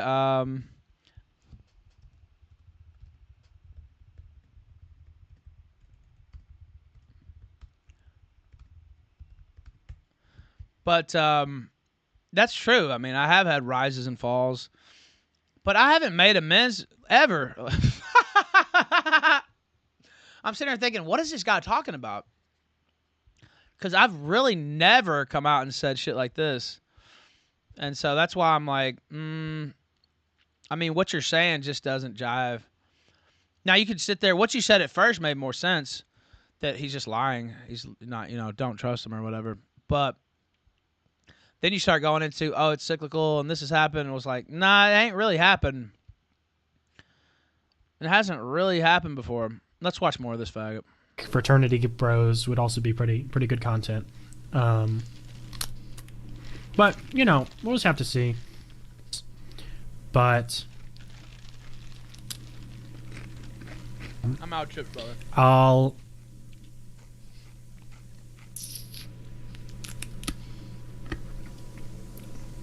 DM you, actually. But what the fuck? But yeah, looking forward to it. But yeah. Yeah. The fuck? Oh, there's Ocean. I just sent you a DM and I said, I hope you know I was messing with you. It's good to want consensus and agreement. That's what I've been trying to do this past week and a half.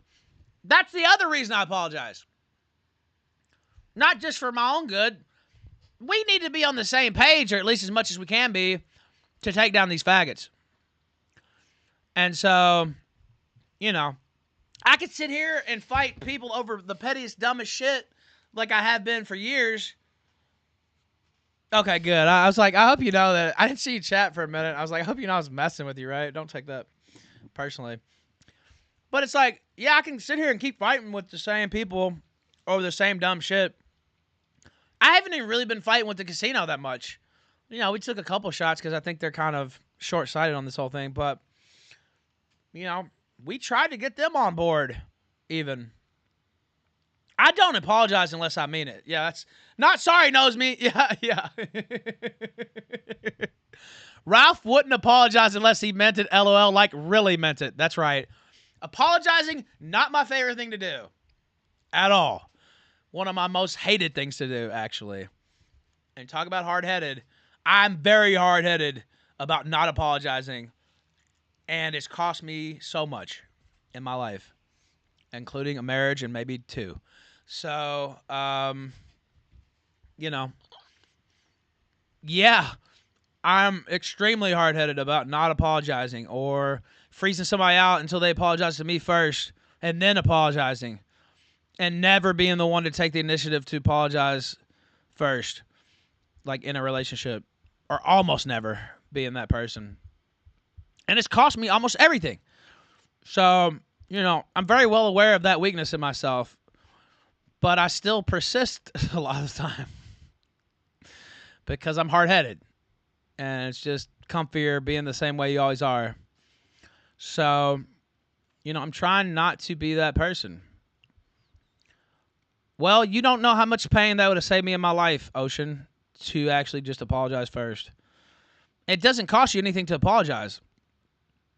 You know what I mean? And it doesn't have to, it's not even that big a deal, really. But you just get in that mode, and that's just how you are. And it frustrates people because, especially, and I know I'm getting into some relationship stuff here, but, you know, if you know you did wrong and you're freezing this other person out, knowing you're the one who did wrong, but you're freezing them out until they show some you know, whatever, remorse or apologize. They come to you first, or they always have to be the one to make the first move. Eventually, your shit's going to fall apart. Guaranteed. For the younger guys in the audience, don't be that person. It's very easy to be that person, especially as the man, but you're going to lose your woman.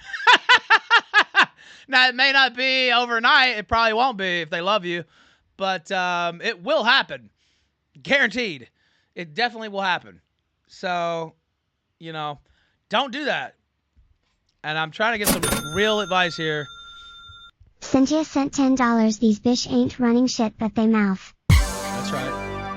I'm just saying, it will eventually go down. Hey, yo, you niggas must be out your fucking mind. Thinking dog can't pull another motherfucking rabbit out the hat. Yeah, that's true, Ocean. You're right. If you take the initiative, it almost always works in your favor. Get up! Where the hood, where the hood, where the hood at? What? You better bust that if you go. What? Where the hood, where the hood, where the hood? PPP, can you do this without dying? Huh? Can you do this without tearing your knee out?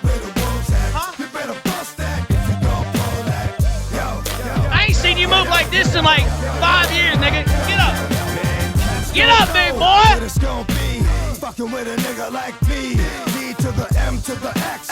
Last I heard, that niggas was having sex with the same sex. I show no love. I believe that might kill you, boy. Get up. How you gonna explain fucking a man? Even if we squash the beef, I ain't touching your hand. I don't fuck with chumps. I might put you back in the hospital. The cat with the Kool-Aid on his lips and pumps. I don't fuck with niggas that think they bras. Only know how to be one way, that's the dog. I know how to get down, know how to bite. Bark very little, but I know how to fight. I know how to chase a cat up in a tree. Man, I give y'all niggas the business for fucking with me. Is you crazy? Where the hood, where the hood, where the hood at? Had a nigga in the cut where the wood at. All them niggas acting up where the wolves at. You better bust that if you go. I'm dancing like Grace was here.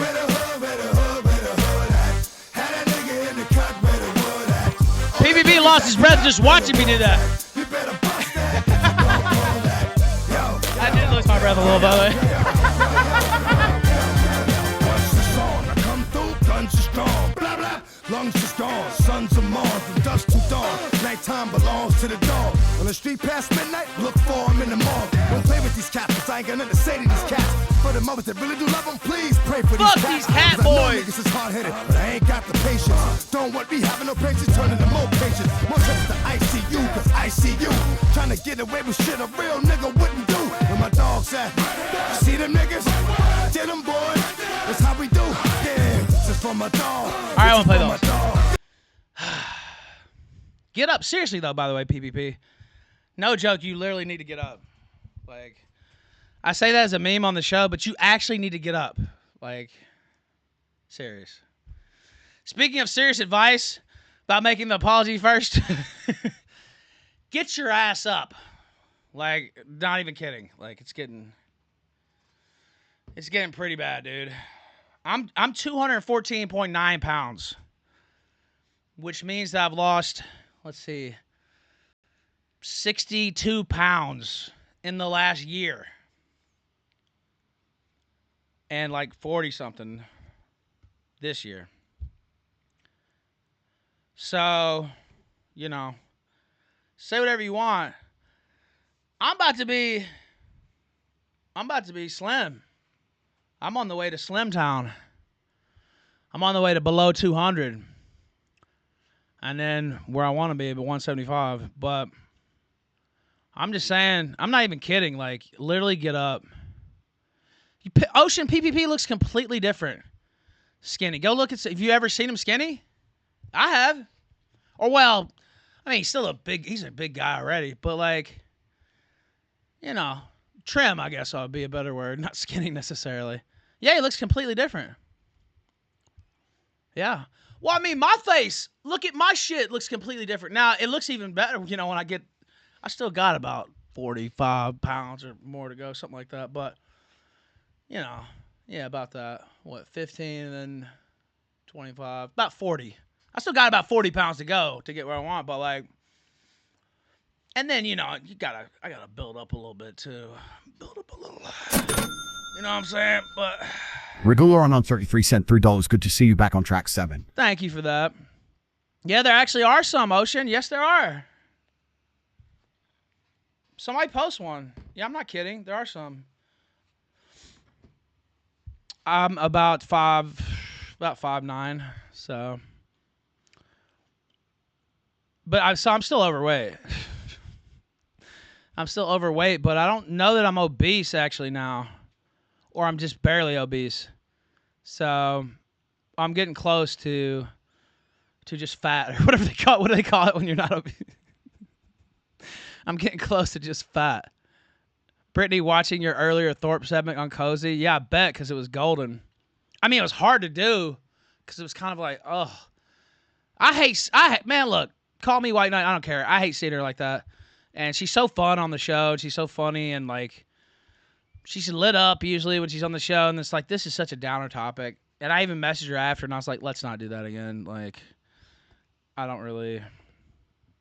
Thank you, Alessandro. I appreciate that. I'm like, man, I don't want to do that again on the show. Like, ugh. Yeah, I'll be just fat, I guess, after that instead of obese. So, PPP he looks completely different. I mean, it changes the way. I mean, obviously, it changes the way you look, but like, you can actually see somebody's face. You know what I mean? I don't know if this makes sense, but like, the features of their face, like, when it's surrounded in fat, like, look at a picture from me from last year and look at me now. And it looks like, not necessarily two different people, but damn near like that. Like, you can see pictures of me and literally my face is like this instead of like this. And it definitely makes a difference. Your voice starts sounding better because it's fat. Guess what? There's fat around your fucking voice box. And it all around here, changing the sound of your voice. Do you understand? Fat people understand. Especially fat people have gotten skinnier. It changes the sound of your voice even. No, not kidding. Yeah, it makes you look younger. It makes you look, I mean, you walking around better. You're getting up and down the stairs. And I hope to God they don't have any stairs at that place. Like, I don't know. Maybe they need some stairs. I don't know. But, I know he made that crazy promo the other day. He's like, I'm going to be a Ralph A-Log. I'm going to be a Ralph A-Log for the rest of my life. This and that. It's like, okay, nigga. Like, I don't even care. Like, all right, whatever. Like, clearly you're just, like, deranged. Or that's what you want people to think or whatever. Guess what? All your friends work for me now. Work with me, should I say. They don't work for me. All your friends work with me now. Why do you think that is?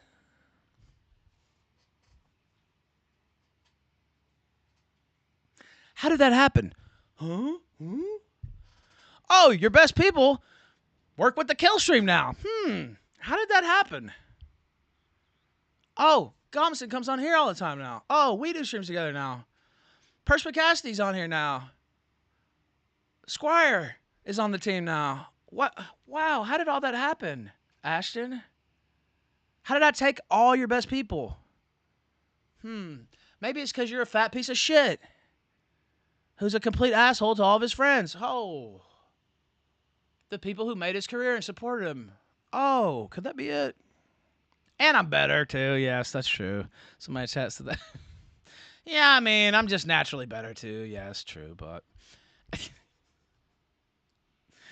I'm just saying, maybe you want to take stock of things.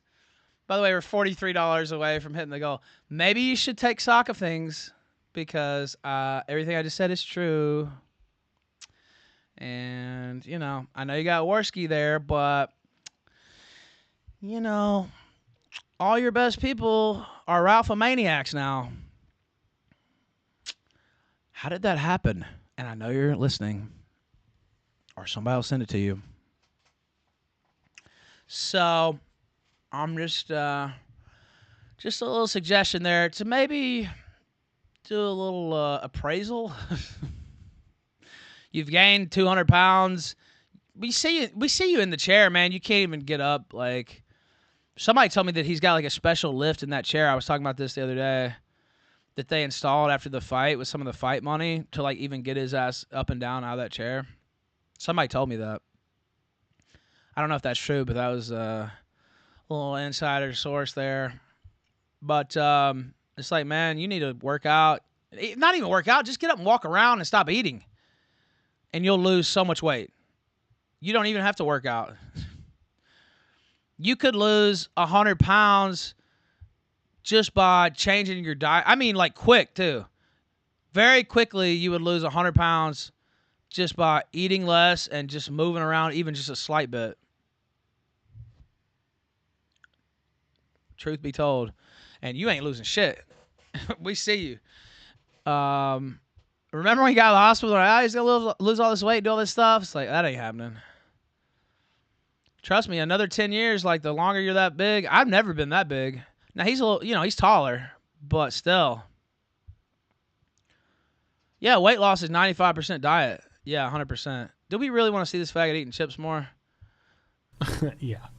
So. Yeah. Who, you know, when they have, when that's their best guy, then who knows? I'll tell you this. Kevin Nash said this, you know, you don't see too many old fat people. Somebody in chat said PPP is an old man that size. No. No. He'll be dead. He will be dead. And so that's another thing. You don't see a lot of old fat people walking around, do you? Or sitting around because they're in a fucking casket. So you won't make it to old age. That's another reason, you know, I know I'm smoking cigarettes now. That's kind of bullshit, but you know, I guess that's not good, but tiny ab bites. I don't want to eat the whole thing because I gotta like open my mouth and all the crumbs get everywhere. You know, I don't know. What? Why are you even eating chips? Oh look, he starts trying to take bigger bites, so he started making fun of him. Thoughts on Paul Town? I don't understand Paul Town. Because you're a simp and an idiot. Maybe people will see in time. Maybe people will see. Go ahead. Anonymous sent $5, tried to tip the casino off on the recent Fuentes networking with Chuck Johnson. Chuck is a CIA asset, but could help break the case wide open. He might be the only internet savage worthy of being mentioned next to you. I know Chuck Johnson. And have had calls with Chuck Johnson during the WeSearcher days. And I haven't talked to him in a long time, but I could easily get a hold of Chuck Johnson. Do you think that they could easily get a hold of Chuck Johnson? Man, come on. Come on, man. I'm just saying. There's a lot of things they could do, though, that they ain't doing. I'm trying to defeat America first. I don't give a fuck about Keno Casino. I'm only telling this motherfucker to lose weight. because he's actually going to die. And I'm telling him, all your friends work with me now because you're a complete fucking dick to such an extreme level that people are like, would have probably died for you or done almost anything for you. Just absolutely don't want anything to do with you now. So I'm just saying, that's honest advice. I'm full on honesty now. And obviously, still don't like you, but that's honest advice. You're fucking up. You're fucking up. I don't know what scrubs you got doing your work for you now, because we know y'all don't do any really, but you don't have the team you had before, and you could still have it. I'm just saying. Thoughts on sexy ass Dalton Gladfelter Vector? Oh, did you say Fuentes was raging out? I have a few clips from his show last night. Maybe we'll go through that, and then I have an old school clip or two. Why did Ralph start on PPP? I don't know. I was talking about. I forget what I said. I am willing to set it aside. Warski was in the chat yesterday. Ocean said, Ralph, you said you were willing to set your... Yeah, I am willing to set aside. Yeah. I mean, I wouldn't call that... Like, I didn't really go in on him. What, I made fun of him for being fat? Like, I'm sure that's happened to him before, really. I mean, it's happened to me before. I mean, I'm not saying that to be mean. If I was wanting to be mean, I'd be saying a lot more things. I'm actually giving him legitimate advice. Hey, what's up, White Tuber? Yeah, we should be cool again, by the way. White Tuber's been on the show several times, and then me and him got in a fight over something dumb. I can't remember. Some comment or something I saw from him, and I was like, I don't like this guy anymore. It's literally something that petty. It's literally something that petty. He said some comment, and I was like, yeah, you know what? I don't like White Tuber anymore. That's the type of dumb shit I was doing. And just alienating people for no reason over, like, one comment. It's like, think, like, what is your problem? Thank you, man. I see you doing the salute there. Yeah, we should be cool. Somebody told me that that you were streaming on Rumble and doing really well, actually. So I'm glad to see you in the chat. So I'm glad you stopped by, for sure, because I wanted to say that anyway. And I said, yeah, you know what? I used to be cool with White Tuber. He used to come on the show. I like that guy. Then I got pissed at him over a YouTube comment. Now he doesn't come on the show anymore.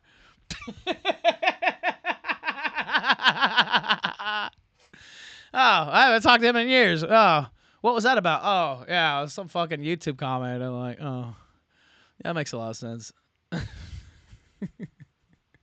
Many such cases. Let me read what Ocean said, because she's right. The only thing that matters right now is everyone on the right coming together for once, eclipsing the shit out of AF and actually winning for once. I agree. I agree with that 100%. I wouldn't be saying what I'm saying. So, yeah, maybe we can get you back on sometime. It's good to see you regardless, so. But yeah, I mean, I'm willing to put it to the side. Convince Adam Green to debate White Tuber. Will you debate Adam Green on here? I could get him to do it, I'm pretty sure. My staff says Mr. White Tuber has a Telegram. Offer him a call-in, maybe, or down the road. Yeah, down the road. I don't think he wants to call in right now. But yeah, if you want to call in sometime, that'd be great. He just doesn't want to. He said, well, you haven't had the Ralph ML ask him. What were y'all going to debate? His theory that Christianity is a Jewish hoax? I mean, that's usually what we have him debate. At least the last 20 debates that we've had him do on here.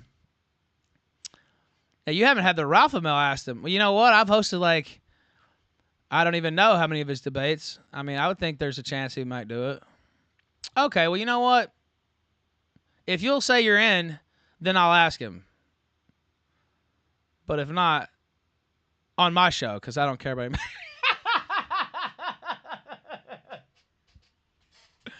If you say you're in on the kill stream, then I'll lean on him and see. Then I'll put my clout, I'll put my powers to the test, and we'll see. Now he might still say no. He's still a grown man, obviously, and who I like, by the way. But he may still say no. But I'll definitely try if you're down. Let's see here. All right, now. I don't want to see any more of this chip eating bullshit. But let me see if I have the other photo. Where is that? I thought I had that pulled up. Yeah, there it is. There it is.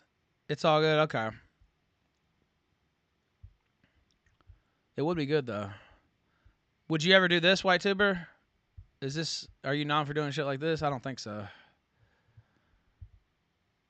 Hugging black homosexuals with your nails painted. That doesn't seem like something that you would do. That really doesn't seem like something that you would do. That seems like more of an America First thing.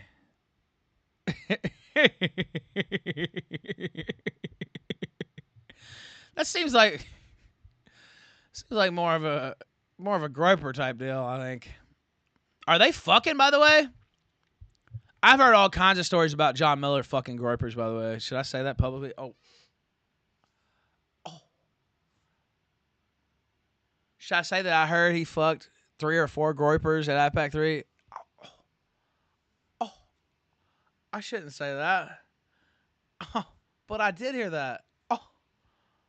I don't know if it's true, but it sounded true. Oh. Oh, no. I'm not making that up, by the way. I literally heard that from several different sources. I swear.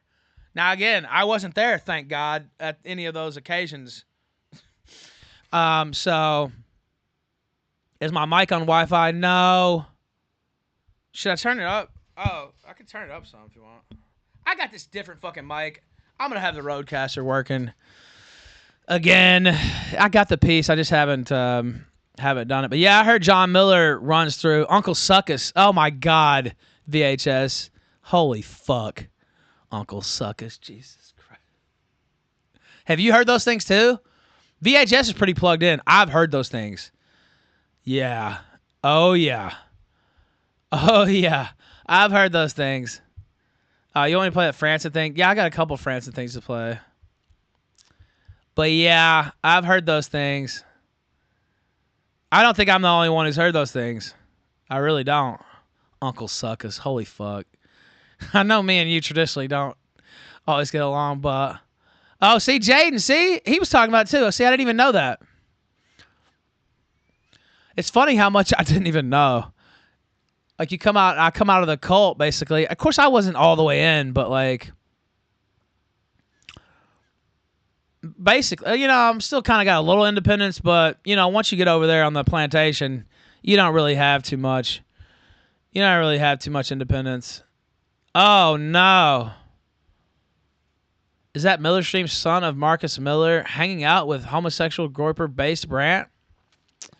Oh, no. What is this you linked? That is what you described, though. See, I didn't even know. Jaden talked about it for a year. I didn't even know that. It's funny how much shit I didn't even see. Or I'd watch the stuff and not even, like, it'd just go in one ear and out the other, like, not even be paying attention, just hating. But yeah, I heard those same things, so I guess that's like a double confirm. Wow.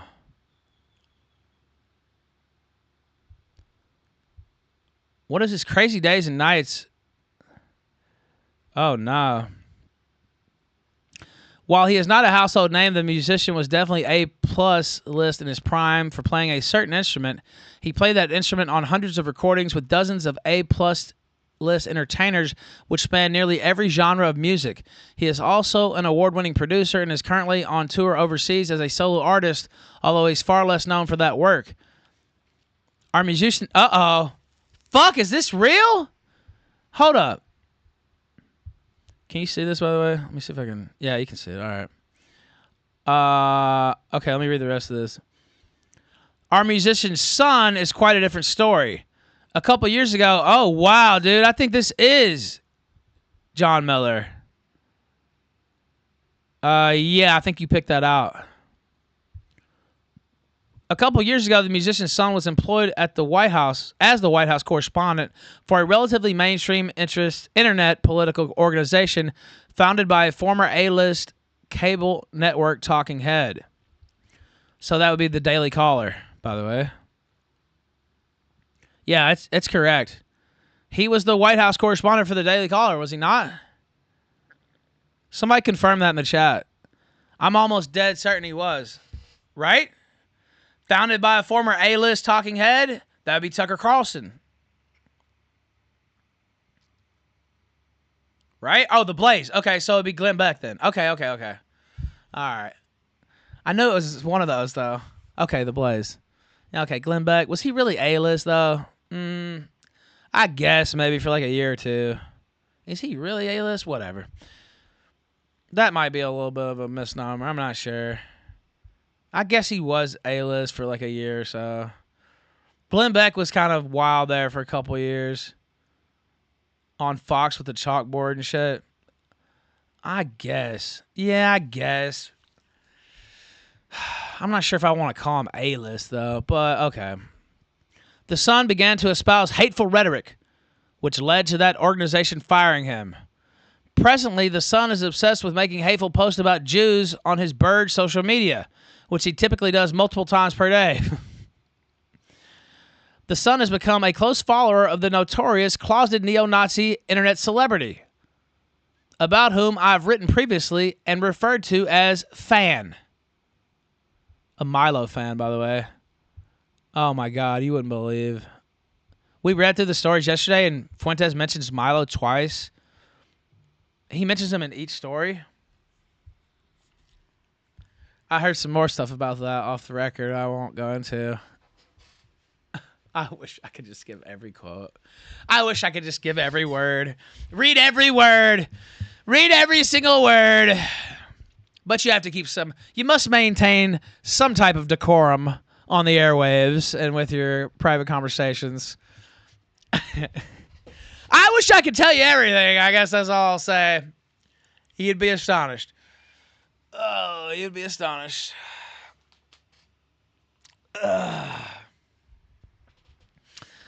Anyway, I'll stop.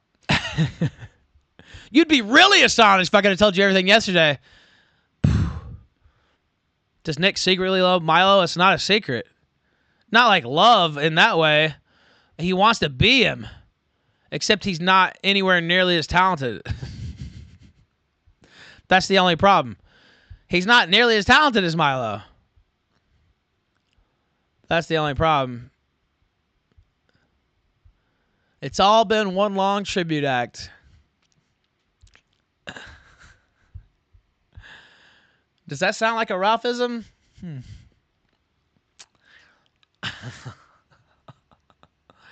It has all been one long tribute act.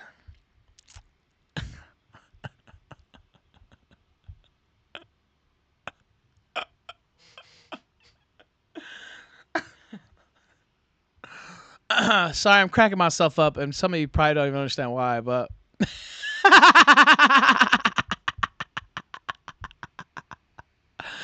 It has all been one long...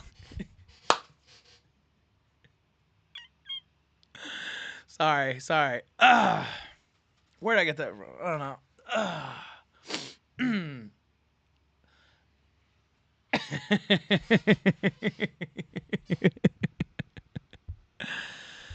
You know.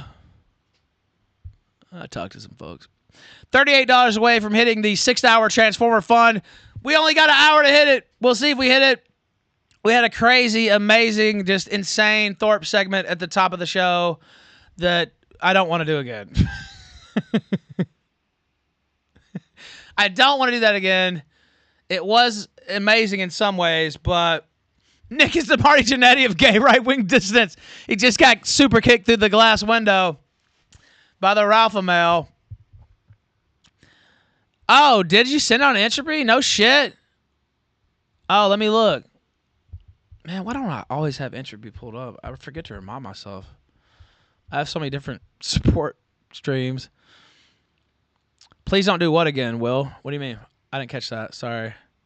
Oh, my impersonation. Yeah, it's pretty bad. Yeah, that was pretty bad. Sorry. Okay, not my strong suit. Wow, you did.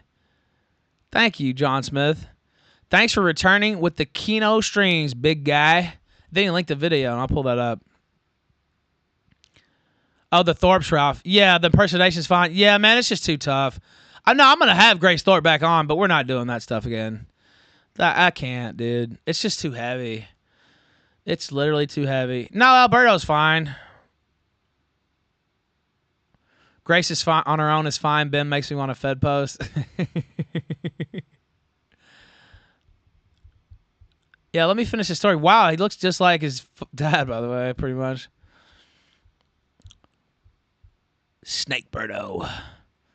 Snake Birdo, I'd never heard before, said that the top stream on Cozy is not even a real stream with 60 viewers. Are you serious? Dude, this has hurt them way more than they expected. Which is so funny to me. It's like, what, you thought that was going to be cool? Is this the realignment you were looking for, Nick? I don't think so. Nah, man, it's 8 minutes of this faggot just eating a potato chip. Like, what the fuck? Like, one single chip. Okay, I'll pull him up. Let me finish this story. I mean, I can play more. What do you want to see? Does he, like, start sucking a dick on there? I don't want to see that. What's he about to do? Yeah, I was the lifeblood of Cozy. Yeah, that's true. He traveled across the country to attend the only fan event held this year. Yeah. And he was at the second rally, too. The Sun has even openly advocated for beating and raping women while appearing on several internet streams with other close followers of the fan. Yeah, he said some wild shit.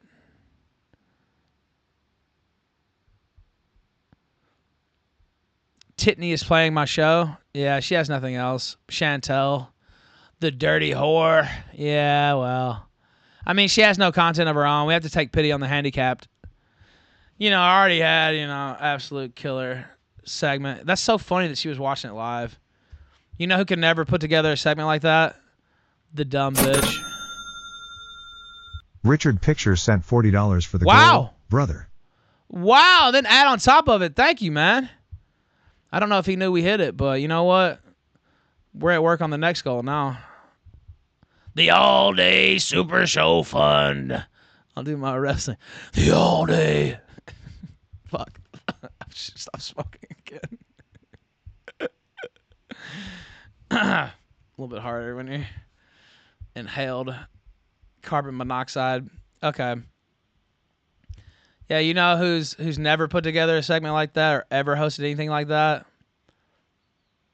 Chantel. Look, they censored my face out of it. Well, I hope y'all know. Man, fuck. I'm going to figure out a way to get that ass over something like that. Watch.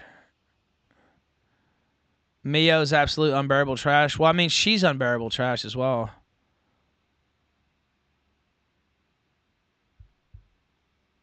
It's just them showing my segment. They have nothing on that show.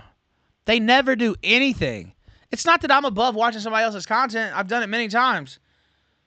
But I still want to do other shit.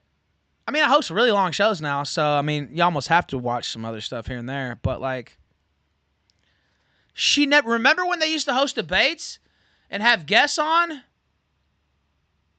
I will show the father. Did I close that tab? Hold on. You want me to show his dad? Yeah, I will.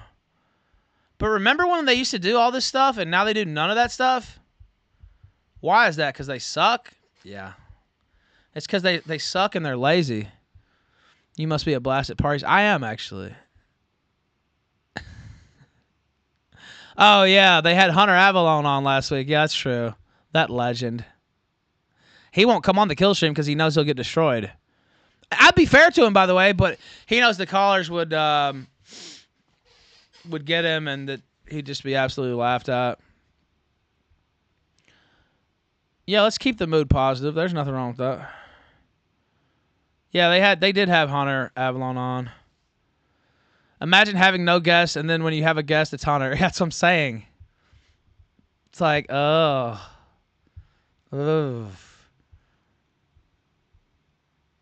There's Marcus Miller, who does look almost exactly like John Miller, to be fair.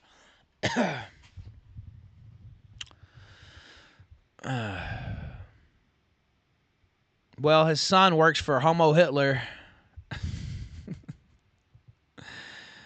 The Hitler part's too much praise, bro. Not that I'm praising Hitler, but, he was a leader of Germany at one point. He is like one of the most famous people of all time, if not the most famous person of all time. Nah, you may not have to. We know how he got there. I'm just saying. But I would say he's more accomplished.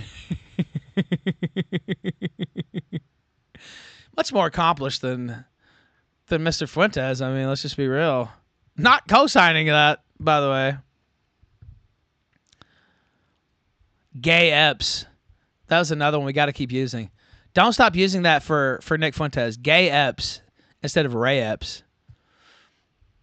That had me and some other people just dying.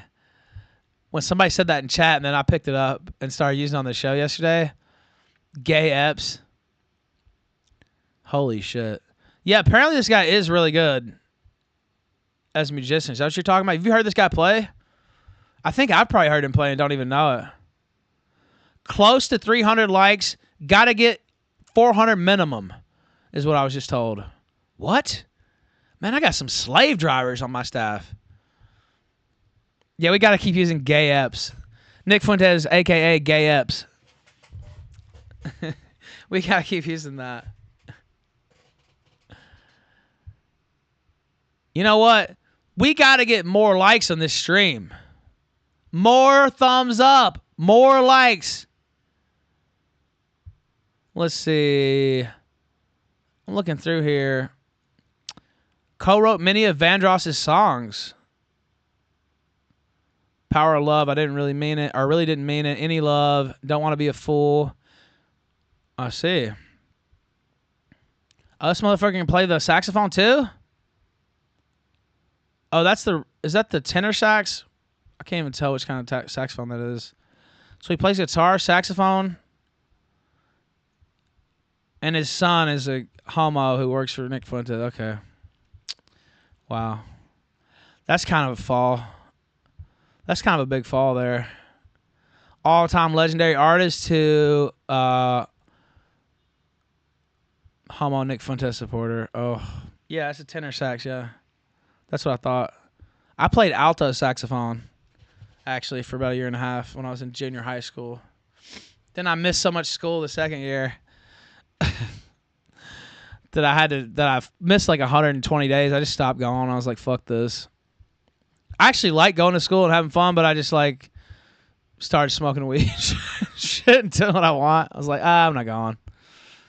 So when you do that, you have to do the 8th grade again. So that's what happened. Now I was already a grade ahead of where I was supposed to be anyway, but then I ended up dropping out in the 9th grade. Long story. I got a college degree though and everything anyway, but I was like, yeah, this school shit's not really working for me. Oh, I'm like 5 minutes late and you guys are giving me detention and those are stacking up into Saturday schools and I have like 6 Saturday schools stacked up. Galactic Gunt Guard sent $10. Brittany is actually black. Her lineage is Sephardic and it explains why she fucks joggers and aborts the babies immediately after. Totally sad behavior. Disgusting. Political science, that's right. Political science. Hey, that's right. What do you mean by that? Hey, what do you mean by that? Now, wait a minute. You mean the hardest degree to get and only geniuses get? Is that what you meant? You meant the degree that only geniuses get? Oh, okay. Yeah, that's right. Political science. The degree that only loudmouth assholes get.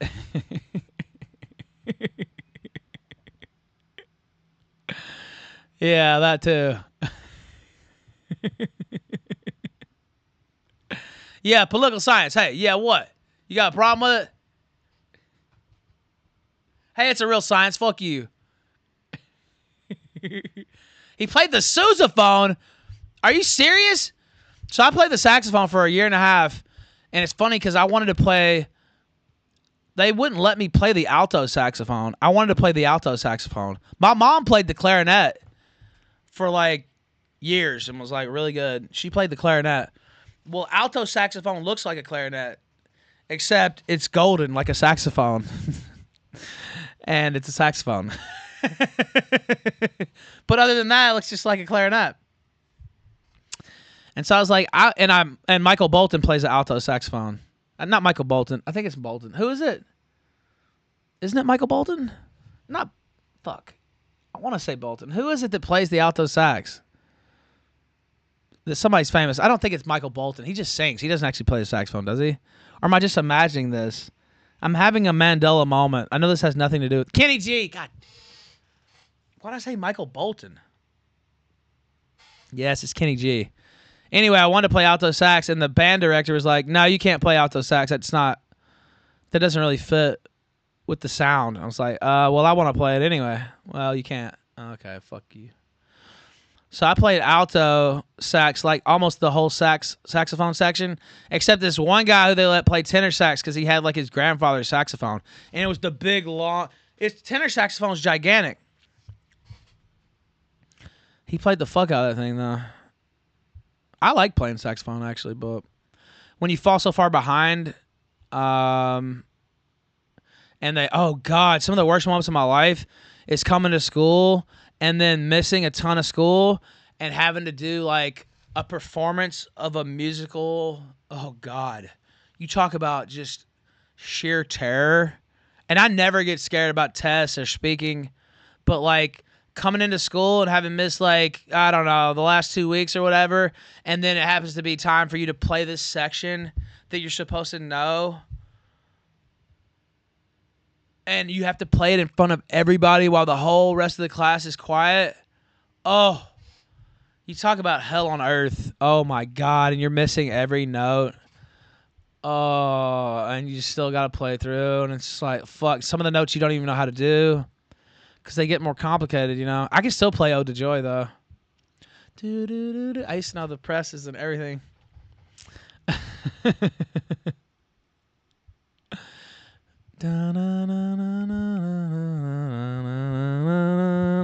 I could play Ode to Joy on my saxophone, though. All right.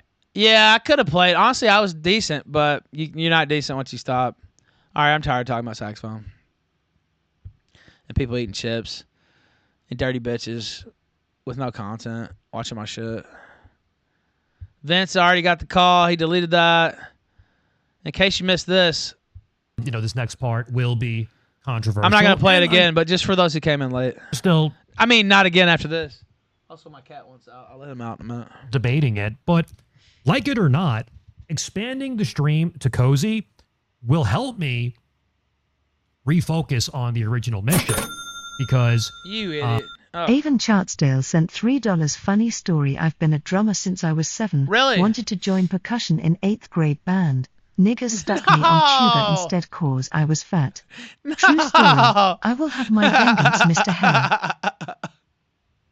That's fucked up. No, actually, you're a fat fuck. I think you need to play the tuba. Wait, hold up. No, I don't want to play the tuba. The fuck? Bro. Oh, man. I wanted to play the saxophone. Of course, Bill Clinton was famous for playing the saxophone. And I was born in Memphis and was always in Memphis. But I lived in West Memphis, Arkansas. Which is basically, like I said, it's a suburb of Memphis. It's right across the bridge. But it's in Arkansas. And Bill Clinton was elected president when I was a kid. He was the governor of Arkansas. So he was like famous for playing the saxophone. I was like, yeah, I want to play the saxophone. And then I saw Kenny G, and I was like, that wait. I was like, Mama, that's a saxophone? She's like, yeah, that's an alto saxophone. I said, oh, I want to play the alto saxophone. No, you can't. Okay. Fucking shit. There is an audience there that is interested in the political discussion. And like I said, I need people to trust me when I say that if I were to do that, if I were to go through with it, I'm still deliberating. There's a lot that I need to Teddy, I wouldn't do it, man. I'm not kidding. And, you know, I'm not even kidding. It sounds like you're already in, though, honestly. Making any decisions hastily. I really am putting a lot of serious thought into this. But I need people to trust me when I say that nothing is going to change. Nothing is going to change. I'll still be the RPG that you guys know and love. I'll just be simulcasting to one additional platform. You know, and if I could expand the stream, and if I could add, oh shit. I mean, who knows? Who knows the audience that is available there, you know, but if I could add, let's say, even 100 new viewers to the stream, I think that is objectively a good thing. And now the haters can say whatever they want about that, and they will. But I don't care what the haters have to say about that, because I need to do what's best for me, not what's best for them. What's best for them is that I crash and fail. That's what they want. They want to ruin my life. They have made attempts to do so. They want to destroy me. They want me to quit. They want me to give up. They want me to surrender. And I'm not going to do that. I'm never going to do that. And I'm going to adapt and do what needs to be done in order to,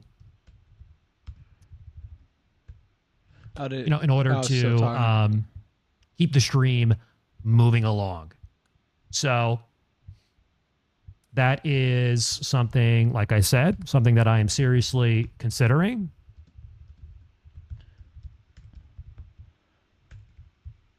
Did you finally stop talking? I'm off screen.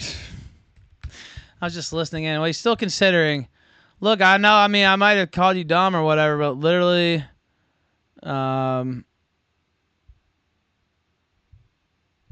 literally, dude, don't do it. I mean, you know, do whatever you want. I'm not your daddy. I just don't think it's good for you, but I don't really know. Yeah, he is. Somebody just said, I have a whole new respect for you dealing with that faggot cog. He's legit crazy. And I was like, yeah, he legit is. Not joking. Yes, he's legitimately crazy and obsessive. I've never seen anybody, I don't know if I still have him blocked. I think I might have him blocked on Twitter. I've never seen anybody tweet like this guy. I mean,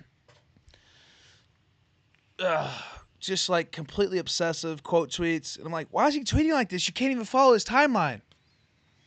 Just keeps quote tweeting like nonstop. Just like replies. It's like keeping the thread. I can't follow all this shit. It's impossible. Cog's like fucking just completely autistic. I don't know. Something's wrong with him. Like something's literally the mold rotted his brain. Something's wrong with that guy. And then just look at his streams. All he does is watch my show. I mean, that's literally 90% of his streams. It's even worse than Chantel.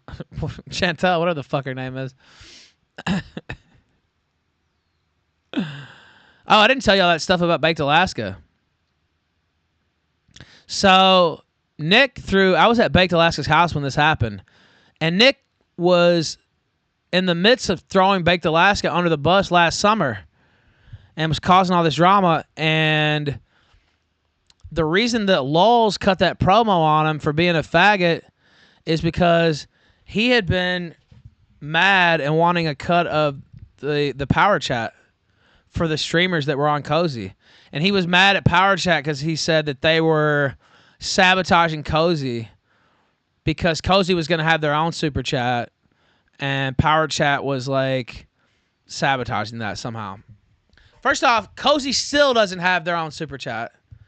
Nick's super chat is just a literal direct ripoff, a stolen code from Power Chat, which is illegal.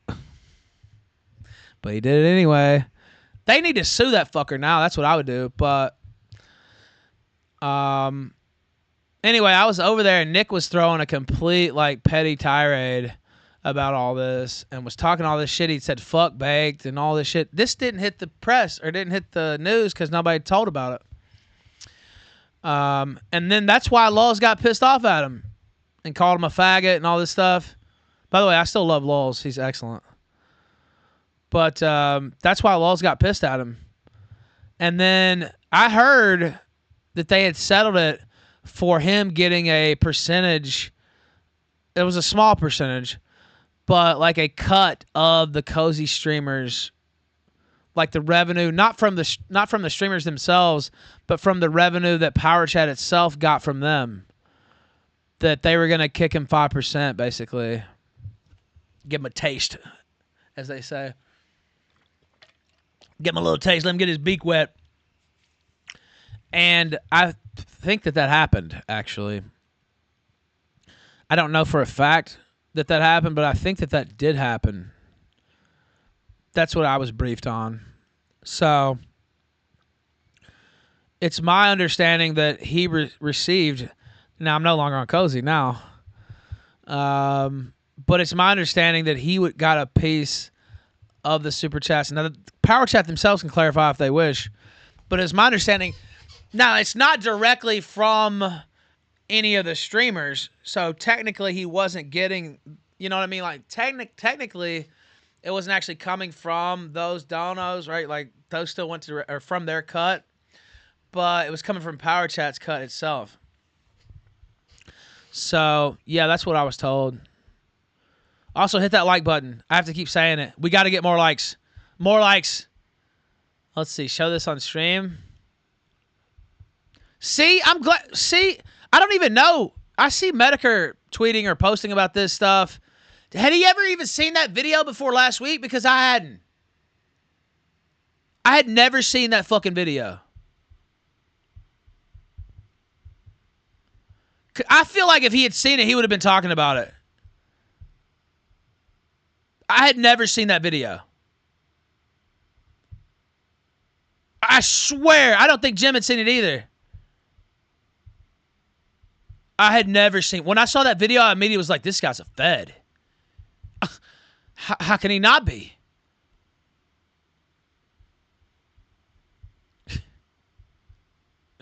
It's fucked, isn't it? Medicare said, Nick, quote, hey, you guys should rush security and break into the Capitol. Bake says, okay. Goes to jail, which he did. Nick, then Nick, yeah, I'm going to ban your account now that you're good.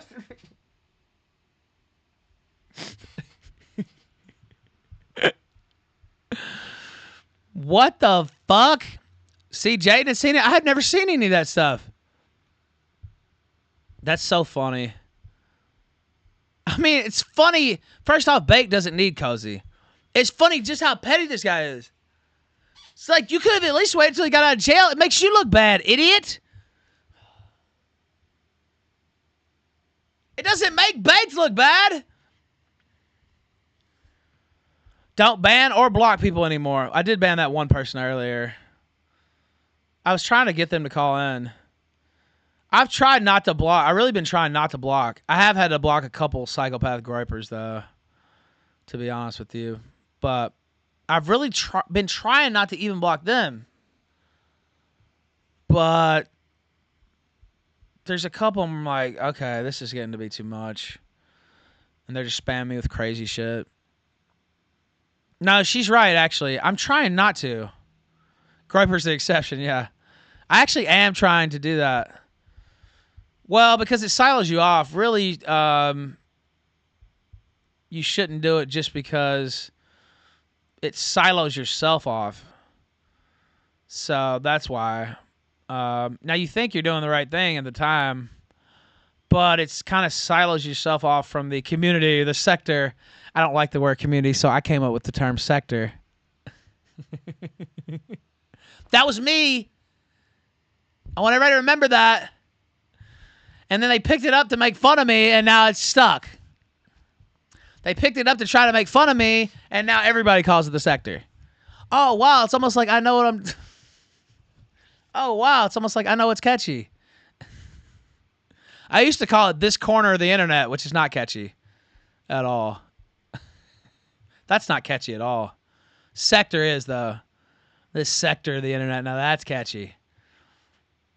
Every time I hear the word sector IRL, I think of Ralph. Yeah. Yeah, this corner of the internet is not catchy. That's what I used to always call it for years, and I was like, I got to think of something better. I was like, I got to think of something better. Sector's better. Sector's much better. Yeah, Gorpers could call in. Where's the one where they think I'm getting bribed? Oh, yeah, let me play this. Can you get your mod wrench back? I didn't even know you were modded. Oh, yeah, I had to demod some people. I'm doing that slowly, but yeah, I can probably give it back to you. Mute, don't block, Alberto said. Yeah, that's better. Okay, you know what? That's what I'm trying to do, Ocean, but all right, okay, fine. I've already been trying, but I'll do it, actually. Jacuzzi says it makes Cozy look petty and soft. Excuse me. It makes Cozy look like petty, soft-handed bitches to delete someone's channel when they're serving time for political reasons. Yeah. Serious Christian movement. Alberto says there's Gorpers in my mentions trying to say all of us were paid off by Jews to betray Nick. I'm still anti-Zionist. The fuck? Oh my god. We haven't even said anything about the Jews. Oh, I promoted BAP on the Dick Show just to piss them off. Okay. I've never watched BAP in my life. That's not even saying anything bad about BAP. I just said that because I knew it pissed them off. What the fuck? Dude, I've just had a debate with Gabe Hoffman. I'll repost it on the channel actually tonight because I have a bunch of clips backed up, but I'm trying to drip them out. I saw the Lambright clip that I posted with Adam Green had like 2,000 or 3,000 views. I was like, damn, okay, they're doing pretty good then. So, Lol said Jaden Gang for Life claimed Nick wanted Jaden banned on Power Chat and Lol's didn't. Yeah, that's true. They wanted him banned and Kino Casino banned. But mainly Jaden, I think, yeah. So, but Casino was also mentioned. No, it's not a Fed op. They went out and made a bunch of shit. It's not some type of fucking... Power Chat's Power Chat. It's completely separate from Cozy. That was Nick just trying to pull a power play. But, yeah, that's the type of petty shit he does, honestly. And again, I don't know if it ever was official that he got that 5% cut, but that's what was being discussed when I left Bake's house and came to Mexico, which nobody knew at the time. I came to Mexico for the very first time then to check it out. Those 2 weeks I stayed in Mexico. Nobody knew I was in Mexico. That clip where I'm rubbing my face that the Kino Casino went wild over, even though nothing happens, I was actually in Mexico. Now, see, that would have been a story. But they didn't have that. Okay, let's see. More RPG. And, oh, man. Fuck, I can't watch all that. See, I had it at the part I wanted to be at, but... Fees. But before we do all of that, have to say what is going on to my friends over in the chat, starting with our members first over on YouTube.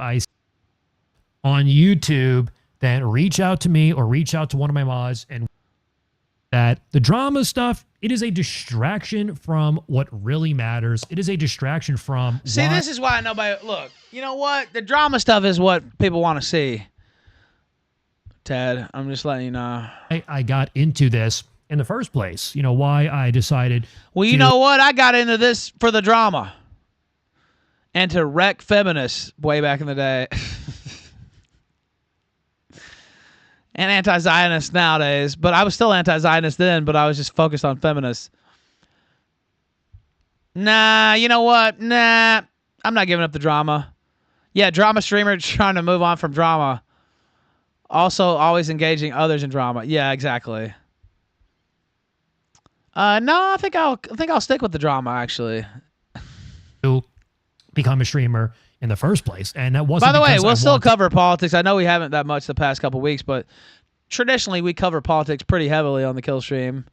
It's a piece, at least. To be a drama streamer. The reason why I started streaming to begin with is because I wanted to be politically involved. I wanted to have a Okay, well, look, there's people who, like, no offense, I'm not even trying to dunk on this guy. There's people who do that stuff better, and there's people with bigger platforms, and so that's probably not going to be your bag.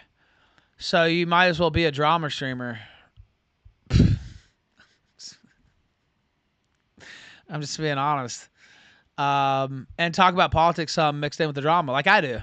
political impact, whatever that may be. And that is what I want to refocus on. I want to refocus entirely on politics. And not just Oh straight yeah, I was politics. reading about that last night. I should cover Israeli protests. Yeah, I was reading about it last night.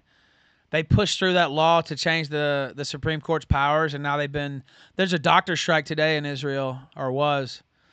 So yeah, I've definitely still been following, believe it or not. Like, for example, today, it's not going to be straight politics. We're talking about Oppenheimer. We're talking about Barbie. So it's going to be fun. Why is anybody talking about Barbie? Can you please tell me why? In the relation to, like...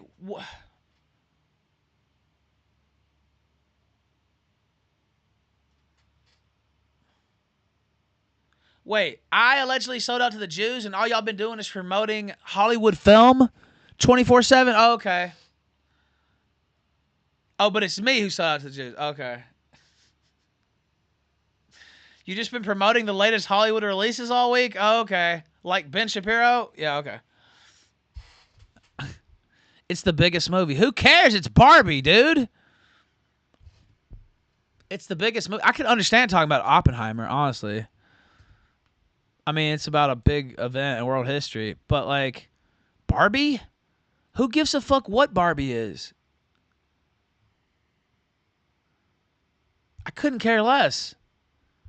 I don't even care that Barbie exists. I mean, it's the Barbie movie. Now, what's her name's hot as fuck, Margot Robbie, but, like, other than that, I don't care.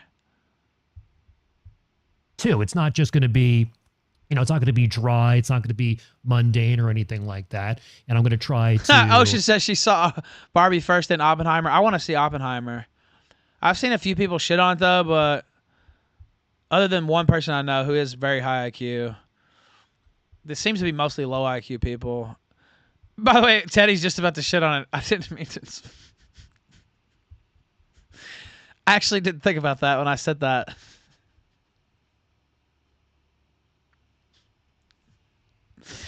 He's just about to shit on it. Make the stream as unique as I possibly can, as interesting and engaging and all the rest of it. But the stream will no longer be a drama stream. And I know that this is something that I have been, pushing for some time now. But I am absolutely 100% dead serious that I want to put the drama completely behind me. I have no interest in the drama at all anymore. And I know that a lot of people watching the stream right now are going to catch the replay. They're turning you guys it off. Are still interested in that, and you are still invested in that. And look, you guys, They're not. if that's what you're into, that's what you're into. No hard feelings. Yep. I totally See get you it. later. But that's just Bye-bye. I don't want to waste my time on that anymore. Anonymous For sent me, $3 RPG says he doesn't want to cover drama, just politics. Then realizes there's nothing going on with politics, then spends 2 hours talking about Barbie. Come on, man. You know what the people want. Dude, I can't. Look at him right there. Oh, it's tough. It's tough. Oh, it's tough. Oh, no. He ain't having any fun. He ain't having any fun, ladies and gentlemen. Oh. Oh.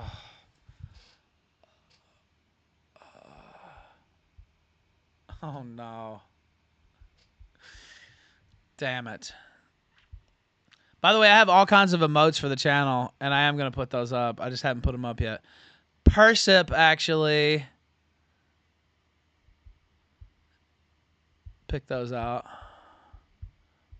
Because I don't enjoy it, because it's not what I want to do. For me personally, I see it as a waste of time, and I don't see it as contributing to anything positive or meaningful. Wishing you the best in your non-drama arc.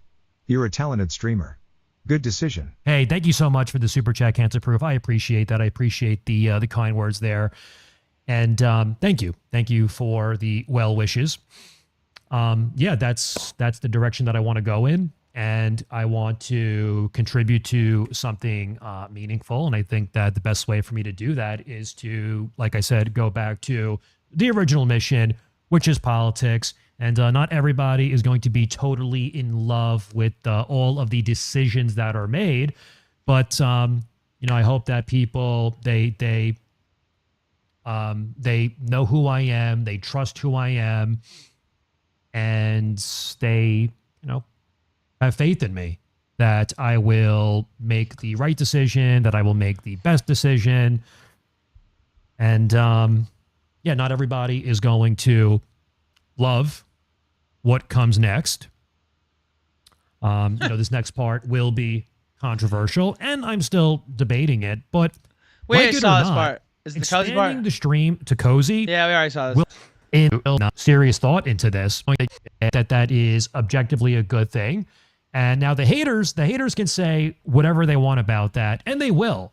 But I don't care what the haters have to say about that, because I need to do what's best for me, not what's best for them. What's best for them is that guys, you have no idea what I have coming. And fail. That's somebody said you need to start dropping some big scoops. Oh, to believe me. Ralph Amali Respector sent $5. I remember Nick debating you in 2017. We're about to play that later. He said you wouldn't last long because all you is drama. That's right. How's that prediction working out, Nicky? That is what he said. We're going to look through that later. Anonymous sent $3. RPG is having a harder time quitting the sector than you did kicking drugs and alcohol. Lamau, he can't stop himself. Yeah, I don't know. What's he going to do? What else can he do? But yeah, he does make that prediction, Fuentes. I have that pulled up for us to watch because we never watched through it before. Like, it happened once and then I never went back through it again. They want to ruin my life. They have made attempts to do so. They want to destroy me. They want me to quit. They want me to give up. They want me to surrender. And I'm not going to do that. I'm never going to do that. And I'm going to adapt and do what needs to be done in order to,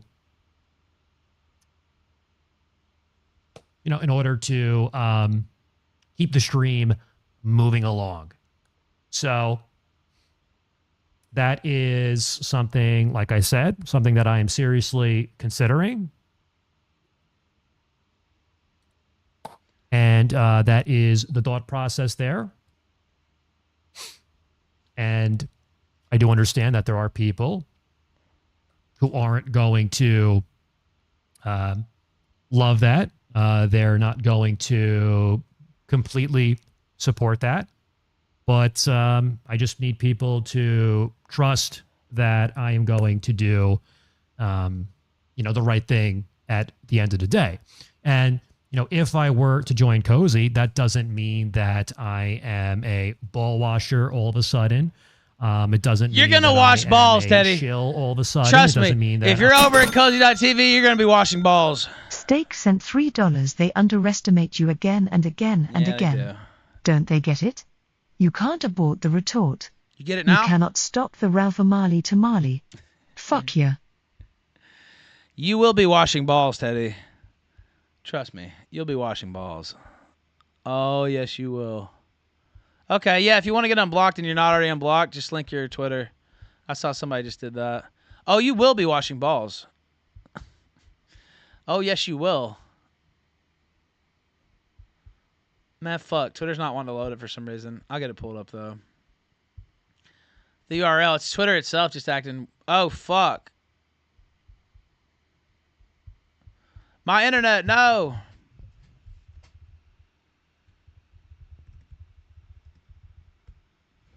Okay. I think I should be back. No. Just refresh. Refresh. No. No.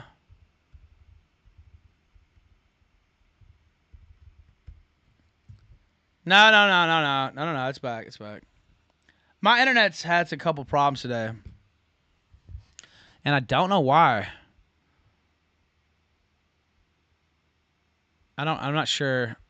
Maybe just a couple of issues today. I don't even really want to watch this guy, but I am, whatever. Pick your, choose your label. It doesn't mean any of that. There are people who have multiple shooters where lineup who are not. Are they saying there's a shooting going on? I don't see that. Of course, I haven't checked the news much today. But to that guy who's like, I know today we don't have like major scoops, although they banned Baked Alaska during the show. Thanks for that. Ralph Amali Respector sent $5. Teddy, I promise you nothing about this show will change. Yeah, hard fucking doubt. Yeah. Well, I said that too. Remember when I said that about the Killstream? Yeah. That didn't work, did it?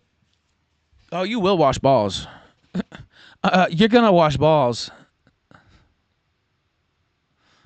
Trust me, you will.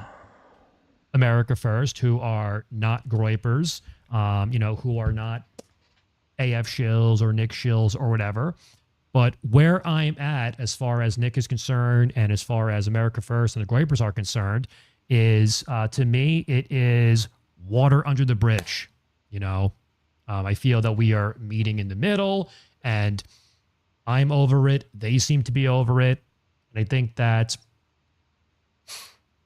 Yeah, I think that I think that everybody is just interested in putting it behind us and moving on with our lives. Just remember that Ralph and others didn't turn on Nick out of the goodness of their hearts. They each have an axe to grind. Exactly. And none of their revelations about Nick speak to their issues with you. Exactly, bro. And that's the thing. Oh my god. Yeah, it started out as an axe to grind, and now it's a legit. Look at the shit we covered over the past week plus.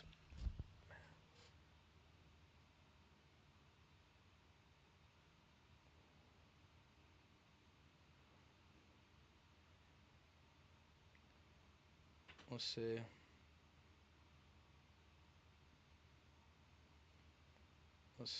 I don't respond to this. Sorry, I just. Anonymous sent $3 Eventers is talking about Barb. I'll replay it. Oh. What is going on with the right wing? That's crazy. Anonymous sent $5. I know I'm like 2 days late and off topic, but how funny was it that Zerka had no idea what a political science degree was? It's because he's a Canadian and he's a retard. So that's probably why. They probably call it something else up there. I don't know. Do they? I don't know. I'm not Canadian. Fuck. But yeah, he's a Canadian fucking roid head, so cokehead and roid head, so not a good mix. Not a good mix. Yeah, Nick's crew literally talked shit and banned Ralph. Yeah, exactly. And started all this and started like, dude, I've been around them so long. And they just run that same op on Baked Alaska, basically. It was different circumstances, but, where they're all flooding him on Twitter and, like, trying to pressure him and talking all this shit.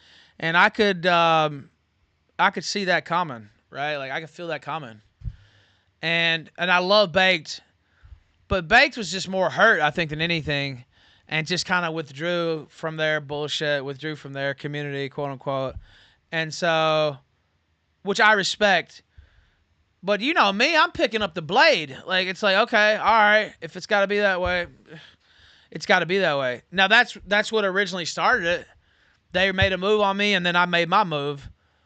And it was just revenge. It was just like, I don't have to sit here and lie. I don't have to lie about this. It was revenge. But then you start actually looking at this fucking thing. You start digging into Nick Fuentes, not the way he would want you to dig in, by the way. But if I had the button. You start digging into this guy. You start digging into America First. It's like, this thing's fucking... oh, no, it's not just about revenge. Actually, you motherfuckers need to be shut down. So yeah, I mean, I don't have to sit here and lie and say it was just about revenge. Last Sunday, or whatever, Sunday before last. Yeah, at first it was. No. This legitimately is fucking. First off, it's just a waste of time. It's not a professional organization in any way whatsoever. They're not effective in any way whatsoever. It's just about the self-aggrandizement of Nick Fuentes. Second off, there's pedos and there's homos and there's all this stuff up at the top. And, you know, if there's one or two, like, I'm not even a guy who's like, I think you know this about me, like, somebody's gay, I don't really care. Like, it's like, whatever. But I've always been like that. But, like, you know, all your people are gay, like, all your people are trannies, like, the top people, you know what I mean? Like, the guys who really have Nick's ear. And feds, like Fuentes himself, yeah. I mean, that's for real. You know, the stuff that I've said over this past week, the revelations we've seen, not even just the Sussy Squad, but the Snowflake Gang and all these sick fucks, the cunny posters and the young kids that are involved with this, the slave contract we saw yesterday, just the pettiness and just absolute vindictiveness of Fuentes himself, the way they use the Lord to try to justify everything. I've never seen any organization like that ever. Where, I mean, not even like the church even, like, they're using the Lord to hide behind in every way whatsoever, you know, in every shape or form. I just... No, it's not just about revenge at all. Matter of fact, it's not really about revenge at this point. When I first came back, yeah, it was. For sure. Last Sunday, or whatever day it was, Sunday before last, yeah, it was about revenge. But you dig just a little, you don't even have to dig that far either. Well, just wait till I get what I'm going to get. Ooh. Oh, man. I have some game-changing shit coming. But I don't have it yet. I know you want bombs every day, but I mean, you know, that's not how it works. But I got some stuff that's better than anything we've had so far coming out. So, and I can't tell you anything more than that. But I'm looking into some big boy drops coming here soon. That's the thing. So, you know, the people who are taking issue. Oh, that's what I don't think you guys understand. I said this earlier. So many current and former America Firsters have reached out to me. It's unbelievable. And reached out to people adjacent to me, etc. I mean, it's huge. It's so huge, you wouldn't even believe it. The changes that have occurred recently, these are the same people who, like 3 weeks ago, were calling me Ethan Ralph as a pejorative. Okay, they were calling me Ethan Ralph as a slur. You know, the idea that Ralph is suddenly like the arbiter of virtue or a paragon of morality because he's enemies with Nick Fuentes is absolutely preposterous. You look at the people who support Ralph, and 2-3 weeks ago, they wanted him fucking dead. They wanted his head on a pike. And now all of those people are going to finger wag at me, and they're going to say, oh, RPG, how could you do that? Oh, RPG, you changed, says the guy who 2 weeks ago was wishing for total Gunt death. So, you know, that's why I just need to ignore the noise. I need to ignore the noise and do what's best for me, do what's best for the stream, do what's best for, you know, the overarching mission here. And that's what I'm going to do. And I'm not going to get unanimous support, but that is what I'm going to do. And the haters will continue to hate. The haters now have one more reason to justify. Just another reason to hate you. Are you listening to what you're saying? Oh, yeah, let's give them another reason to hate you. Okay. That's not what you should do. You fucking... By their hatred for me. But it doesn't matter. It does not matter. You By know, the those way, are not the people you know what? who Most of those people did not want me dead. There are a few, even still. You saw when I'm coming here earlier. There are a couple that do literally want me dead. But most of those people did not. Most of those people are watching the show now.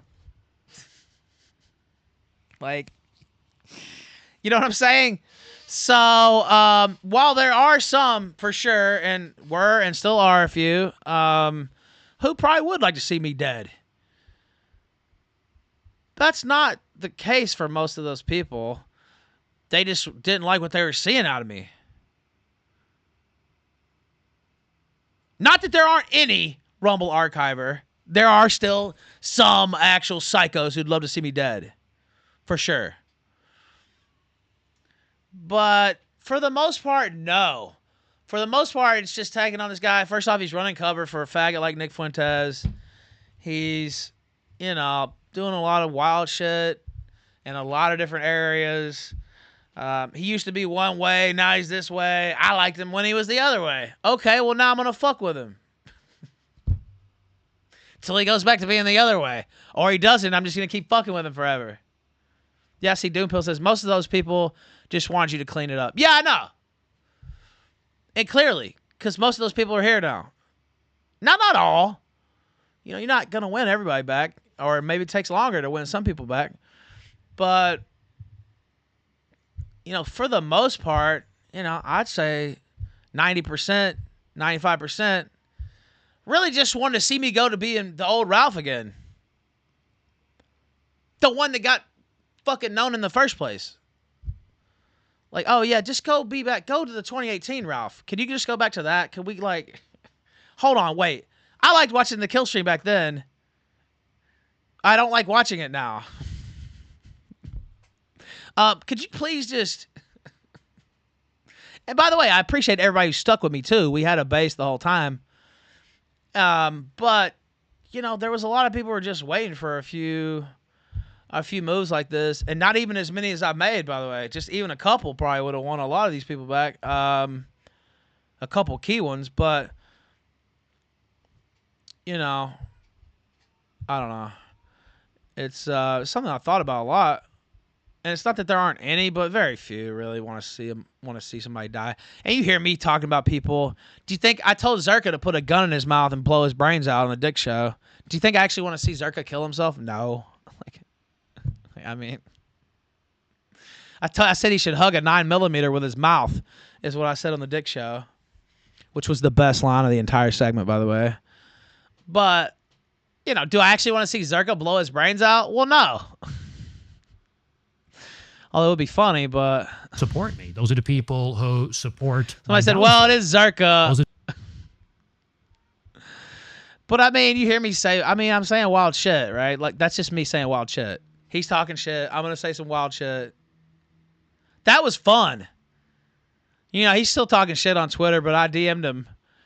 And I was like, you know, it's nothing personal. I had fun doing that.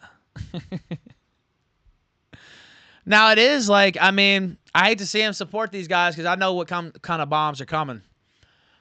And he doesn't. He doesn't have a clue. So, really, I'm trying to be friendly with him with a lot of this stuff where it's like, man, you need to back away now before you get identified with these fucks. But I actually messaged him because I know he's like a fan of mine.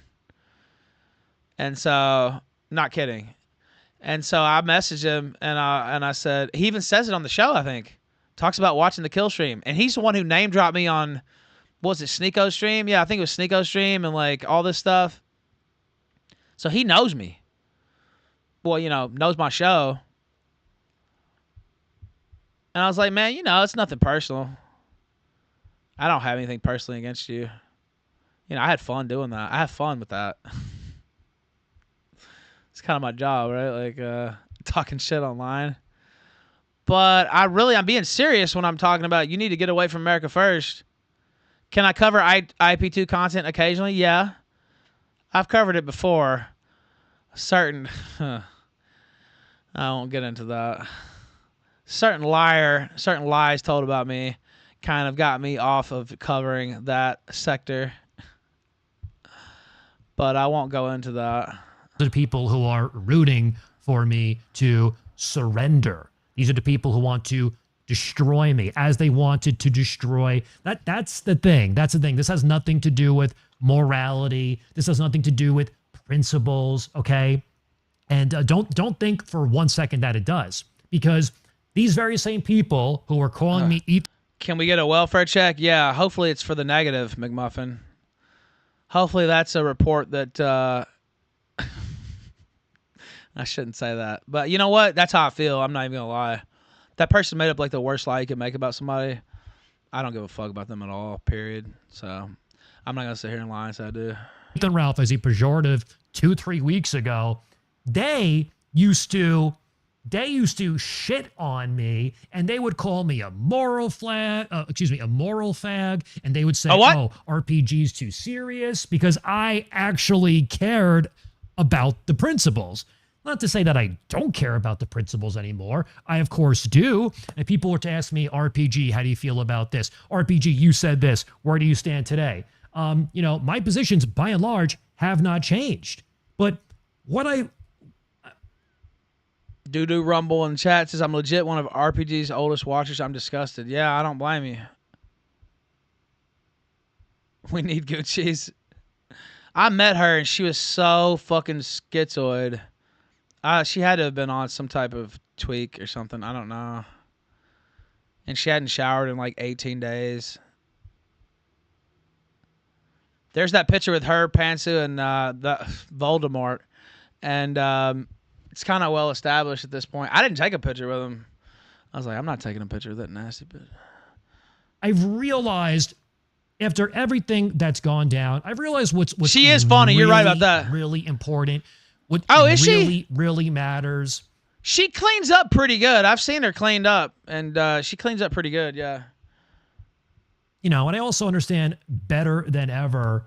The sector's a joke, okay? The sector's a joke, and make no mistake of it. These people are not virtuous. These people are not moral. Dude, you get 50 viewers a stream. That's a joke. I'd probably blow my brains out if I got 50 viewers a stream. I don't even know how to eat. Like, what the fuck? Like, 50 viewers a stream? How do you even go on? Go get a job, nigga. Like, what the fuck? I don't...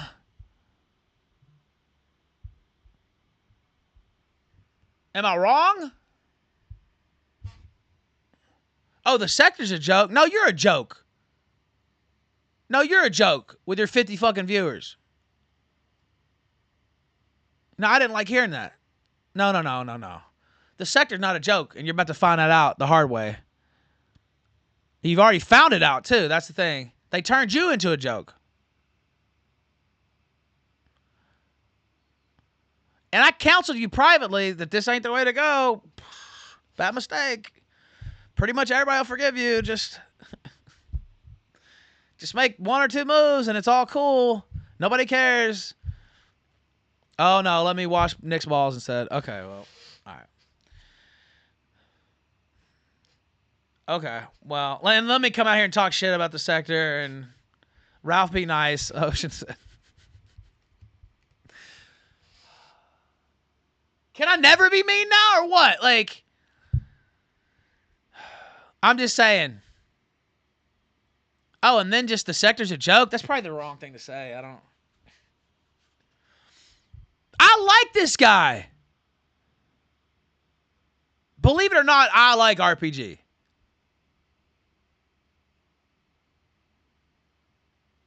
I know that's hard for anybody to understand. I feel like I've watched more of his shit than any of those other streamers. And I just sit and think, what is he doing? Oh, we're jokes. Okay, well, I got 1,600 viewers now, and you got 50. All right, well, I don't know. Don't have principles. They used to bully me for being moraled and principled. So this is what people need to understand. And you could cope as much as you want. And you could say, no, we need to take down the pedophile cabal. Okay, and who is leading the crusade against the pedophile cabal? Who's leading that crusade right now? Who defended Ali Akbar more than Ethan Ralph. So like that. So I just don't want to hear it. That's not true either. Nick Fuentes. Nick Fuentes. Beardson Beardley. Wurzel Root. All those people defended him more than me. Yeah, period. Definitely Nick. Oh, what? Because of the Smiley interview? 'Cause I was drunk. I mean, that's kind of a joke interview anyway, if you go back and listen to it. Now, I shouldn't have done that, obviously, but like... You know, it's totally transparent. A lot of people don't like Nick. CP Paul. I get that. A lot of people don't like Nick. And, you know, I would like to...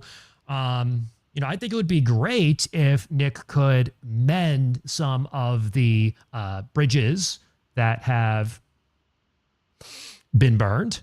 I think that would be great. I don't think he needs to mend all of them, but I do at the same time feel that perhaps America First has more enemies than it ought to.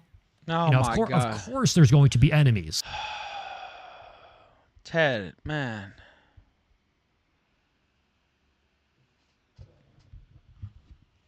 I don't even know this guy. There's nothing you can do about that, especially the larger America First is, the larger Nick's influence becomes. There's going to be more and more enemies. At the same time, I do think that maybe he could be softer around the edges at times. But either way,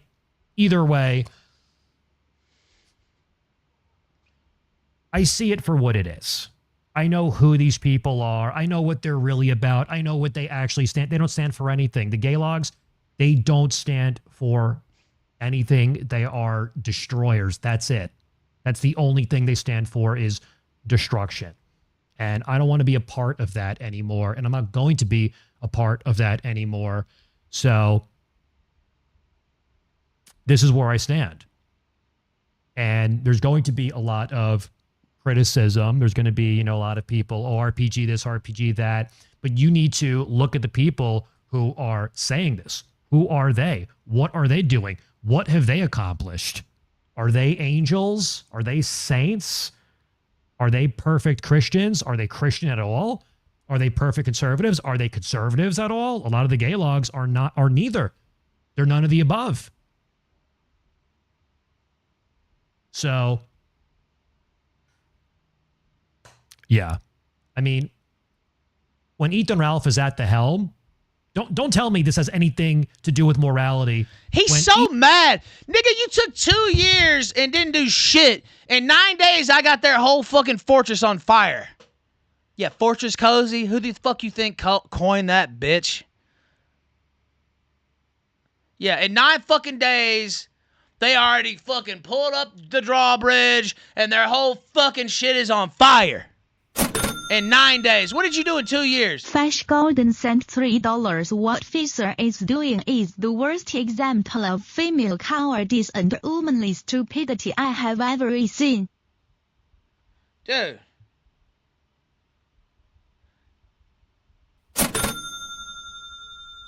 Galactic Gunt Guard sent $5. Does RPG really think Nick wants honest people around him? Of course not. How about you ask Big Tech how that went? Dude, he wants yes men. And I look at the Big Tech thing now and I'm just like, man, I couldn't see the forest for the trees. Kind of like RPG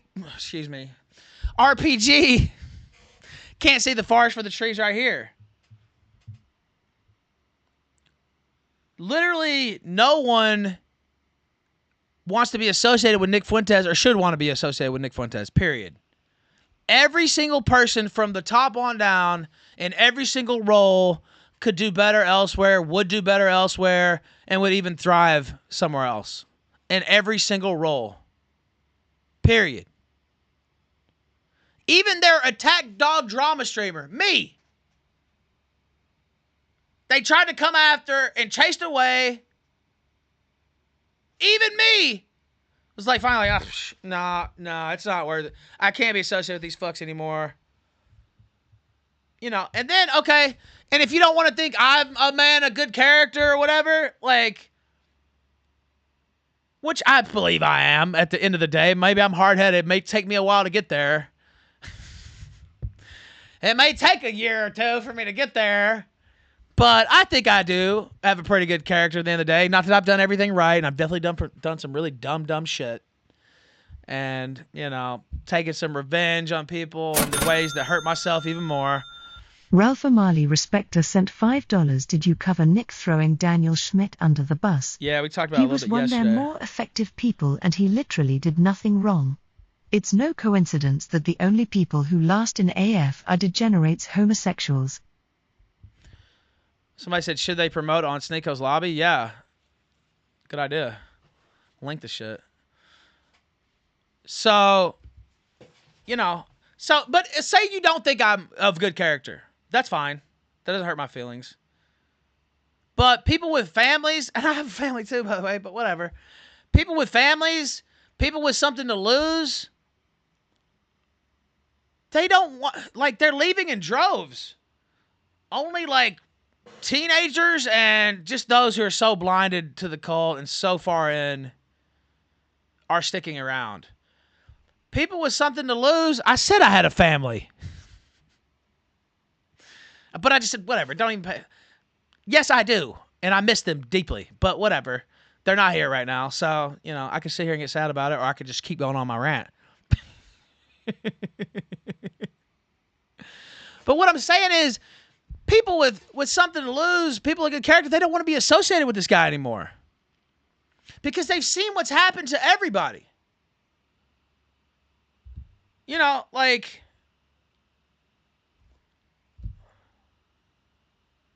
And then you, think about the people, the professionals. Somebody who might be trying to go to law school eventually, or I'm already in all this shit. I'm already all the way in. I'll be doing this for the foreseeable future, and that is what it is. It's good and bad. I love my job. I'm locked in, though, right? I'm locked in.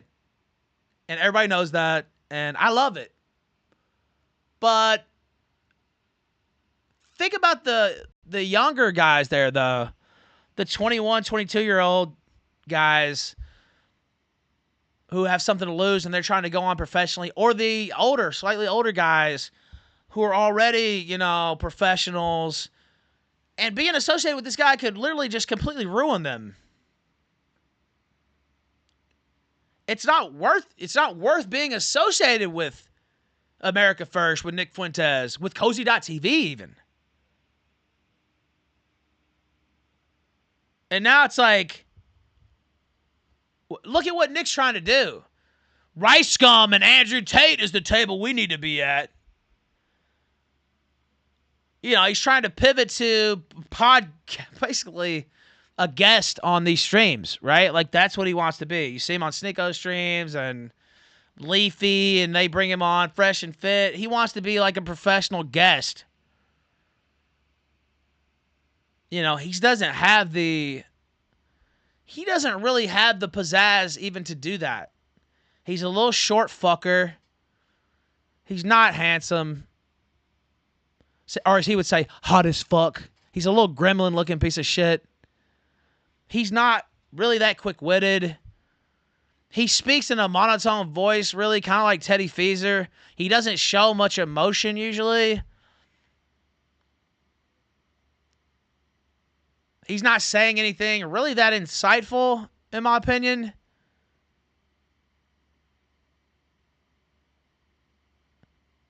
So, no, I don't really think that that's going to be the long-term role for him either. And he's autistic.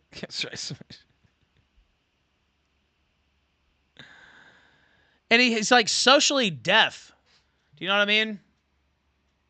He's socially deaf. You talk about somebody like Milo. Well, he's not. He's socially hypersensitive. You know what I mean? He's talking to everybody in the fucking world of all different political stripes and knows everybody and has a Rolodex as big as my fucking house and could dial up anybody he wants.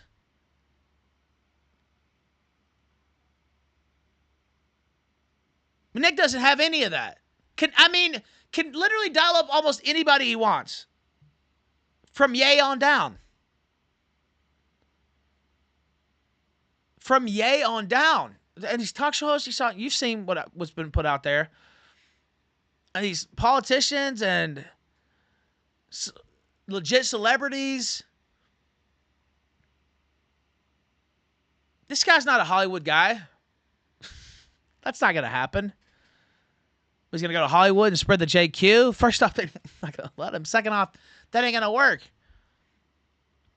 He's not cut out for that. He's not fit in for that. He's fit for what he's doing, basically, with his little rinky-dink show. Like, he doesn't have any of that. I don't really know what he's thinking. He has infamy. Well, so I've got infamy shit. Like, I mean, okay, he's got infamy. But he doesn't really have that. And then you go, okay, well, but he's a political genius. But no, he's not.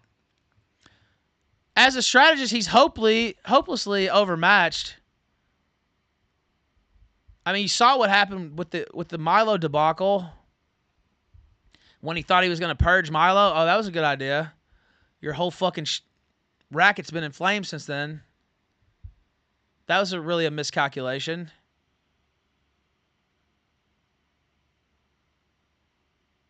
So you have this guy who's asking people to risk it all so he can be Andrew Tate. Anonymous sent $5 RPG. Gonna take all this heat for Nick and the juice isn't even worth the squeeze.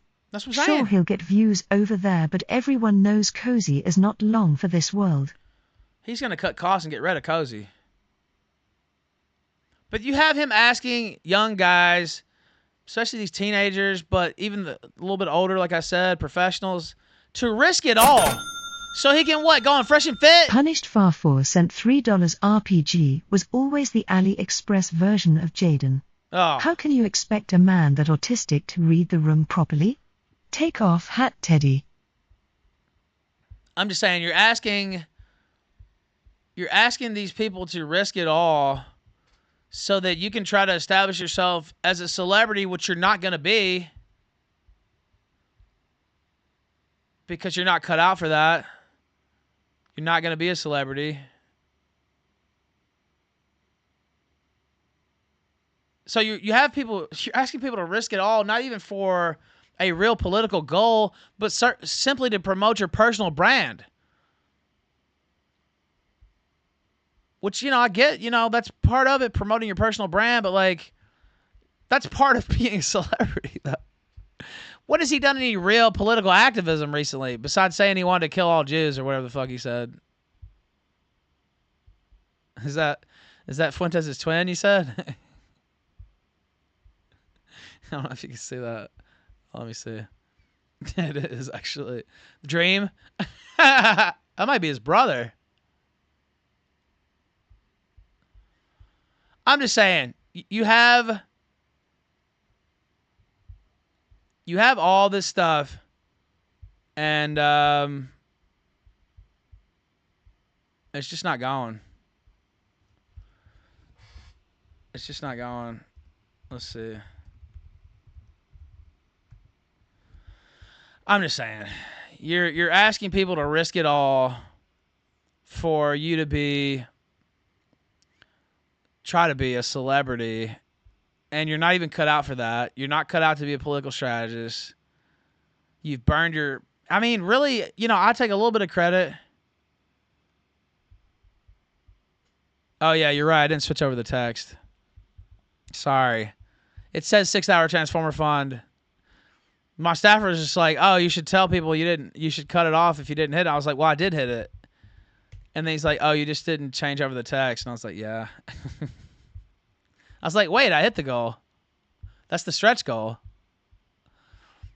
Anyway. Well, yeah, somebody mentions Milo did speeches with anti-faggots attacking the venue. Yeah, no. Milo did speeches where he might have even gotten killed.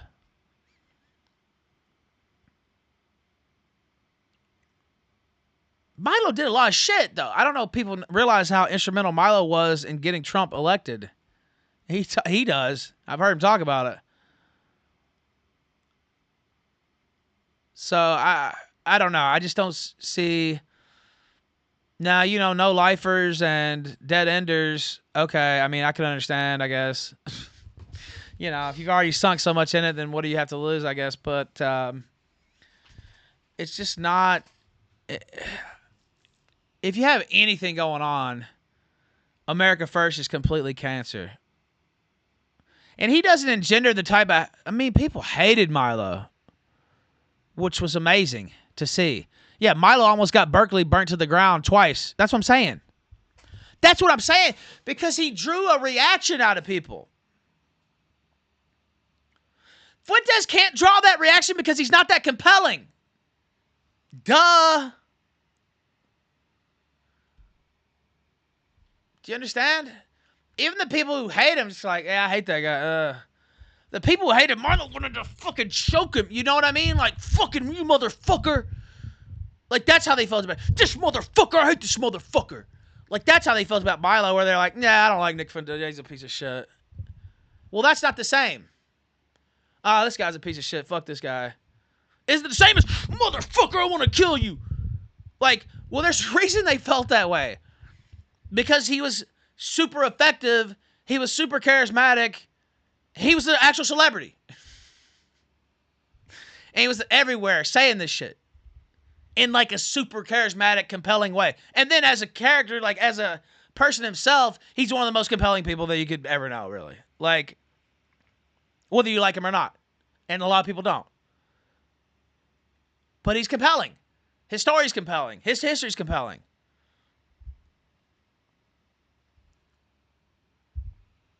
Nick's isn't.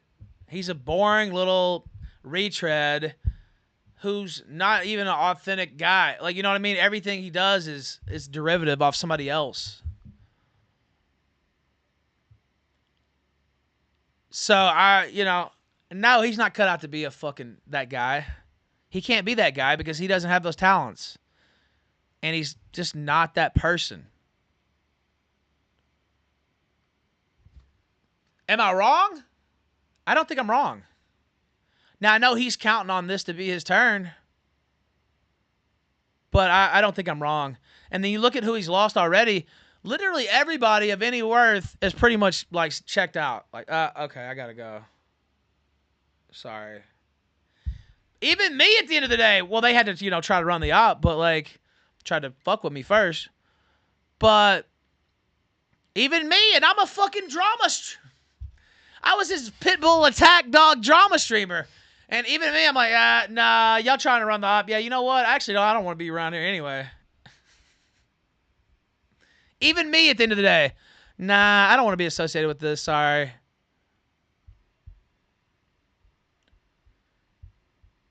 You know what I'm saying? I just don't know what he's really thinking. And he's not going to be elected to anything. That's insane. That's simple. That's even more insane than anything else. That's the most insane idea yet. He's not going to be elected to anything. That movement's not going to bring him into power or his movement into power. So you have to ask yourself, why would you even stick around this guy? For what reason? So he could go on Fresh and Fit and stare at black titties that he doesn't even have no interest in whatsoever?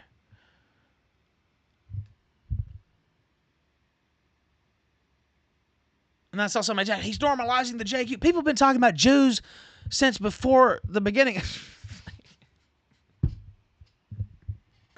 What are you talking about? Have you ever walked around and talked to people in real life? People talk about Zionists and Jews all the time. And sometimes it's not kindly. Have you ever talked to real people? Put your computer down and close your laptop? Now, does the media? Yeah, I mean, I understand the media has a stranglehold on anti-Zionist stuff and doesn't usually let that through, etc. But, hiling with Fresh and Fit, I don't think is really helping. Yeah, no shit. Yeah, exactly, Alberto.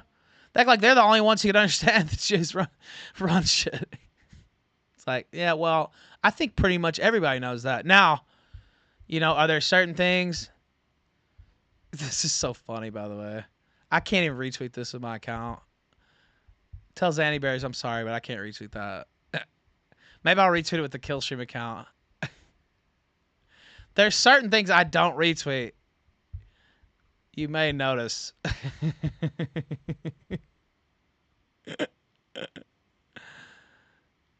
But it's like, okay, look, you know what? Hiling with Myron from Fresh and Fit, who actually thinks funny and can be insightful, but that's not helping anti-Zionist rhetoric. Hiling is? No, that's hurting. Saying we want to see Jews die in a holy war is not helping, it's hurting. So that part of it's bullshit too. Now you can say, oh, more people are talking about it, he's getting it out there. He's getting it out there in a negative way. That's not good. Zerka's a retard too. Like, okay. Hiling, that's not funny. Now if it's part of a bit and you got a set comedy or whatever, you're doing something, okay. Yeah, it turns anti-Zionist activism into a joke. And the more you identify that stuff with Hitler, I'm just being real, the less effective it's going to be. Because people say, oh, this guy's a Nazi. Now, you could be a Nazi party guy if you want, and there may be some in chat. But most people don't like Nazi party guys. I'm just being real. And, you know, I know some that are convinced that that's the right way. It never is.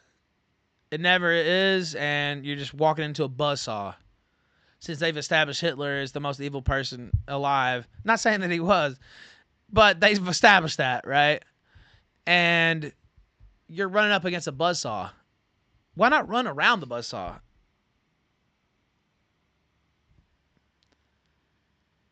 Why not? Why run right into the Hitler shit and start hiling and doing all this dumb shit? Yeah, they used to shit talk Wignats for the shit that Nick's doing now.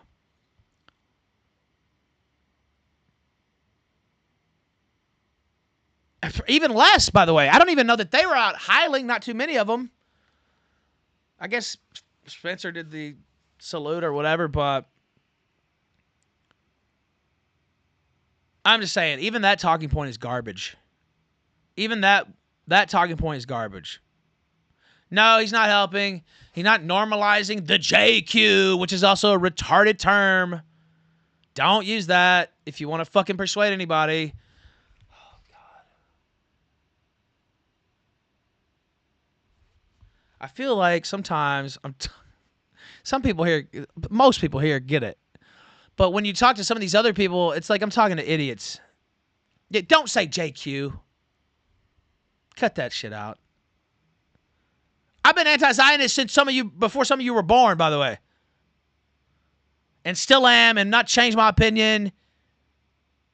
Free Palestine. And I'm never going to change my opinion. Prophersgoem.tv bound, yeah. But I'm just saying, like, that's not effective. Oh, it's the JQ. Okay, now you know what? Just shut up. Now just talk about Zionist power. Just say Zionist power. Zionist control of our foreign policy. Zionist control of our media. Not the JQ. Because you sound like Hitler!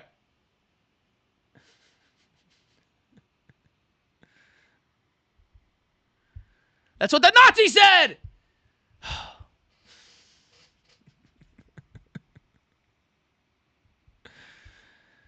Fucking idiot! Zog's even better than that, yeah. I don't use Zog either, but I just prefer Zionist power. Or even Jewish power, if you want to say that. Yeah, how much did Gabe Hoffman pay? Yeah, nothing. You got $5K? Well, you know what? I'm going to call him back.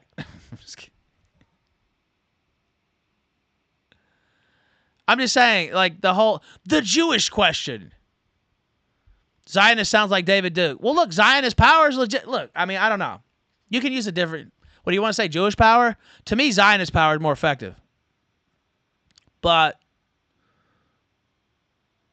you know, we could disagree on that minor point. Like, Fash Golden sent $3 Hitler fan or not. You don't start with saying that he was a good guy with anyone you're trying to bring over, and Nick saying he is Hitler is an insult to Hitler.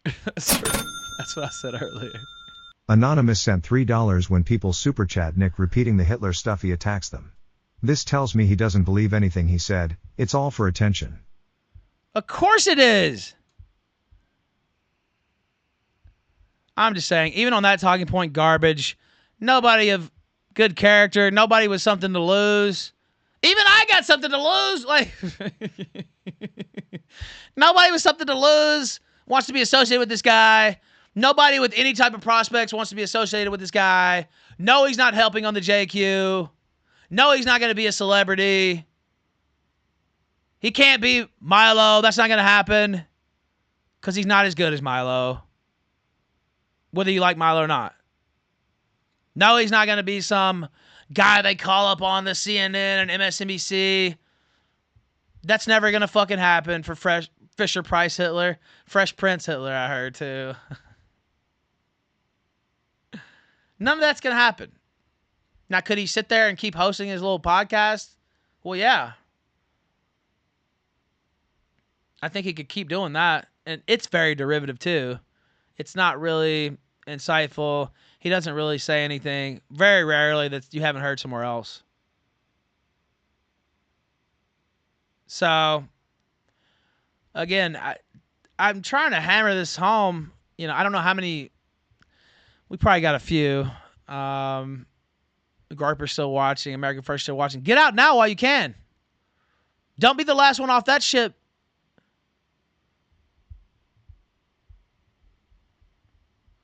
Rumpelstiltskin Shrek. Actually, I can't see that.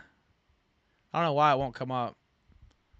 Yeah, get away from this guy. And again, do what you want. I can't make anybody do anything. But at the end of the day, being associated with this guy is completely cancerous. No matter what you do. From the top, from every position of America First, in every professional class, every job you're in, or could possibly go into in the real world. Okay, it's back.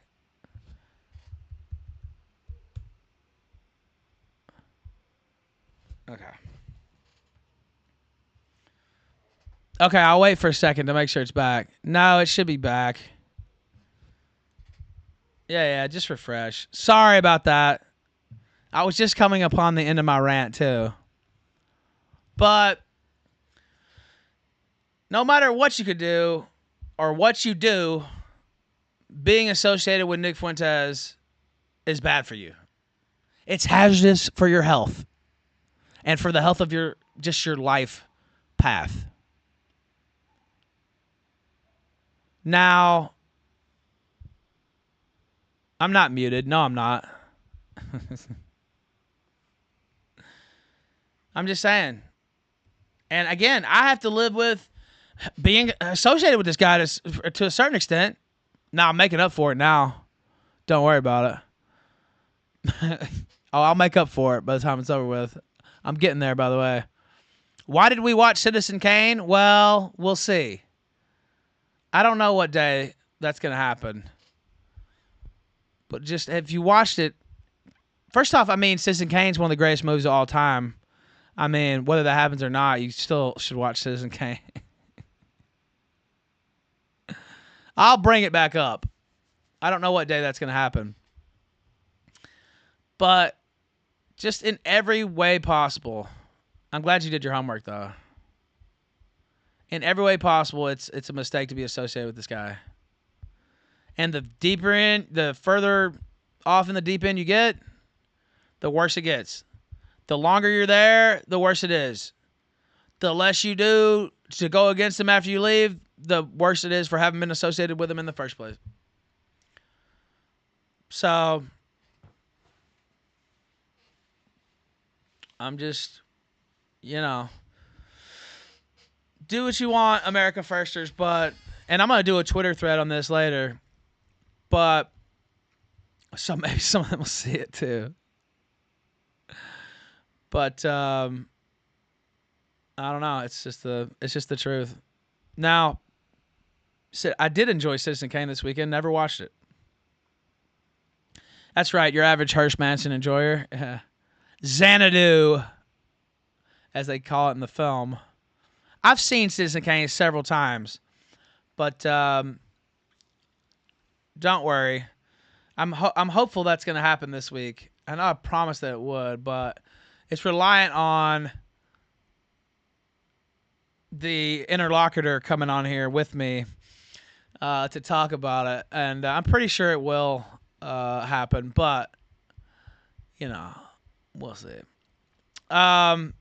Just watch it though if you haven't watched already. Okay. Based Xanadu, that's correct. All right, let me turn this on just so I can reply to this message real quick. Where is this? Ethan Ralph. What? Is leading the charge. Yeah.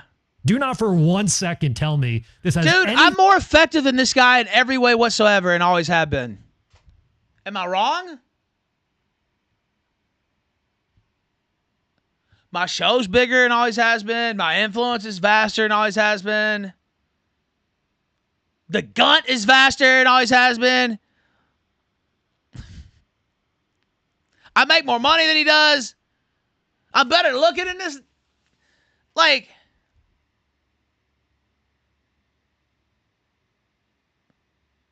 I've been around for a decade online doing this for a living.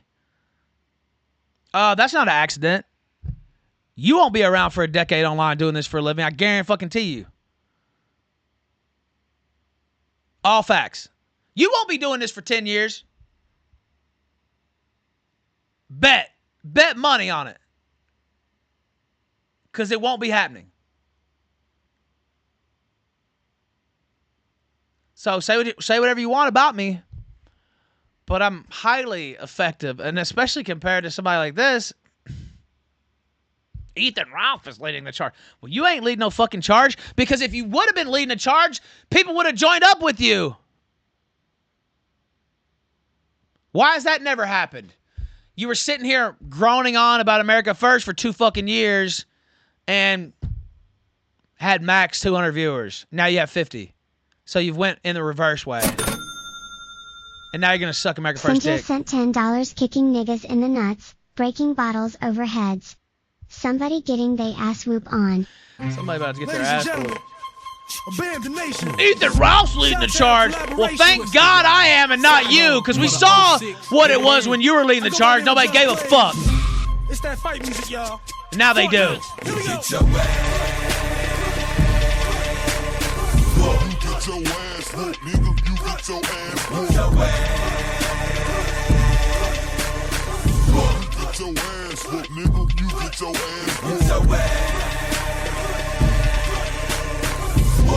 Get your ass whooped. The wrong look, you get your whooped. Get your ass whooped, nigga. You get your ass whooped. I'ma tell the party up until nothing remains. Twister! In the cup like a fucker with cane. Now it's on to the fullest. If a nigga tryna pull it, I'ma hit him with a bullet. I fuck in the brain. We be known for getting thumpers up in the house. Knew I let it ride when you hit them, I'ma shout. Try to reach for the pistol if I can get it out. I'ma steal off a nigga and hit him in the mouth. Kicking niggas in the nuts, breaking bottles off our heads. If I have to, I'ma stick anything that move. Look at the nigga that's standing right next to you. Put your finger in his face, telling me a bitch too.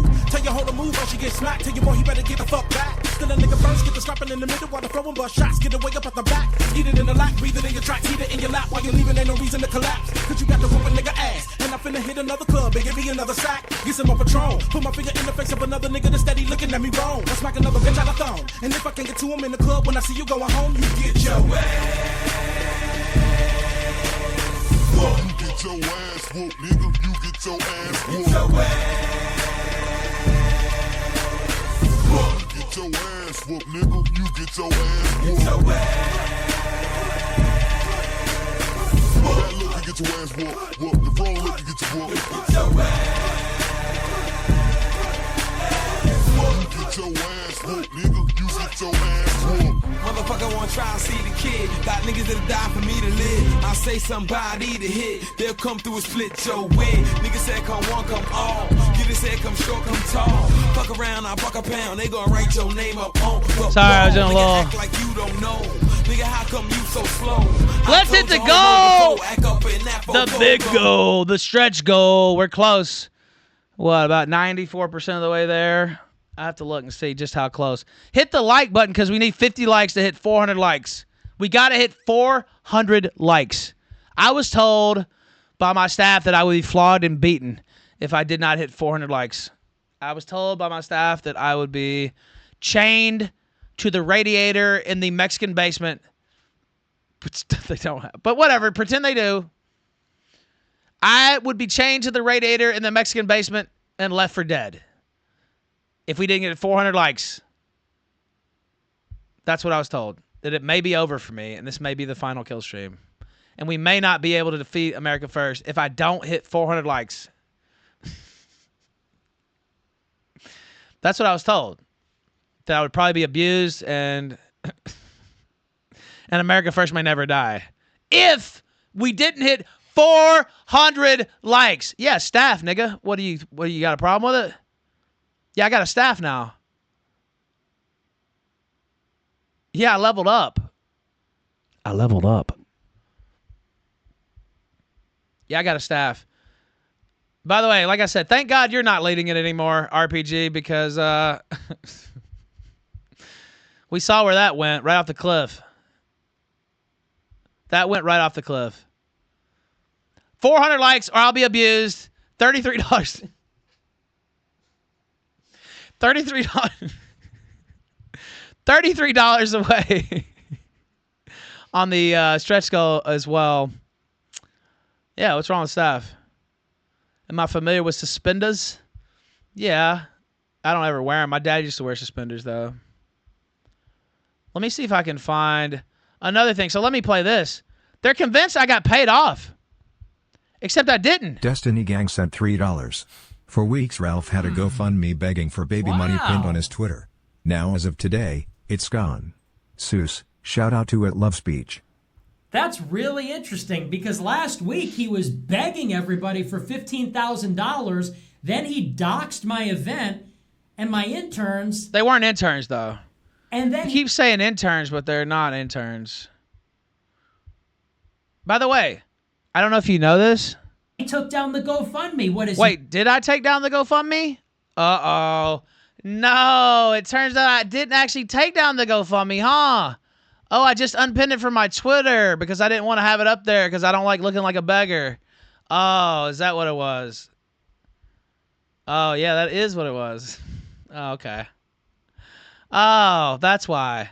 Oh, it's because the $15,000 goal is just like a, that's probably what it will end up costing me before it's over. But it's like, hey, I got a couple grand, and it's like, well, that'll help, and then I'll just keep making money and pay for the rest of it through that, hopefully. So no, I didn't get rid of the Give, Send, Go, and you can check that yourself if you'd like. Slimy Nick. And you don't have to give to it. I mean, you can just support the show. That's the same difference. Do you understand? You can just super chat me. And that's the same. It all goes to the same place. Spoiler alert. Spoiler alert. Why the fuck would somebody pay me 15 grand to dox his little rinky-dink event? I wish they would have paid me 15 grand. I damn sure would have accepted it.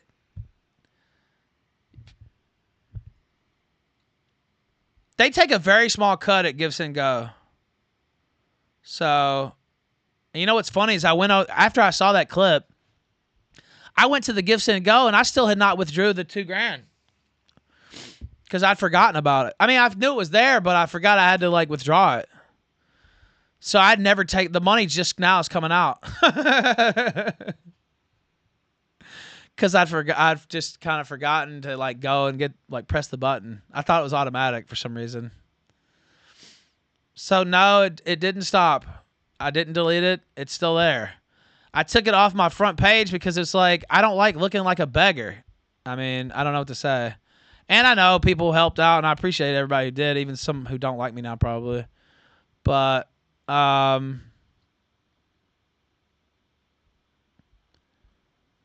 so no, I didn't delete it. Yes, you can still support it. I did all that shit for free. Yeah, exactly, Doompill. That was the most fun I had in years. You wouldn't believe. One day I'll tell the whole story of the counter op. Oh my God. I haven't told everything, every detail.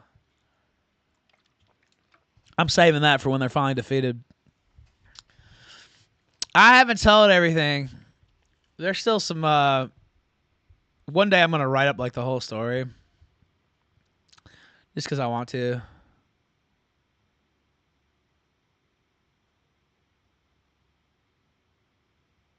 So, nope, didn't delete it. Still engaged in all that bullshit. Didn't go away. It's still there. And still would have did what I did for free. Like, and I did. You know what I'm saying? Like, no, you're that detestable. Quit telling me to drop bombs. That's the second time you told me, and fucking, I don't need any tips from you about dropping bombs. You're talking to the bombardier right here. I don't need any tips on bomb dropping. I'm working on the biggest bomb against America First that's ever been dropped. So, yeah, I don't really need any tips on that. Not everything is overnight, nigga. Do you know how these stories work?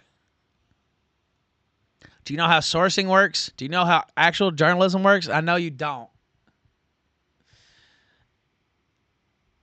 Yeah, it's actually confidential sources, and you have to talk to people, and people want to talk on the phone.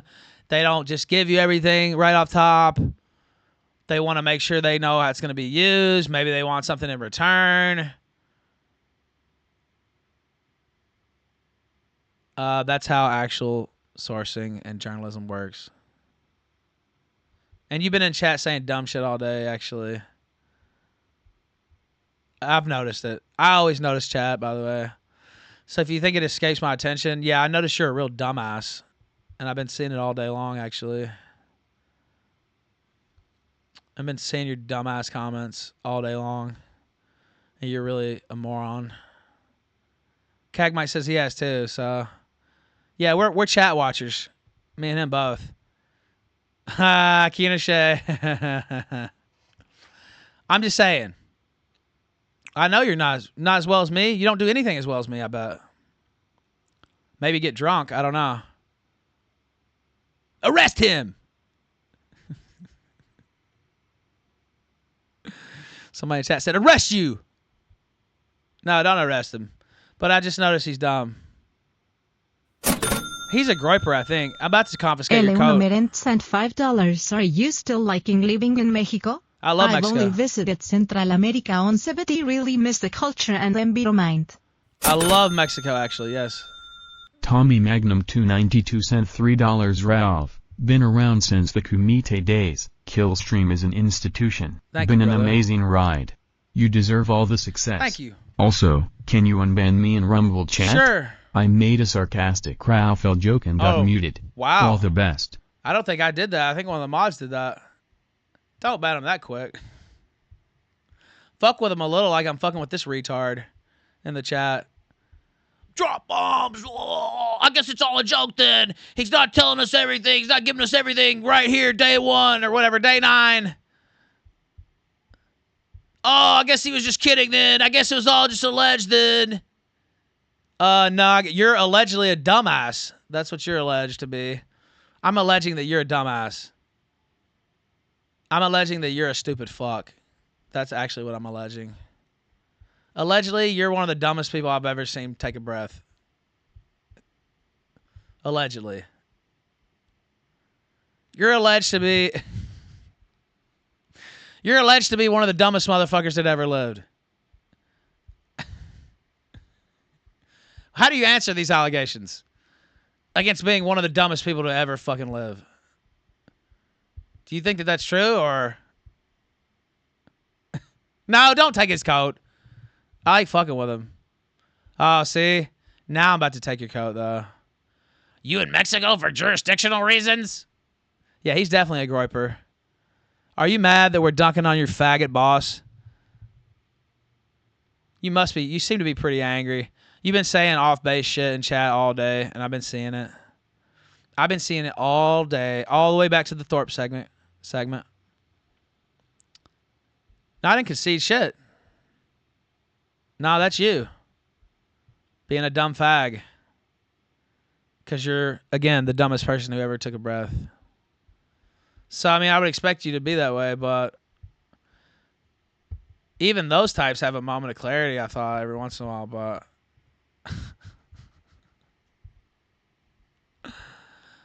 yeah, you're a hater. You want to talk about people who, what, Groiper? Do you want to talk about people who are not in the U.S. for jurisdictional reasons? I really don't think you want to go there. And that's not why I'm not in the U.S. I'm not in the U.S. because it ain't worth being in the U.S. It costs more to live there, and you get less out of it. So I don't see any reason to live in the United States. And also, it's more paused in every which way imaginable. Period. So I don't see a reason to live there. Literally, Merida, Mexico is one of the best places you could live on Earth. So it's super safe. I took a walk the other day, 12:30, and didn't get back till 1:30, and didn't worry for my safety one single time. Police actually policed my neighborhood. It's literally the safest city in North America. Tony Magnum, I don't see that name, though. Not the 292. I'm looking for that guy to unban him, but I don't see him. So, yeah, this is an awesome place to live. It's the best place I ever lived. I'm not a hater. I followed you for years. Well, then why are you saying these things?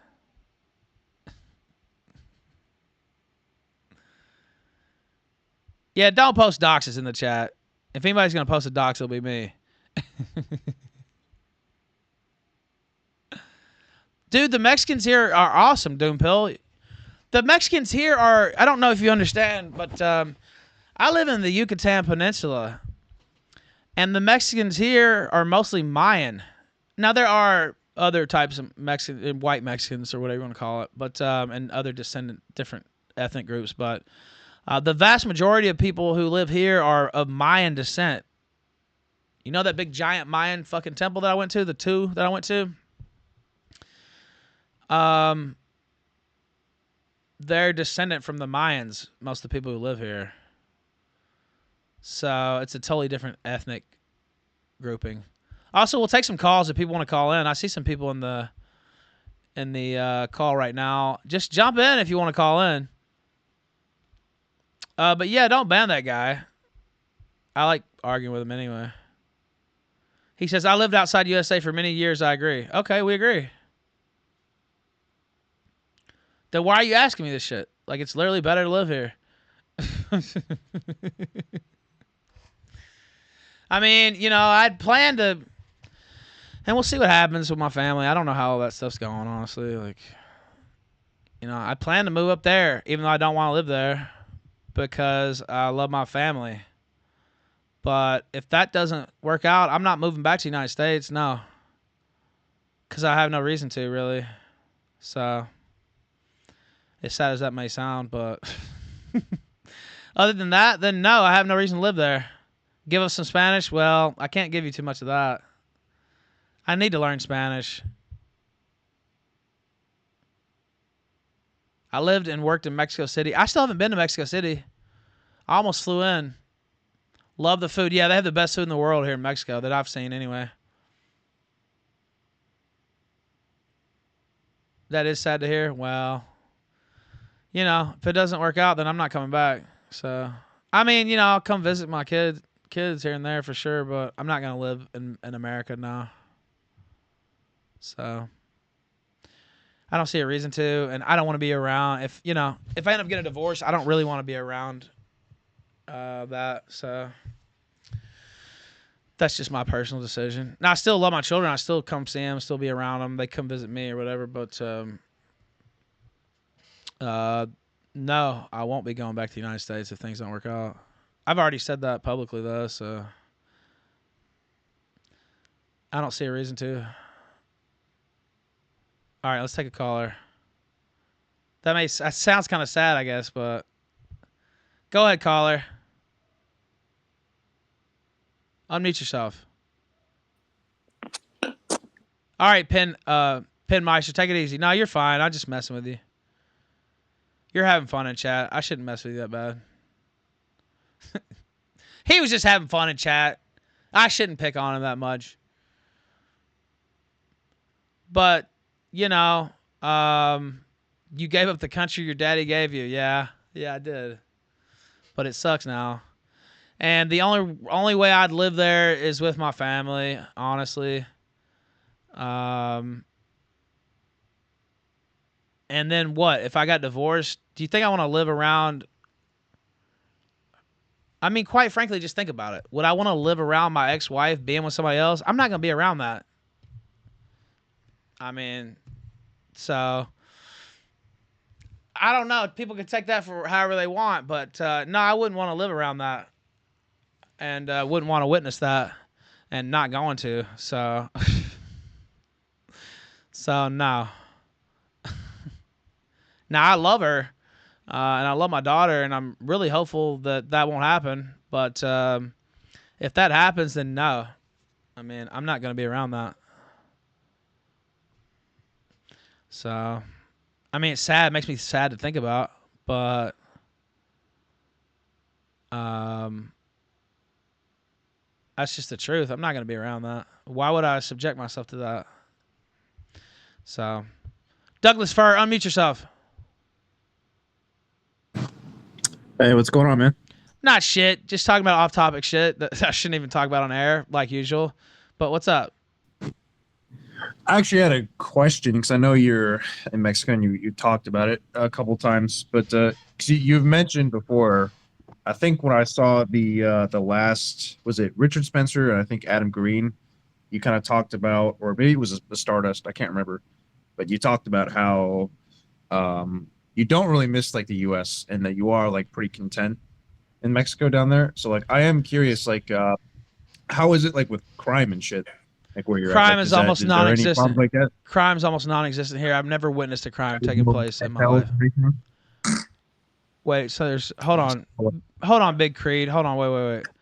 You were late, so you're gonna have to wait a second. Now we're talking to Douglas Fur. You're fine. Crime is almost non-existent here in Merida. Thank you, chat. I appreciate the. Oh, hold on, wait. I appreciate the positivity, chat. Yeah, crime is almost non-existent here. I've never seen a violent act. I've never seen a theft. I've never seen anybody get punched or pushed or any type of violence here the whole entire time I've lived here. No cartels or anything like that? Or? Not here. Now, there are cartels in Mexico, but Merida is basically a safe zone that they don't fight here, and they even send their own families here because it's the safest city in Mexico, so by far. Like I said, literally, it was the safest city in North America in 2019, and I think again in 2021 or something like that. It's always in the top 5. I mean, just go look up the stats for Merida, Mexico. Let's see. I'll pull that up, but yeah, it's super safe here. Like, super safe. Merida considered the safest city in Mexico 2019. CEO World declared them safest city. Merida safest city. The safest city in Mexico 2023. Merida. Yucatan capital 2019 named America's second safest city. Merida remains among 10 safest cities. So yeah, it's super safe here. Now there are some places that aren't as safe, for sure, but this isn't it. So yeah, I love it here. Yeah, I don't know. I've given thought a couple times of trying to go live overseas for a little bit, or even pondered the idea of like, you know, kind of what if I found someone over there and decided to move abroad. But I don't know that I could, like, as much as I hate a lot of the problems in the U.S., like I don't even know that I could ever acclimate to somewhere else. So like Spain and the UK, because those are where most of my ancestry comes from. Like those are places that I've considered. But I don't know if I could ever acclimate somewhere like the UK, where like you can get thrown in jail for talking shit on the internet. So Well, do you know, those are the I was things that originally going to no. move to the UK and live there with my ex-wife. So, yeah, I know all about that. Now, don't get a felony if you're planning on moving to the UK. That kind of sabotaged that. You can't move to the UK then, but... Well, I don't know. Would you even be able to do your show there because of all the things like it said? Like, well, I feel like I they mean, would, you know, yeah, I mean, well, at that time, you know, this is the person I loved, and, you know, I was just going to try to figure it out, I guess. But that didn't work out. So ended up not moving to that spot. But, yeah, I'd originally planned to move to the UK way back in the day. So I guess from that level, I'd always kind of thought about leaving the country, or for a long time at least. But Mexico is good because, one, it's so close to the United States that you can fly back anytime you want, and you can get stuff shipped in from the U.S. anytime you want. And here in Merida, they have almost everything, like 95% of what you could get in the U.S. anyway. So with some of the same change, I mean, there's McDonald's, Burger King, Starbucks, Walmart's everywhere. There's a Five Guys here in Merida, you know, so it's got pretty much everything the U.S. has. Now, with a couple exceptions, with maybe some expertise type stuff, or some of the electronics they have cost more because they have import duties, import-export, because they make more off that than they do off actual taxes, because nobody pays their taxes here, or well, some people do, but a lot of people don't. So Merida's a USA colony? Yeah, it kind of feels like that, yeah. So, yeah, it's great here. I mean, if you're gonna test it, do a tester. It's not the worst spot. You can also just live in Mexico on visas because they give you a 180-day visa if you ask for it almost automatically every single time. So you don't even have to get a residency. I have residency. I'm a temporary resident here, or residente temporal, as they call it. So I'm just going to get that renewed. You can get that renewed for 3 years. And then after that, you can become a permanent resident. Also, I can get my residency renewed, and there's no requirements on the amount of time I have to stay in Mexico. So even if things were to work out with my family, I'd probably get it renewed anyway. Anonymous sent $3. Have you ever had a dream that you... Is that Roseanne? You had your... You could... You'll do... You it's want Hillary. You could do so. You'll do. You could... You want him to do you so much you could do anything. No, Hillary, I haven't. But yeah, I thought it was Roseanne at first. I was like, no, that's Hillary. But yeah, I don't see a major reason to go back if things, you know, stay in a bad way or don't work out, right? Like, I think that would just be shooting myself in the foot because first off, I'll have to pay 2 child supports. Why wouldn't I stay here with cheaper rent, better living, safer city? The dollar goes further. Now, it doesn't go as far as it did last year because it's lost versus the peso. Like, it's at like 20-year lows against the peso, but that's another story. I'm expecting that to change probably, but we'll see. But yeah, I don't see a major reason to go back. I mean, unless it's for my family. That's a major reason that's worth it. But I don't really want to live in the United States otherwise. So I don't see a reason to. All right, thank you, caller. I appreciate that. It's better in every way. So you got some great clips of the dance-off. Now, that doesn't mean I couldn't still travel and go in here or there, and I will still see my children.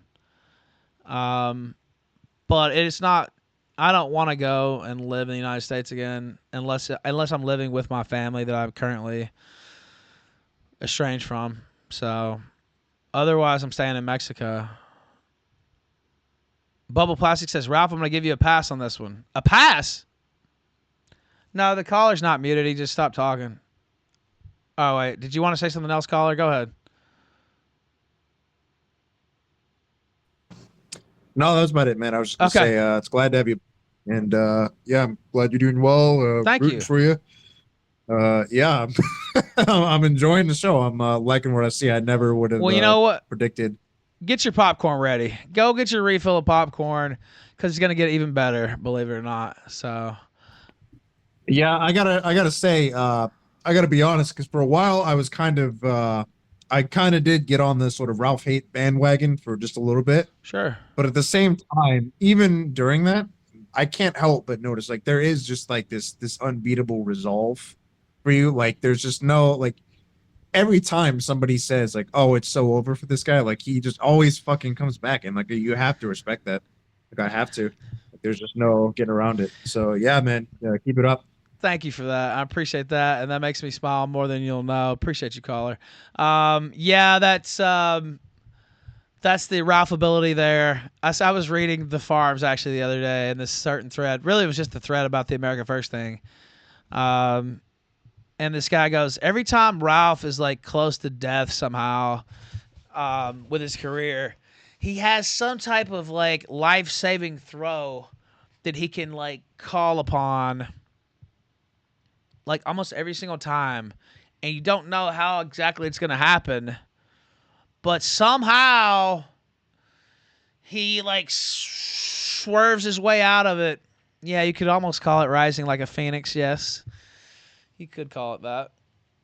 Mio talking shit about the Ralph male. Well, I mean, I don't blame him. He can never be me in any way whatsoever. I mean, he's not compelling. He's another person like I was talking about earlier. He's not a compelling person. He's like a cipher. I never really everybody over there hates him, by the way.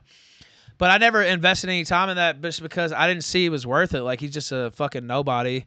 He's a fucking nobody who plays second fiddle to some old Jewess, and he has no real character of his own. And I never thought to invest any time and even dunking on him. I'd rather dunk on his host than him. I don't even see him as being worth my time. He's like somebody who should fix my coffee. So, go run my errands for me or something like that. Like he's on that level.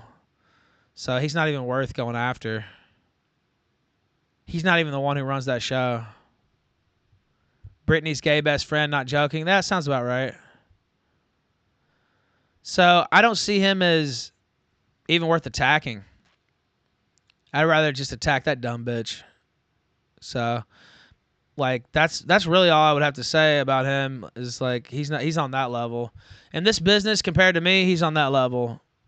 Gopher, coffee boy. That's the level he's on. Feature said Brittany talking mad shit. I bet she is. I mean, they're just lying about me. This guy's lying too. I didn't even finish the clip, but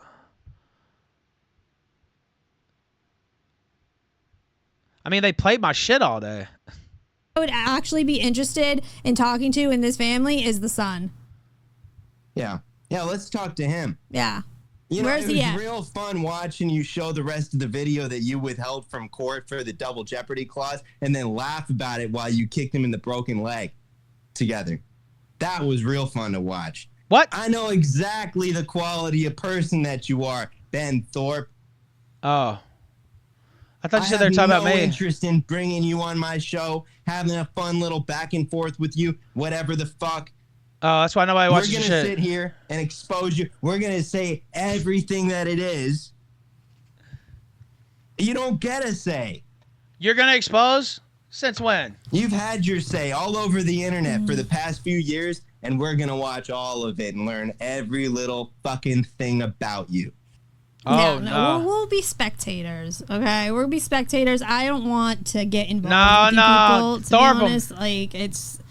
Ha! Ben's in chat dunking on him. Look at this loser crying like a bitch behind his anime profile. Jesus Christ. To you guys on our stream. Big Ben! Right? But, see, I just told you. Enjoy whatever weird freaking... You got an answer for the question? Grace, how old were you when you lost your virginity? And where's the 14-year-old when you're off traveling? Huh? Alone with him? No, well, something to think about. Did you not even watch the segment earlier? She's not there with him. You think he couldn't hide it from you with her? Do you think he couldn't convince her that they've got something special too, more special than you, and she just can't tell you just like you couldn't tell Mom? You sure, Grace? These people just suck. I'm not even gonna watch their shit. Like, I can't even watch their shit to dunk on it. Like, they just suck. They completely suck. Sorry, I thought that was my cat. I mean, all the shit I've said about Fuentes, at least I could watch his shit to dunk on it. Like, I don't care about those people. They suck. And then it's like, oh, you're talking shit about the Thorps. Well, I just got through saying you can never put together something like what I put together earlier, and this is why. Now, I didn't expect to do it as long as I did, and distracted me a little bit from the anti-American First stuff, but it was still compelling. More compelling than anything you've done on your show this entire year. So, you know, that's just the truth. Billy Jenkins sent $5. Mio is a gay 35-year-old gay man that preys on AF twinks, is sexually obsessed with dragons, admittedly dresses up in a dragon furry suit, and is so retarded that he literally believes dragons exist. The dude is a mentally deranged moron and fag. Yeah, that sounds about right. But, and then it's like, okay, so think about that. I'm cool with the Thorps, obviously. And you guys know that I think the world of Grace. No, not on that level. I know everybody tries to start shit on that. I feel bad for her for all the drama. And also, I think she's a good person. And I think she's good at this. She's better than either one of those. Both those people put together, she's better than both. Period. By far. By like a country mile. And she's just way better. She's way more interesting. She's more entertaining. She can dance. Like, she's funnier. So, yeah. That's a good person to have on your show. Grace was in chat. They banned her. Yeah, because she was probably dunking on him. Please make her a co-host. I wouldn't mind that. She's good. I actually mentioned that to somebody. That she would be good even as a co-host eventually, yeah. Yes, I said that. But, yes, I thought the same exact thing. She could easily be a co-host. Now, you probably wouldn't have her every day just because some people hate women, but... But, yeah, I think she could easily be a co-host. Where are you going? No, I don't hate women. That's not me. I'm talking about making one a co-host. What are you talking about? But then you look at the other side of it. Oh, well, I'm friends with all their top A-logs too. Okay. Their two main top A-logs, Grossly and Shamu. I'm friends with both those guys too. Wow. Oh, it's almost like Ralph's got all sides covered. Yeah, he does. And I'm friends with Milo. Oh, wow. Huh. How does that work? How am I friends with all those people? Oh, it's because I'm better at this job than you. Oh, I see. Am I wrong? I mean, I don't think so. I think I'm right on it. So, they're just gay and moralizing. Yeah, no, nobody wants to hear that. Like, it's just fucking boring. Plus, if I wanted to hear that, I could hear it from somebody who's doing it better. If I wanted to hear somebody A-log the Thorps, I'd go watch Grossly stuff and Shamu stuff. I don't want to fucking, like, I ain't going to hear from these two retards. Like, just dead serious. If I wanted to watch that type of shit. Are cigarettes cheaper in Mexico? Yeah, like a half price almost, yeah. Like the stream. We're very close to 500 likes. Cynthia sent $10. We in here. It's a takeover. It's a takeover! Mr. Worldwide. What? Back in your home. Let's get this thing jumping. Hold up. 3, 2, 1, let's go now.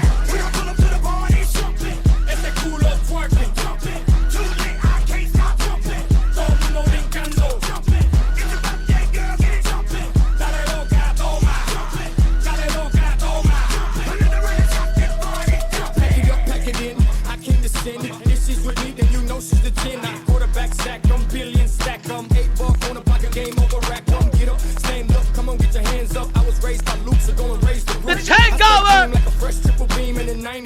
it was all a dream. Monkey that ass, chunky, pass me the rollie and roll me the funky. She got a man's like a 7 trait bump, and she don't make it touch, she make it jump. Hold up!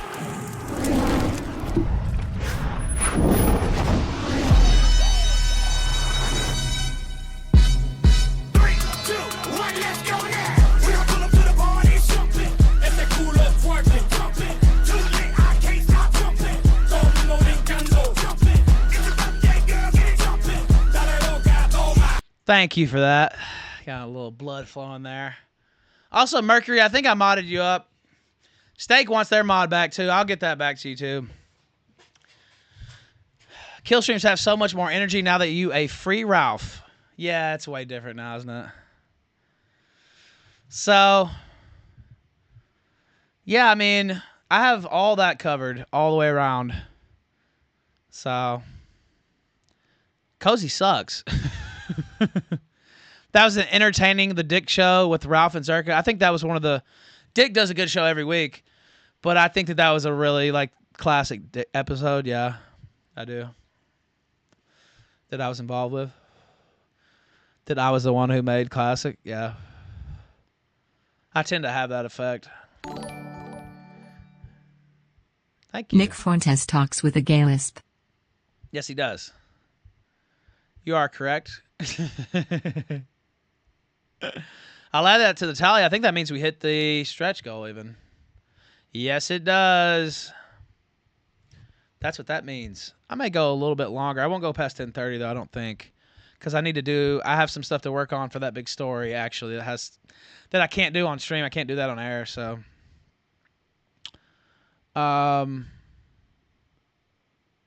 But those guys suck. Real R-Tax, yeah, you can definitely have yours too. Here, I'll just do it after I'll leave it pulled up and give it back to you after the stream. R-Tax is one of my most loyal viewers for years, so.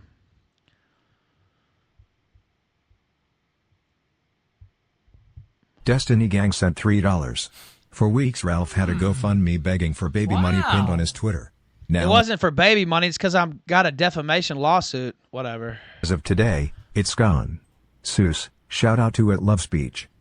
That's really interesting because last week he was begging I mean, it's related to fighting for my son, let's be honest, but I mean, it's a defamation lawsuit. Everybody for $15,000. Then he doxed my event and my interns.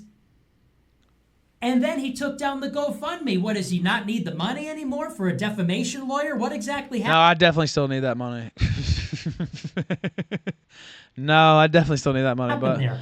Yeah, that is pretty interesting, isn't it, huh? Somebody desperate for money, raising money for some lawsuit. Please give me money, everything helps, I'm poor. Betrays No, that's me. not what I said. I never said I was poor. I'm not poor. A defamation lawsuit costs a lot of money, nigga. You don't have to be poor to need extra money to fight a defamation lawsuit. A defamation suit in California. Yeah, that's right. That's what they're trying, yeah. But no, I didn't get a single dime. I mean, I did off the GoFundMe that's still posted, by the way, that I showed a minute ago. It's still up. You can still donate to it if you want. It'll still help. But you can just send me a super chat because that helps too. So that's why I got a injection of cash, and I didn't want to keep it pinned because I'm taking you fucks down, and plus I just don't like looking like a beggar. So I did get a cash infusion there, and so no, I didn't get paid off. He takes down the GoFundMe. Maybe he raised all that money in one day, huh?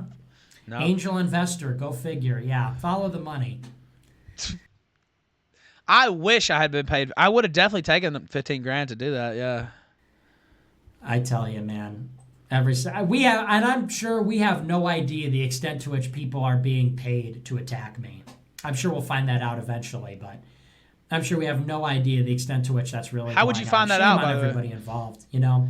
How would you find that out? At the end of the day, I'm a guy holding up the whole world trying to do this fight, and you have all these fucking Jews and faggots attacking me constantly. Yeah. Yeah. Okay. But nope, didn't get paid. Did raise some money on the Give Send Go. It's still posted. Didn't get taken down.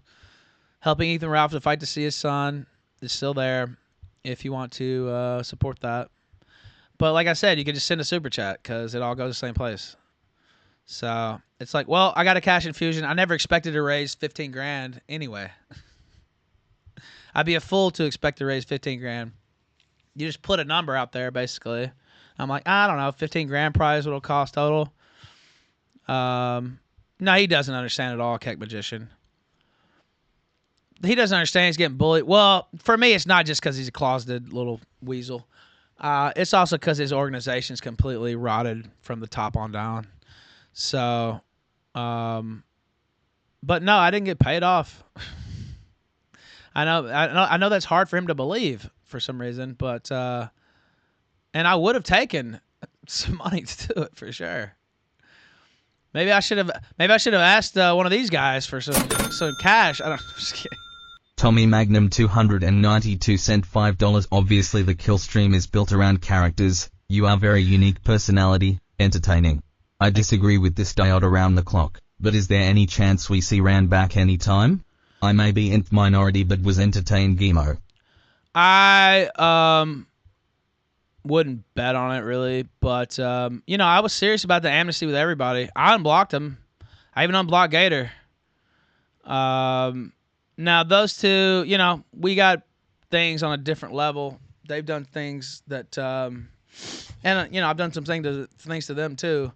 That is full on peace ever gonna happen between us? Probably not, if I had to guess. But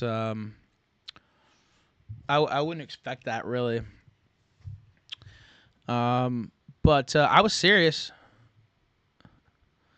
I was serious about what I said. But, I don't really think that they are serious about, would be that serious about wanting to make peace. Have I talked to Gator? No. I haven't talked to him. I haven't talked to Rand either. I want to destroy America first, though. I'm not even worried about that. Like, I was serious about what I said last week. You see me unblocked. By the way, if I don't have you unblocked, and that's you, Tony Magnum, send your screen name because I can't find it in the list to unblock. You said you were blocked on Rumble, but I don't see you. So, if you don't give me the right screen name, I can't unblock you. We did get 400 likes. We got to get 404 now. You're right. Oh, there you go. See, you can chat. Okay, good. Okay, good. But, nah, I wouldn't necessarily bet the farm on that. But mods can unblock. That's sick. But I was serious about trying to build back bridges. I think you've seen me already do some building back. And, I wasn't kidding that I think this supersedes any beefs I've had. I wouldn't call those two petty beefs, though. Those are kind of serious, legitimate beefs.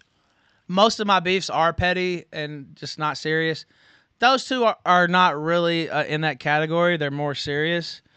But even those, I'm not interested in any of that. So, I can't speak for them, but it doesn't interest me to try to dunk on Rambot and Gator. I'm on a bigger mission. Literally feels like a mission from God. I said that last week, and I wasn't kidding. And I don't feel like wasting my talents and my time and my effectiveness on shit that doesn't matter. Even though those are more serious beefs, it still doesn't matter compared to what I'm doing. So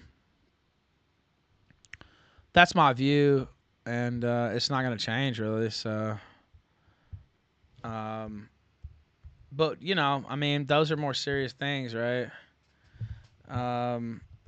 With some like serious, not serious reasons why we don't like each other. It's not a game. Anonymous sent $5. You see the clip of the Jew girl making fun of Nick's voice on F&F? So embarrassing. Nuh-uh. Hold on, I want to find this tweet. Is A-Hole Anderson in chat? Because somebody sent me a screenshot of it earlier. Fuck, where is his Twitter?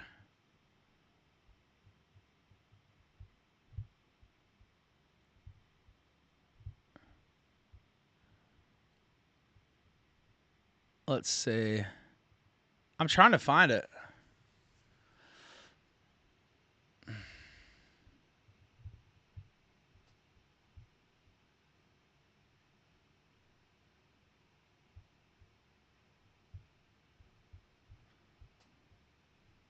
Fuck, where is that? He was tweeting about, yesterday they tried to say that was bullshit. Fuck, where is that? Oh, there it is. Oh, shit, let's see. He sent me some stuff already.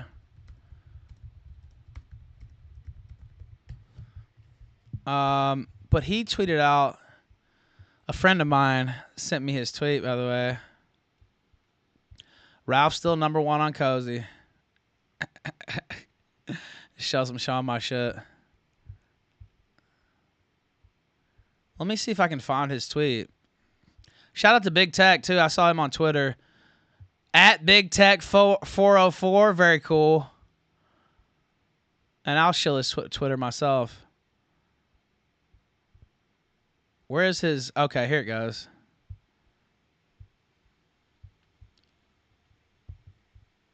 Let me pull this up because I want to show it to the audience. I saw that Bronny James had cardiac arrest today, and the first thing I thought about was Vax. By the way, do you see this? I had a dream last night. I became one of your boyfriends. Nick Fuentes liked it.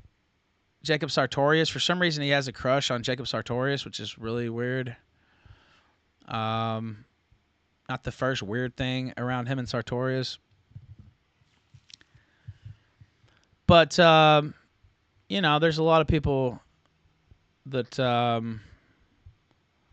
want to bring aboard, and that I'm not interested in. Even the people whose beef I consider a little more serious, like Rand and Gator. I mean, it's not worth. I'm on a different mission. Like that shit, it's not really worth my time, and I don't. I'd rather try to unite people on this rather than fighting. Other than fuckers like Cog, they don't deserve even that type of consideration. There are one or two, but for the most part, not worth it. Ali Jamal's a little rat. If I saw him, I'd probably slap the shit out of him. So I just saw him mentioned in chat. Yeah, I've seen all the legit ridiculous shit he said. Yesterday, LOL, Milo's a lying Jew. No way he talked to Elon to ban the Groypers. Today, wow. Getting wiped out. No way. Ban wave imminent. Wow.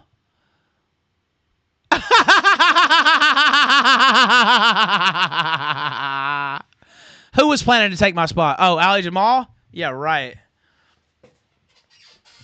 Who was going to take my spot? Oh, wow. I thought that was a false report yesterday. Huh. How did that happen? Wow.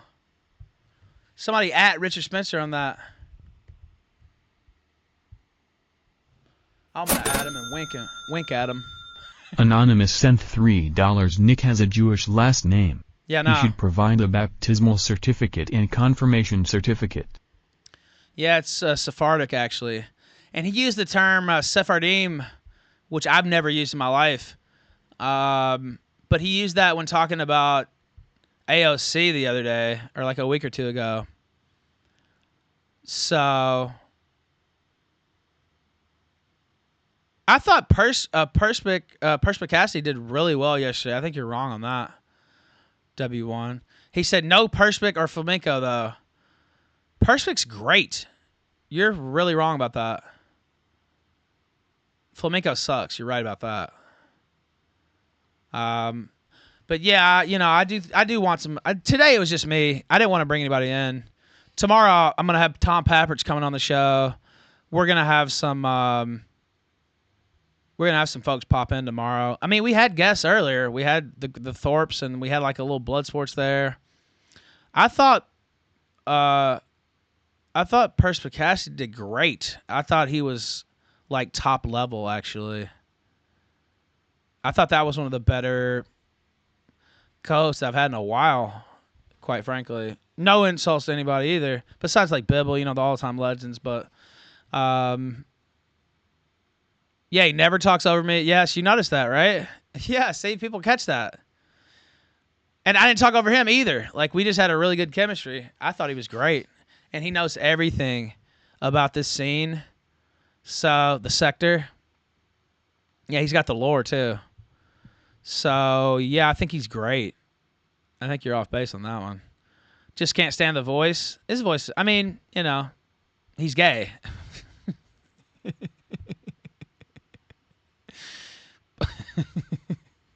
So, man,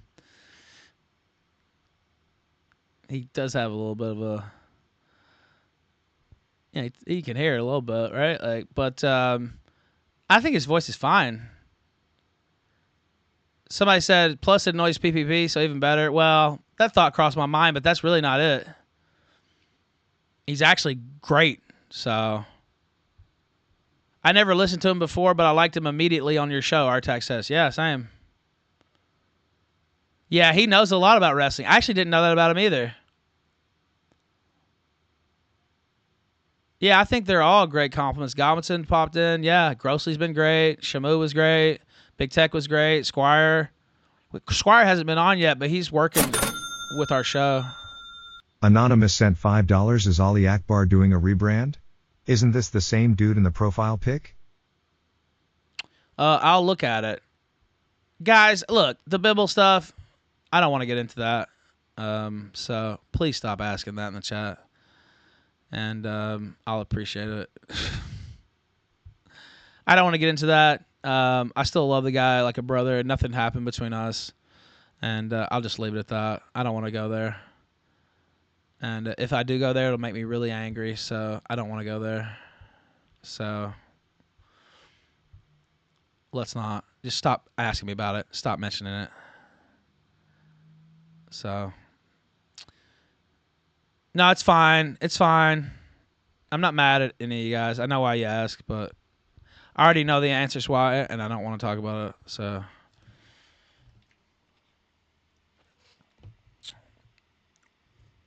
Grace was great. I thought so too.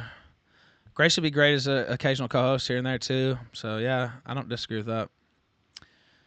But yeah, just leave that off. I know exactly what happened, and I don't want to talk about it. So if it comes time to talk about it at a certain point, I will, and I'll talk about it very forcefully, and I'll talk about it in a really major way, and I'll have to make some motherfuckers pay. So I'd rather not go there. So just please stop asking me about it. And I know you guys don't know all this stuff, and so I'm not mad at anybody, but I keep seeing that stuff in chat, and I just want to say that, like, just leave it. Bibble is one of the best allies and friends and co-hosts I ever had, so never will ever hear a bad word about him from me, and you never have, and it's never going to happen. So it's just I know all about it, and I'm not going to talk about it. If it comes time where I do have to talk about it, I'll be doing some damage to a couple motherfuckers, and you can just best believe that. So if they're listening, be very careful, is all I'll say. Be very careful what you think you can get away with. Be very fucking careful, because I got a lot of powerful allies right now, and be very careful with what moves you think you're gonna make. I'm just gonna be real. So that's all I'll say about it. And take it for what it's worth. So be careful. That's all I'll say. Somebody underneath said, in retrospect, Milo and Ralph were the wrong enemies to make. Yes! He gets it.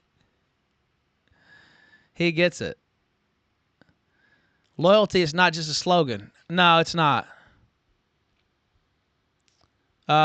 Big Tech wants me to call in. Okay. Let's see. Wait, is he on with Asmodor? Is he like on somebody else's show?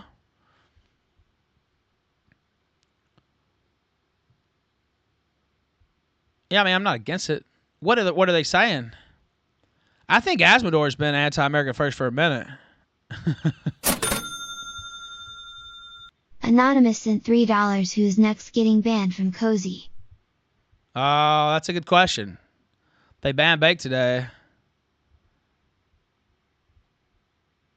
crossing the streams. Ah, fuck it. I have to end our Telegram call. Yeah, fine.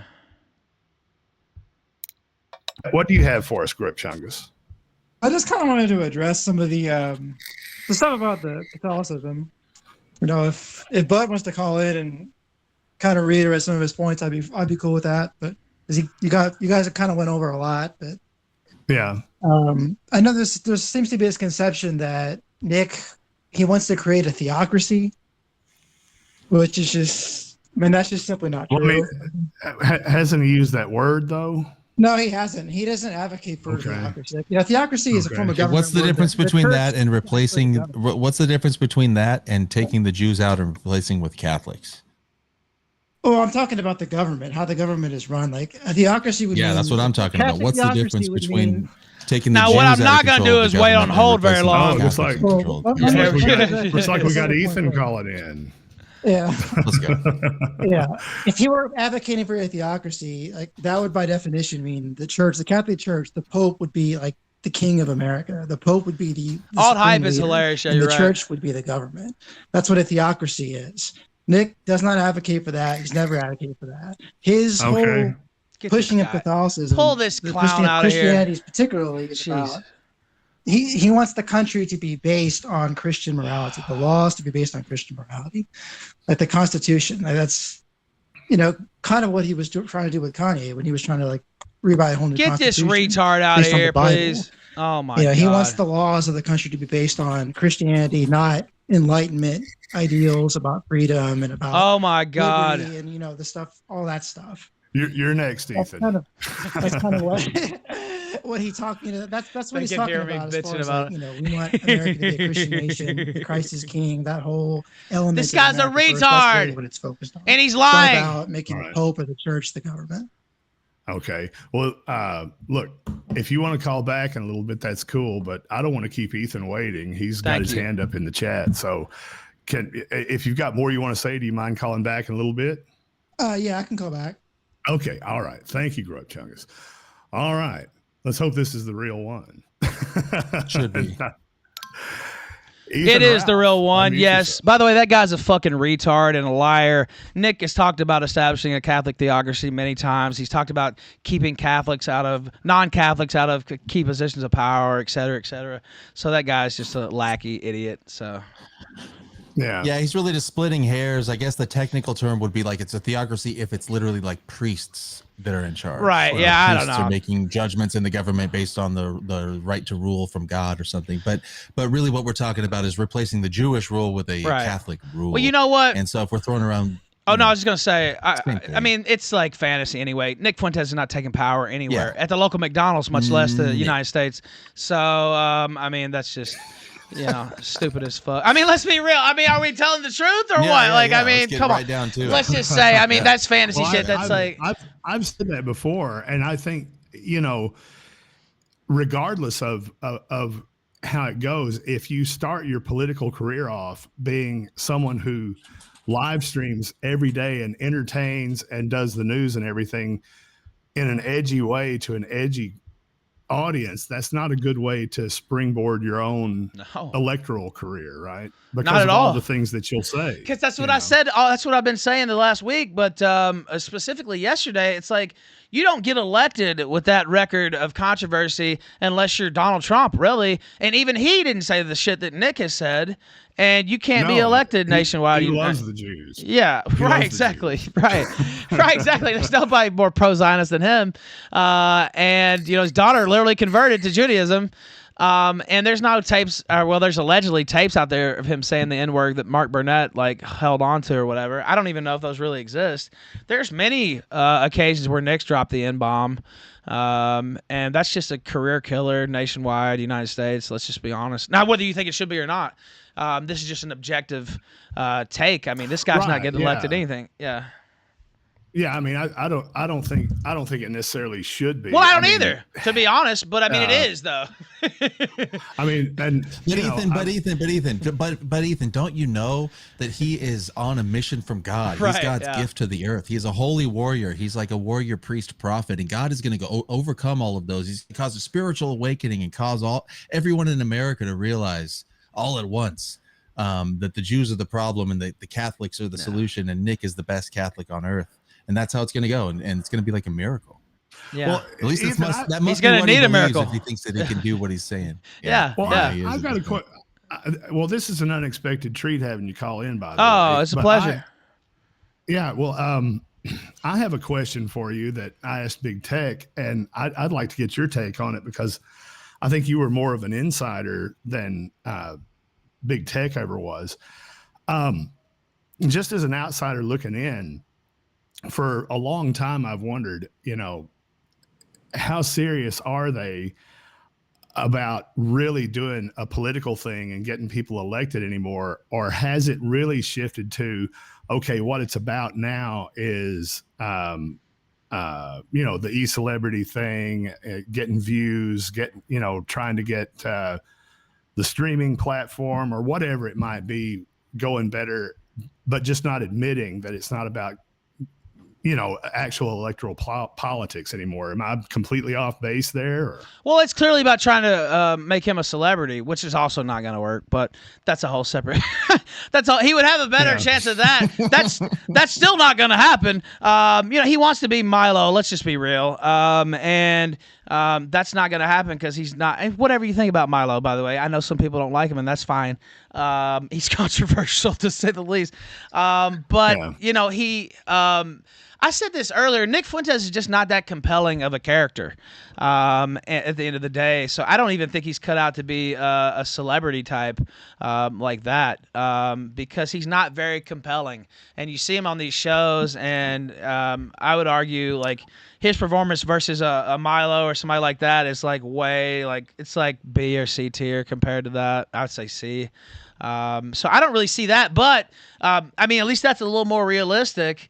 It's completely shifted. You saw some of those leaks, I'm sure you have by now, where he's talking about we need to be at the Rice Gum versus the Tate's table or whatever. Yeah. It's like, okay, yeah, that's not real. Well, the whole activism. thing with Milo, I knew it was a really, really bad thing when I had on this show I had been warning that Milo was perhaps not someone that Nick wanted or AF wanted to get involved with in the first place because of his record of, getting involved with various things and then having falling outs with them and then burning them down. Right. And when Nick had the whole thing where, whatever happened and Milo was excommunicated from the campaign, and immediately I see, okay, Milo is starting to wage this slow war of just, okay, attrition. I've had all this and I'm going to burn it down and all that. And it's still going on. I thought, man, this is not going to be a good thing for him,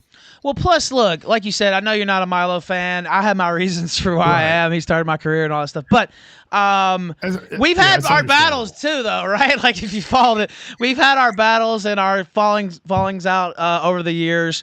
But he's got enough love for me. Never try to like drop that big hammer or anything like that. Even though I've talked plenty of shit about him over the years. But this is a guy, no matter what you think about him, has got a Rolodex a mile long and knows everybody. And I remember at the time thinking, because I was on their team at the time, and I'm thinking, why are they not stepping on this guy's neck? Because Milo, not that they could necessarily, but they weren't even really trying.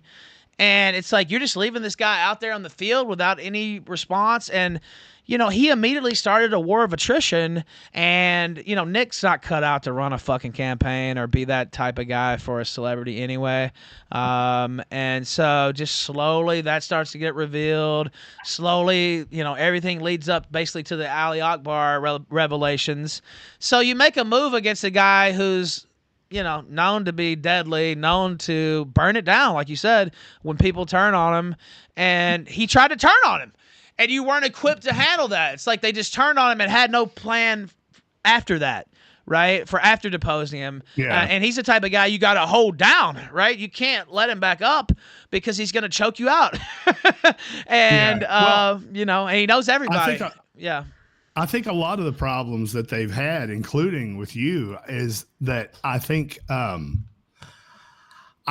think that not just Nick, but I think the people running things over there really don't have any idea how to handle people. And I don't even mean that like in a manipulative way. I mean, like how to treat people, you know, like you make your list of who is important to you, who's helping you, and among those, who can burn you down and all this. And like, okay, let's treat these guys over here with respect and all that. And I don't know. It may be a thing of youth, or I don't know what it is, but I think hubris. Yeah, and youth. I think.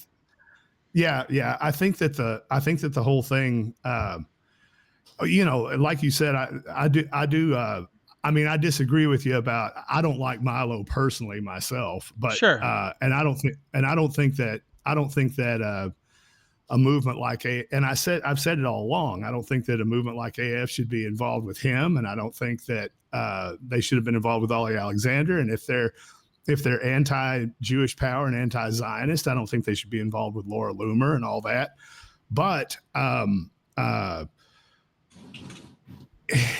if you're gonna get involved with people like that, you gotta do the math and be like, okay, let's don't burn these people, or let's show these people some respect or whatever. And I think if they'd have done that, sure, I think the problem with Milo wouldn't have happened, and I think that definitely the problem with you wouldn't happen, because I mean, I know I've listened to quite a bit of your streams over the last week. And I said myself, I remember Sunday night when I saw you dropping the doxes and stuff. I went into my private chat with my staff and I was like, what in the fuck is Ralph doing? He's dropping all these doxes all of a sudden, right? And then the next day I listened to your stream and I was like, oh, there was a method to the madness. I get it now. That, you know, he's I've described it as like, okay, you're going to war with these people, and I mean, I'm paraphrasing, not quoting you here, but it's like, okay, you want to come after me, you want to try to get my streams taken down, you want to try to fuck with you know, various legal things that may be going on out in my real life or whatever. Just try it, motherfucker. You want to fuck with me? Try it. Because what I've done is I've just launched a Moab and blown it up, but this other one I've got sitting here is a nuclear missile. You want me to shoot it? Do you want me to fire it? Because I've got it. That was basically what I heard you saying on Monday when you first started talking about all this stuff. Exactly correct. And, you know, Nick doesn't respect anybody. He treats his own fans like shit. He treats his staff like shit. He treats his supposed friends like shit. So it's kind of an ongoing problem. He's not socially aware at all. He doesn't really talk to anybody except yes men. They never have a plan for the next move. So they plan to snake me, and they start doing this pressure campaign and bombarding me on whatever, bombing me on Twitter, and, you know, trying to run me out of town. And it's like, well, this guy doesn't even know my history. Does he know? Of course he didn't, by the way, that Milo started my career. Well, who's the first person you think I fucking called? I mean, you know what I mean? Right? Like, I'm that type of guy. And we're two OGs in the game. You might, like I said, and you pissed off two very, very effective people who actually used to work hand in glove together for many years on one of the biggest fucking things in internet history. And so, you know, it's like he didn't even know that, right? It's like, I don't think he did. And well, and you go ahead. You certainly did a lot for him. I mean, you brought your show to him exclusively, and correct me if I'm wrong, but at the time that you did that, wasn't Odyssey offering you some kind of a paid deal? Yeah, they were. Be like a it was like 30. It was like, I forget what it was. It was like I want to say it was $30,000 a year. Now I would still get all the super chats on top of that. Right. But yeah, they offered me a contract that I could have taken. And I didn't take because I just thought it would be better to be at Cozy, be more effective there. The audience was bigger. Yeah. Now, this is before he chased off half of the audience with his lies. about the Ye campaign. And then he just disappeared for 2 months and didn't do a show either. That didn't help either. But I think it was really the lying to his audience. It's like an Emperor Has No Clothes moment where, even Black Swan was telling me in private, oh, no, don't believe this TMZ report. It's like, nah, you know what? No, I'm going to believe TMZ. Sorry. They have about a 99.9% accuracy rate. If they're saying Milo's back in charge, Milo's back in charge. And so I actually didn't go out there. That shows you what you're fucking with. That shows you what you're fucking with when you fuck with him, because he has contacts at places like TMZ and there were other big publications that were putting out stories at the time. Yeah. And that's why I was warning against getting involved with him in the first place. Right. Yeah, well, if you're gonna get involved with something like that, it's like nitroglycerin. It's like dynamite, right? You have to be careful. You need to be respectful of the dynamite, and you can't sit there and feed him all your innermost thoughts for years, and then expect you're gonna snake him and he's just gonna go away, because that's not Milo Yiannopoulos. It never has been, and so he's gonna immediately start working to bring you down. In every way he knows. And he knows your entire way of thinking, because you've been telling him for 3 years, trying to make him your advisor or whatever. And he already knows everything about you. He knows how you think. He knows how to piss you off. He knows who you're on the outs with. He knows who to attack. He knows who to bring back in. And then he knows everybody else that he knows outside of that. His mainstream contacts. Contacts with people like me. He knows Baked Alaska. He knows all these people, and he's whatever you think about him, he is humble enough to make peace with people like that. Him and Baked Alaska were at each other's throats. You know what? Squash that. Make peace. Nope. Sorry. It's about, taking out Fuentes. And he did all that stuff. And, you speak to him. I've had plenty of conversations with him over the years. Nick Fuentes doesn't really talk to people like that. You know what I mean? He has no respect for folks. He tries to keep at a distance, really. Whereas Milo's right down in there, talking to everybody from the top on down.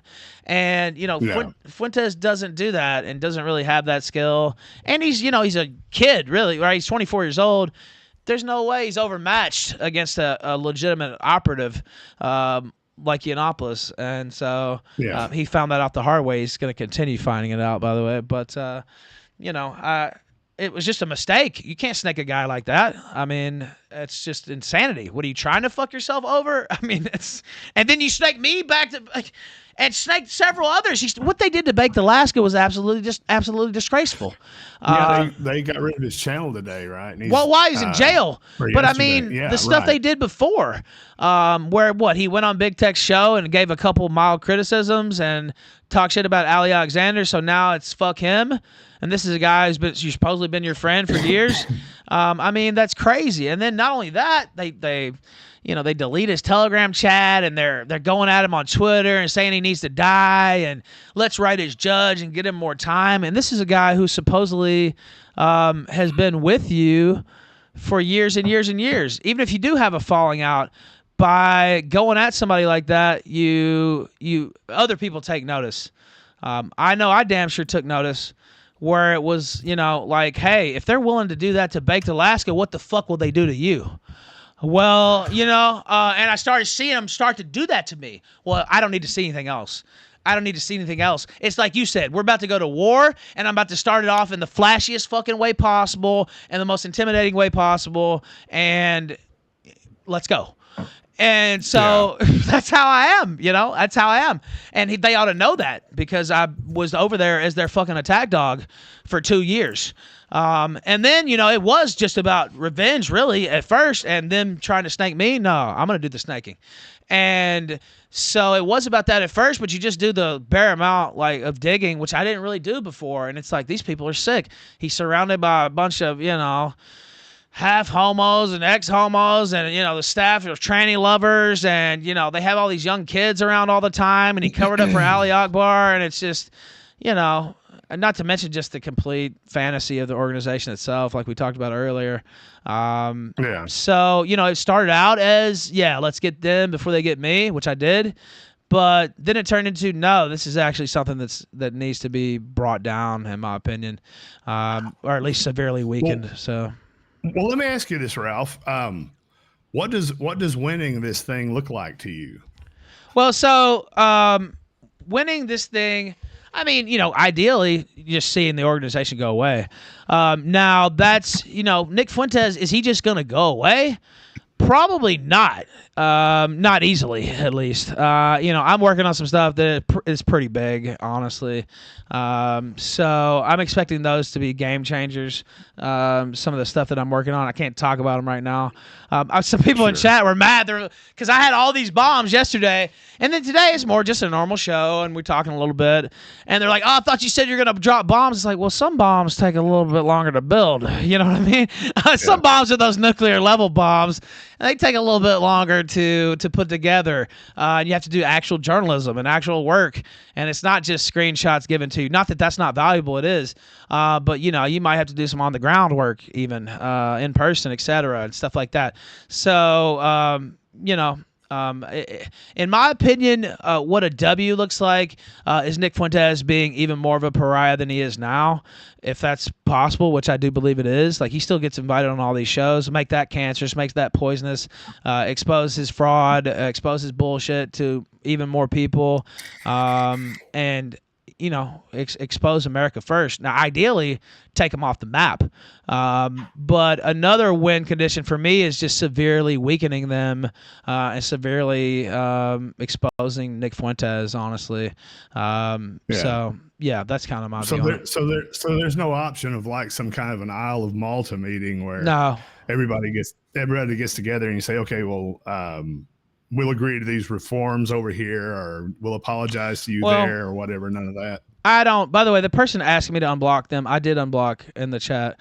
No, I don't think so. No. I actually, he's such a little cancerous weasel that I don't see anything like that. Not from me, at least. I don't know what other people think, but I don't see that, because I don't really see any value in the organization. People were talking about, well, he's normalizing the JQ. First off, people talk about Jews already. Like, I don't know what to say there. And then, I don't really think, and you may disagree, I don't know, but, going out and talking about a holy war against the Jews where we're going to kill them, to me, that doesn't help anti-Zionist activism at all. I guess it depends. It depends on what your role in, the right-wing dissident right online thing is. It certainly doesn't help if you're trying to become a mainstream political movement. I mean, just objectively speaking. But I mean, I've said I can't sit here and be all hypocritical about it, because I've said some pretty crazy things myself. But I mean, you're a host though, right? Like, he's trying to lead a movement as a public figure, and not that you're not a public figure, but like, I just don't think that. And again, I know you said some wild shit. I have too. But, I don't say shit like that for a reason. And like I said, some of these groypers and some of the people in my own audience, even, I was anti-Zionist before they were born. And so, I don't really feel like I need to prove any credentials on that front, because even when I was a leftist way back in the day, I was anti-Zionist that whole entire time. And free Palestine and fuck Israel. And I've been saying that for, since I was a kid. But yeah, go ahead. You've been willing to host people for debates or just for discussion and interviews and so forth for as long as I've known about Killstream. You've been willing to host people who had the most harsh criticisms of Jews and so forth. Sure. Yeah. Well, yes, exactly. And I've hosted Jews on the show too. I just had Gabe Hoffman on last week, debated him myself. And he was trying to claim that Hollywood's not Jewish anymore. You saw that, huh? Yeah. It's like, okay, well, here's this list where everybody's still, every company's still run by Jews. Don't tell me about Hollywood day before yesterday. Tell me about Hollywood today. It's different. Yeah, that was interesting. And I don't have any hate against. Of course, I disagree with them vehemently. But I don't have to hate these people. That's another thing. It's like, I don't have to hate Jews, and I don't. Do I hate what Zionists are doing to our country and to the foreign policy and the media and what's going on in Israel? Yeah, I hate all that shit. But I don't think hating and espousing what amounts to racial hatred. Now, whether you agree with it or not, I'm just saying it's not effective as a persuasion tactic. It's not effective. You're pigeonholed immediately as like Hitler Jr. or whatever. And so I just don't think that's how you move the needle, really. So, and people can disagree, but I just don't think so. Yeah. Well, while you're here, I'll bet you there's people wanting to call in and talk to you to agree with you or disagree. Would you be willing to take a couple of calls? I'll take a couple. Yeah. 2 calls. Okay. Yeah. Throw your hand. It's good. We got a 30-second delay, but throw your hand up if you want to talk to Ralph, or if you want to talk to Ralph and Big Tech. They're both here. But yeah, Ralph, one thing I want to say, and this is completely outside of the Nick versus Ralph thing, but you really, it seems like you're back, man. The show is what I remember it as having been a while back, and that it hasn't been in a long while, and your energy's really high and everything, and that's great to see. We do have a call for you. Sure. It looks like. Steve, go ahead and unmute yourself. Says he's been dominating the internet since 2023. Hey, can you hear? Yeah. Yeah, let me turn you up a little bit. Go ahead. Can you hear me okay? Yes. What happened with Nick Fuentes and Ethan Ralph? I'm sorry if I was a little bit out of the loop. There was some kind of falling out or some kind of a pussy war or something. I don't understand. There was no pussy war. I can tell you that. I would win that hands down. But I mean, I don't know. It's kind of a long story. It's kind of a long story. Basically, they tried to move against me in Florida last weekend. I moved against them instead and revealed the location of their event, revealed the identities of some of their top lieutenants, and I've been going to war ever since. And that was a very vague answer. Well, I can't help it. You're a stupid fuck. You should know before you ask me a fucking question. So. Well, I'm not. Yeah, okay. Well, if you don't know what the fuck you're talking about, then why am I talking to you? It was a pretty direct, simple question. Well, I'm not going through a fucking 20-minute story just because you're a stupid fuck. Well, I don't have a 20-minute story. Okay, well then that's the story you're getting. If you don't like it, then fucking blow your goddamn brains out. Fuck off. Fuck off. Fuck off. I'm not talking anything else. That was a full fucking paragraph, and you're not getting 2 paragraphs. All right, Steve, thanks for the call, man. And if you listen to the replay, when the replay gets posted later tonight, we do a recap of the whole thing towards the beginning of the show. All right, we'll take one more call. That's what I'm saying. So wait. So you already did a recap of it, and this guy still didn't know what the fuck was going on? Okay. Look, it's a long story, Asmodor. I tried to give the guy a chance, but it's like, dude, I'm not telling a fucking 20, 30-minute story, and then it's like... No, I mean... I've done a whole... About this for like 30 hours. Yeah. In the last week, you've talked about it for like 30 hours. I mean, there is a lot to it. Yeah, it's like, dude, it's kind of a long story, and I've done like, I don't know, 9 streams on it now or whatever. It's like, okay. Yeah. So... Well, I haven't been paying attention. I just got here. Can you tell me everything that's been happening for about the last 10 days? I mean, I know some people might think I'm being an asshole, but it's like, it's frustrating too. It's like, I can't fuck with that. Like, whatever. Do a little research. No, I get it, man. Yeah, I get it. When you're talking about something all the time, and then somebody calls and they're like, "Okay, so what's the deal?" It can be frustrating. I get that, and I get it. I get it. Steve too. Steve probably just sure, and I shouldn't be so mean, probably, but it's also just like, man, I don't have time for that. Like, whatever. Right. Well, it looks like everybody's afraid to raise their hand. Steve's okay. No, Bud Bundy wants to talk to you. Okay. Let's let Bud Bundy talk to you. This will be the last call we take for Ralph. Go ahead, Bud. Hey, Ethan Ralph. It's good to be speaking finally to the Ralph male, a living legend. Thank you. See, I like this guy. I'm just gonna tell you, I used to enjoy listening to your show when I worked nights. I used to listen to the Killstream sometimes.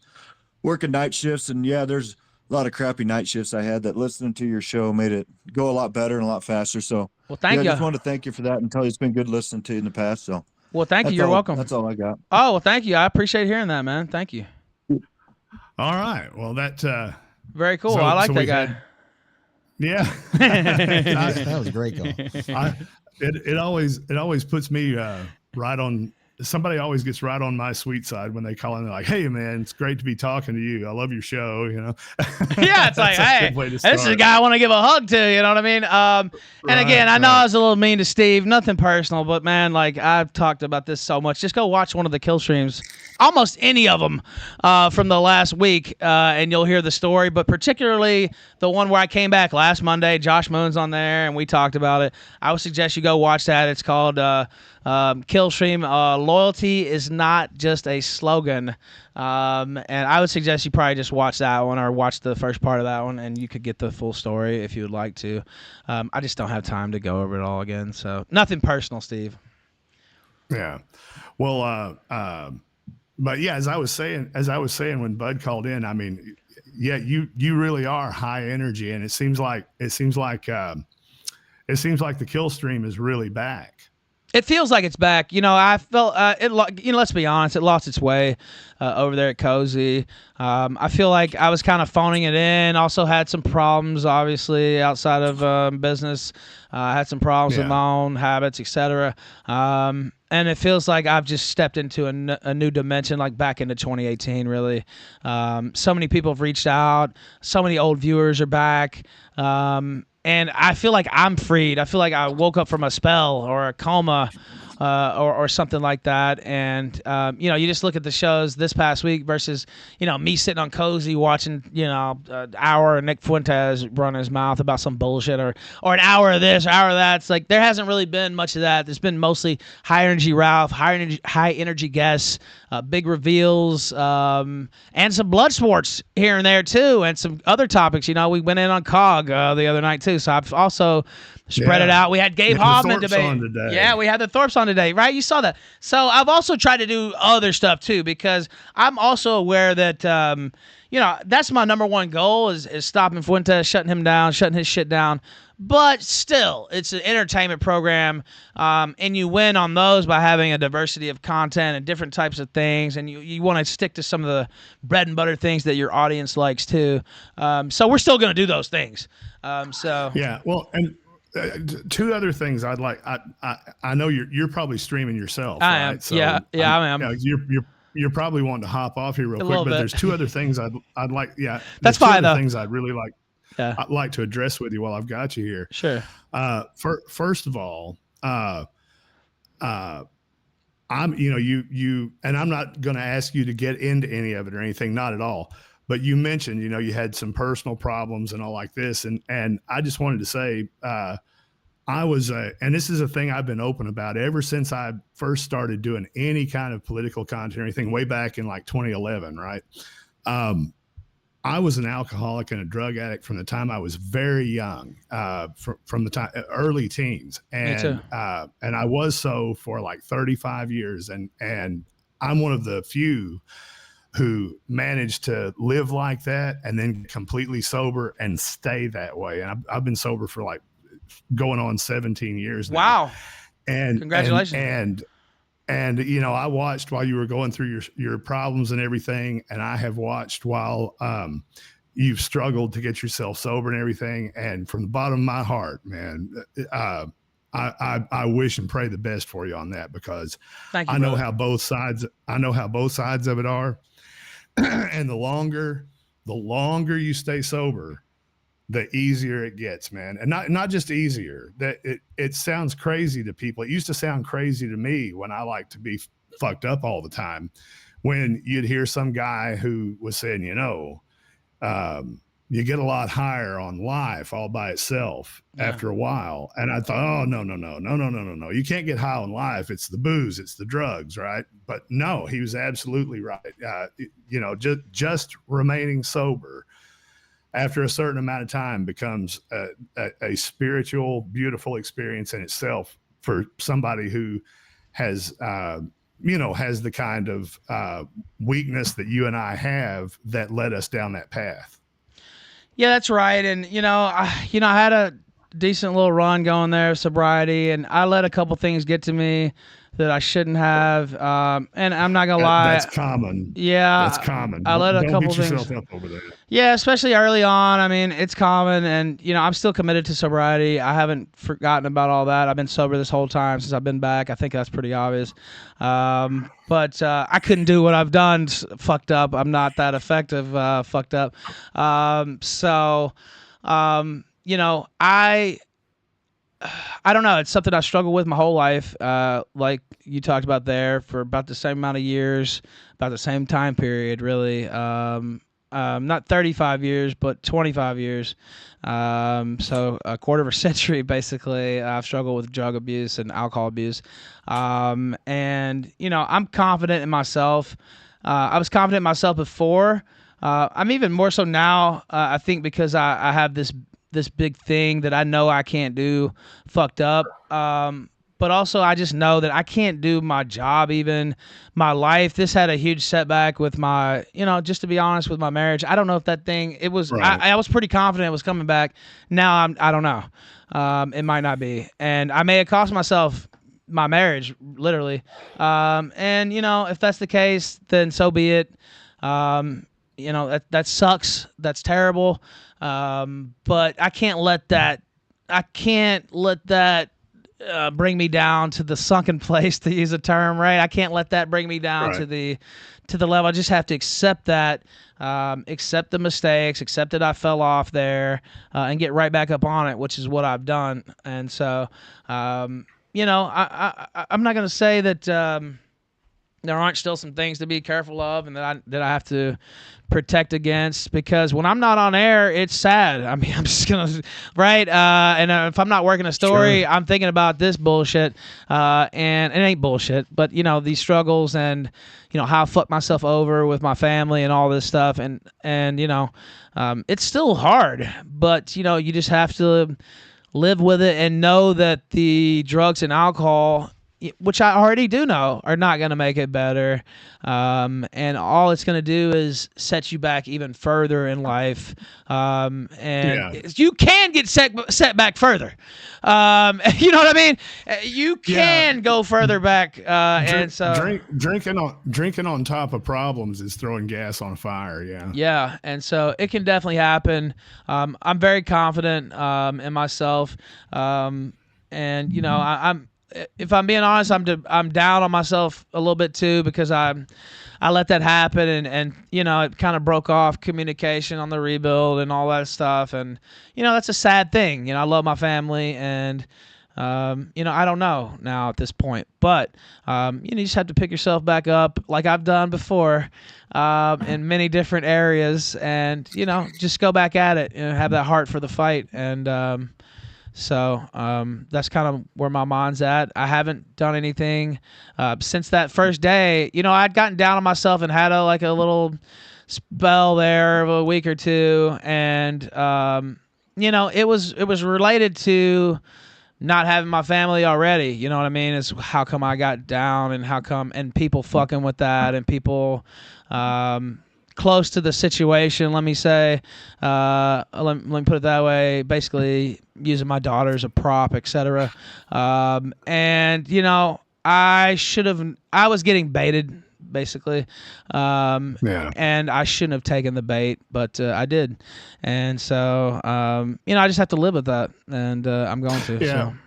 Well, the past is the past, and we don't know what the future brings. And Jesse Lee Peterson gave you the best advice in the world about this. You got to stay out of your thoughts; they're all lies. He's right. Well, he's right. And I was actually thinking about, and I don't know that I agreed with all of his advice, and some of that stuff was pretty harsh to hear. But what he said about the thoughts was 100% dead on. When I get in my thoughts, I'm fucked. You know what I mean? If I go too far into there, it's going to be a while before I come back out, and I may go to some places that I don't need to go to. So I just need to stay busy, stay focused, stay hopeful. I don't want to give up hope, and I haven't. But I can't I can't just let those thoughts take over my mind. And so that's been my focus. And not to say there haven't been, Sunday was hard. I didn't do any show on Sunday, and that's always the hardest day. You think it's their off day. Your off day is the biggest battle because you don't have anything to keep your mind active. Yeah. When I do the shows, especially when I've got one, that's rocking good and everybody's having a good time and everything, and then the show ends. Yeah. And I'm stuck here in the bunker by myself, and it's like, okay, I just had this big show and everybody enjoyed it and had all this fun, and all of a sudden I'm the loneliest person in the world. Same. Well, that just happened to me, and I didn't reveal this on my show till now, but that happened to me last night, where it's like we just had one of the biggest kill streams of all time with all kinds of drops, and just it was a pretty epic show. And then after the show, it's like, okay, it's over now. You still got all your problems. You know what I mean? Like you're alone with your thoughts, and you're missing your wife. I miss my daughter. I mean, that shit hurts. Yeah. It's painful, and and I'm sitting there, and wherever you go, there you are. Yeah. Right, and so and I was talking to somebody. I'm like, fuck, I'm sad, but you just have to. It's okay to be a little sad, but don't get too sad. You know what I mean? There's always hope. There's always even if my was to break up with my wife and all that, there's still hope for life. You don't have to cash it out. You don't have to go be an alcoholic. You don't have to do drugs.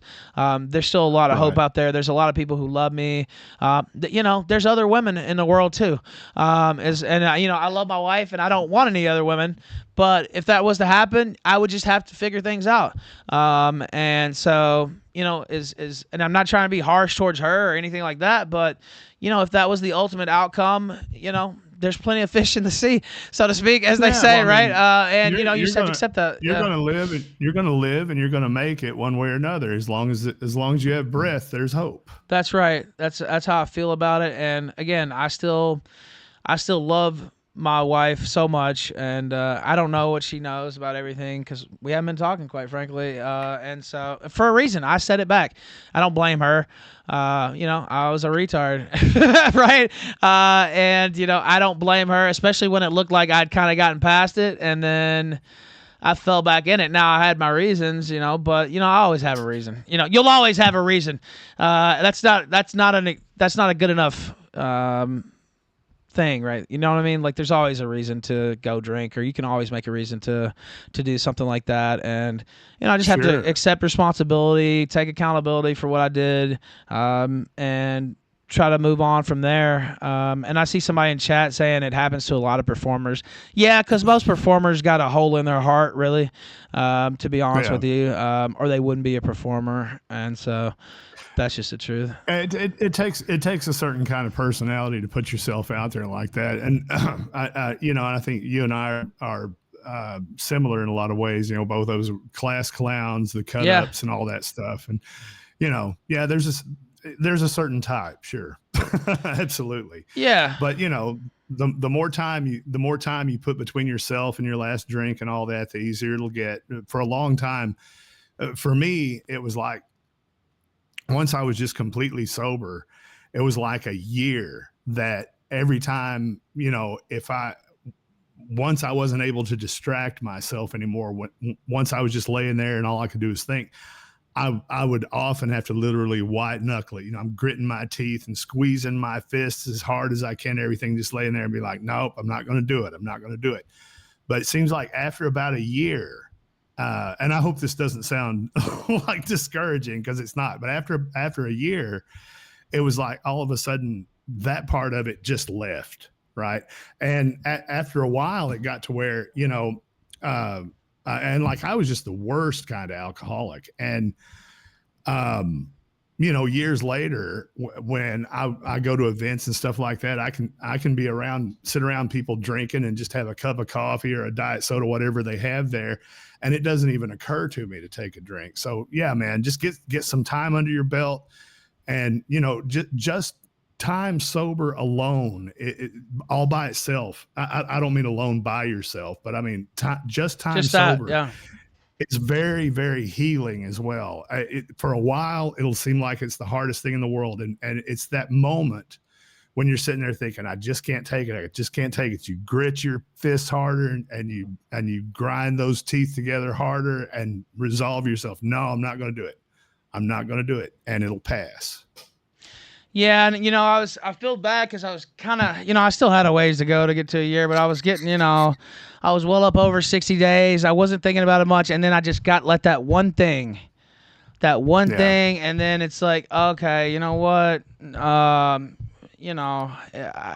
just let myself you had get a there. lot going on at once, to be honest. Yeah, I shouldn't have tried what I tried to do either with all my trips and all that stuff and putting myself under all this stress traveling. And, I was in Vegas and all this shit too. Probably not a good idea.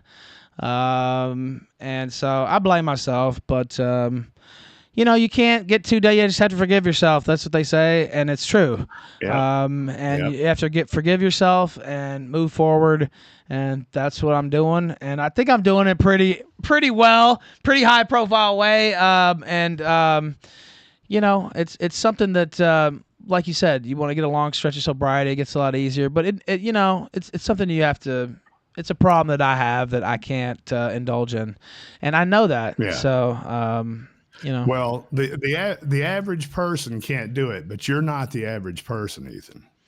No, you're not. You've got it. I believe you've got. I believe you've got what it takes to do it, and I'm certainly pulling for you. Thank you, brother. I really appreciate that. I didn't know that about you, actually. Dude, I was so bad. I was so bad with the booze and everything. I've been to prison 3 times before I got sober. From stupid shit that I did when I was drunk, almost right? all my, I say a good 80-90% of my life problems are because I was drunk or fucked up. Yeah. And that's what all mine were because too, they were man. mistakes that I made that I wouldn't have made unless I'd have been in that state. And I can look back to the last 20 years, that same statistic is true. And so, I just can't let myself get there. I feel like I'm on, and I talked to somebody, and they're like, look, you got to take care of yourself. You're doing something bigger now. You got to take care of yourself for your family, but also for this. I can't let it go back there again. Yeah. So do it for yourself, man, because, all the other reasons that people say for your family or for this or for that, doing it for yourself is all that, because, being the best that you can be that's doing something for them, man. That's right. And you really, I guess that was part of the problem too before, that I was doing it. I wasn't doing it for myself, I guess, enough. You know what I mean? It was more of, I have to do this to get my family back. And I was committed to it, but, obviously that, I wasn't in the right mindset. And so I feel like I am now. I ain't gonna lie, I'm a little depressed about the turn of events, personally, but things can turn the other way too. And so I'm hopeful of that happening, especially once it becomes obvious that I'm serious and stuff like that. So we'll see what happens. I'm not giving up on all that, but it's just something I got to deal with. Yeah, well, there's a whole big sea of people out here pulling for you, man. Yeah. And, I know you got your haters and all, just like everybody else, but there's tons of people who have been following you for a long time, and who it's not just that they enjoy your content, man. They enjoy your personality. They enjoy being part of your life and everything. And bear that in mind, dude. That's real. That's real, and that's about you. And I appreciate you saying that. And honestly, that uplifts me every single day. The audience out there pulling for me, the people from outside the audience pulling for me. I know I have a lot of genuine love out there, and a lot of genuine people pulling for me, even outside of my, immediate loved ones, etc. And it means the world to me. I don't know if I could do it necessarily without that uplift, right? So yeah, it means everything to me. And those little comments like, you got this, and you know what, trust yourself, and we want you, we're pulling for you. Yeah, that means a lot. Yeah.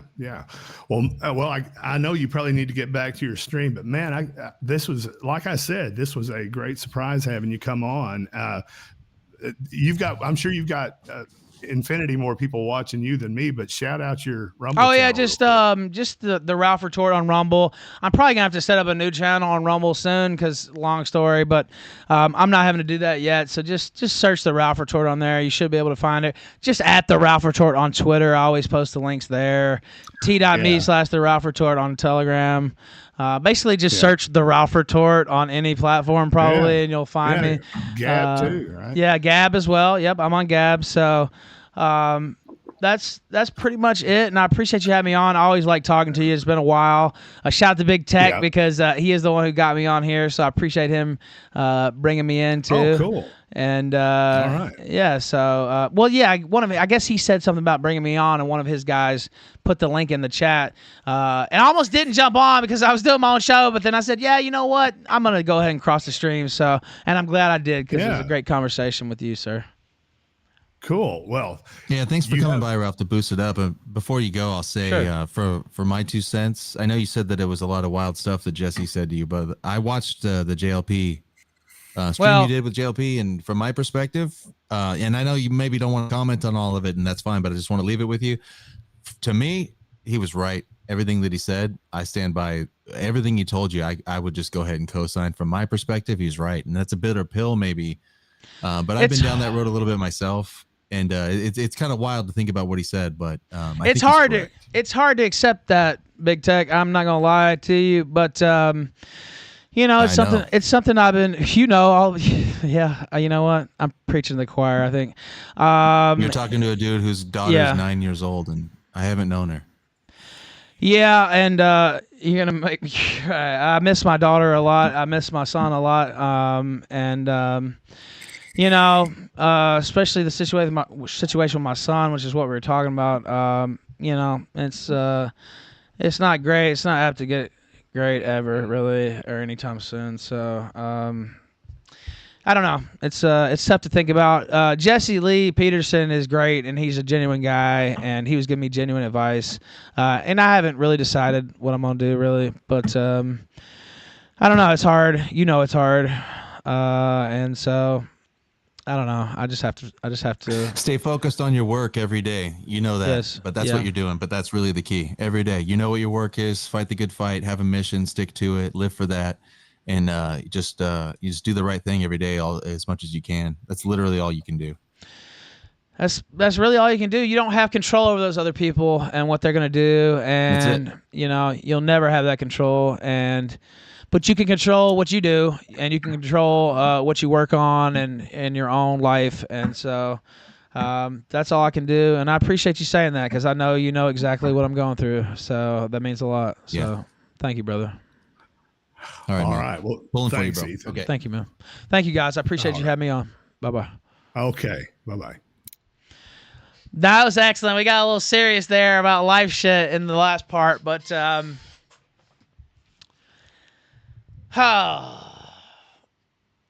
just in time for me to go off air. But I feel like we had a really good show today, actually. There was a little bit we missed of the Milo versus Ben Thorp. And yeah, tomorrow we'll... Oh, wait, what's this? Hold on. Oh, shit. Augie's talking about Ali Alexander? Oh, shit. Wow, I just saw that. We had actually talked a little bit. I don't think he's pleased with what he's seen either. So, oh, there's the list. I just now saw that. It's so funny that Feezer wrote that list from earlier about the 109 friendships ruined by Nick Fuentes or whatever. By the way, tomorrow I'm going to try to be on at 1. I appreciate all you guys and all the kind commentary, and all the fire for the fight. You know, we had a lot of that today. We had the Thorps on at the beginning. Tom Pappert's going to be on tomorrow, so we'll have a guest tomorrow as well. I'll probably try to bring in a co-host tomorrow too. Okay, there we go. Refresh. I might have to refresh my own shit. Holy fuck. Okay, is it actually back? Okay. It just skipped. It should be back. Okay, it should be back now. Am I back? Okay. Actually, I have this. Actually, Ms. Thorp sent this to me. Oh my God! Yeah, It's only 3 minutes. All right. Well, no, it's fine because I'm spending the afternoon on a yacht, so I can't stay. Oh look, there he is! Stop having sex with your little girl. Stop having sex with your little girl. Stop putting your penis in her mouth. Stop putting your penis in her ass. Stop. Don't say that to my face, or I'll find that yacht, and we'll have this conversation man to man. You How are you gonna faggot. find the yacht? How are you gonna find the yacht? I know where you are. Do you want me to tell you where you are? Mirthless laughter of a homosexual. I live in a historical landmark in Los Angeles with six fucking rings of security. You ain't getting through. I know where you are. I know where you spend most of your time. Do you want me to tell you? You can tell me whatever you like. All right. Well, let me. I won't So dox you. I'm gonna. You're busy, right? You're busy. You have the mark of Cain upon you now. You will spend the rest of your life looking to your left and to your right. Do you know? Unless you apologize. Do you know how? You want to go through? You're a Catholic, right? You claim to be a Catholic, correct? Fuck no, bro. Do you know how unthreatening? No, you're you not are? a Catholic. You're not a Catholic. Do you know how unthreatening you are? Do you know? Are you a Catholic? Are you a person? Are you a Catholic? Are you a Catholic? God bless you, Ben. I sincerely hope that you look to your left and look to your right to your dying day, like Cain wandered the earth in fear of his life. The mark is upon you. It's right next to your name. Your mark is upon you. Fucking mirthless laughter. Enjoy your satanic homosexual cruise. Is John with you? Is John with you? Is Marjorie with you? I wish you every. Are your lovers with you? Is your sodomy clock still there? Watch for a sign, Milo, on that trip today. Watch for a sign and repent, and I will forgive you. I will forgive you. I don't want your forgiveness, but thank you. I posted something about this family on my channel, which I think is true, that it's immoral to continue to indulge people in crisis like this. No, it's immoral and so I'm gonna detract. I'm gonna step out. That's what's immoral, and I could quote the Catechism and think the it's doctrine profoundly of the Catholic Church. So if you want to be an evil man, a son of Satan, a sodomite, then you can continue to do so and laugh and have what the devil provides you. I think it's. But you will have the mark of Cain upon you until you repent. Has problems that might not go all the way up to incest, but come pretty close, and which are. I'm happy to talk about them with you. I have immense respect for you. No, thank you. I have no interest. And you're wrong about our Holy Father. But I wish you're you all wrong the about our Holy God Father. bless But you, you don't want to and talk to a real man. I get it, faggot. Go be a faggot on your faggot boat. Go ahead. Okay, I'm gonna go be a faggot. Enjoy on my the faggot consolations boat. of All sin. right. Enjoy the consolations of sin. God Make sure bless. you drink. Bye. Make sure you drink yourself to oblivion. Ben, Ben. why did you chased him away, man? We're about to get some. That was me at the end. I came in. I think we heard most of that, but we may have missed a little bit. Grace had it recorded, so I think another friend of mine was working on a recording, but I figured we'd just play that little short clip. We'll finish the show how we started it with the Yiannopoulos cameo there during the Thorp segment, which was hard to get through. We're not doing another one like that.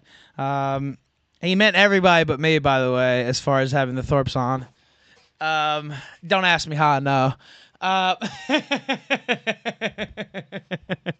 Don't ask me how I know that, but that's why when Ben said that to me, I was like, nah, that's not the case. The Ralph Amel gets a little wider latitude, but we'll have Grace back on. I'm sure we'll have Ben on to debate somebody or something like that. But I'm not going to be talking about that with Grace again because it brings me down, and I just don't. I'm just not people can have their own thoughts on that, and you're not going to change any minds really anyway, either whichever way you believe. So I don't have any interest in really relitigating that, because you can tell that it brings her down. It brings me down. I don't really like that. Now, if a caller calls in and somebody wants to ask or something, I won't stop that. But as far as what I'm doing here, I'm not really gonna go there again. So that's just my view on it. If it comes up from a caller, yeah, it's fine, but I'm not going to go there. I want to give a round of applause. I want to give a round of applause for you guys for the huge support today. Like I said, I'm going to try to be here earlier tomorrow. We're going to have a guest, Tom Pappert. I think we'll probably talk a little bit about Cozy with him as well, some of the situations. I got to go because I got to do this call for the story as well that I'm late for because I streamed 30 minutes longer than I planned to. I did plan to go past 10 today, but I ended up going till 11. But it was a fun show. Like I said, mostly a one-man effort. We had the crossover there, which I enjoyed with Asmodor. Shout out to him. Shout out to Big Tech. Shout out to all the callers earlier. So not a complete one-man effort, but mostly. And without the audience, there is no fucking show. So thank you. I know it drifted a little bit, but that's how they tend to do when they're 10 hours long toward the end. So I hope you enjoyed it. I'll be back tomorrow. Real Ralph hours, that's correct. I'll be back tomorrow. I should be 1, unless I stay up till fucking 6 a.m. again. Well, not 6, 5 a.m. But I'm going to try to get a good night's sleep tonight and get up early. But I got to go walk and get a torta, and I got to make a call on this story. So I appreciate it. Let me find that song. Why do I never have it pulled up? I got it. But yeah, and shout out to Ben Thorp, and especially shout out to Grace Thorp. No, we're not dating, but I do actually really like her as a person, and I don't like seeing her in distress. And so when I see that little fucking bastard slap her in the face, like I'd stab. If I would have seen that happen in person, I would have had a fucking weapon. I probably would have gone to jail. Like it's like that. Like it's like that. It's like that. So I'm going to not think about that because that makes me angry. But, people you don't like to see distress like that. And so those are my thoughts there. Call me White Knight if you want. It wouldn't be the first time that I've been called that. Not very often, but in certain cases, yes. Farewell.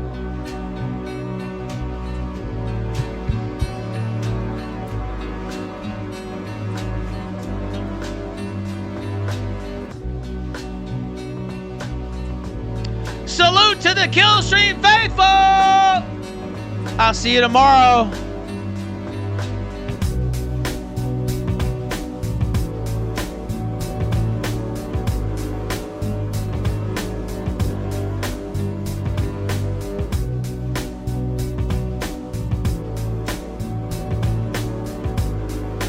Also, local stream tomorrow, and I'll set it up for tomorrow because I'm so late on this call. I apologize to the locals heads, and I'll even put a post up tonight and say something and get the stream ready for tomorrow. I swear.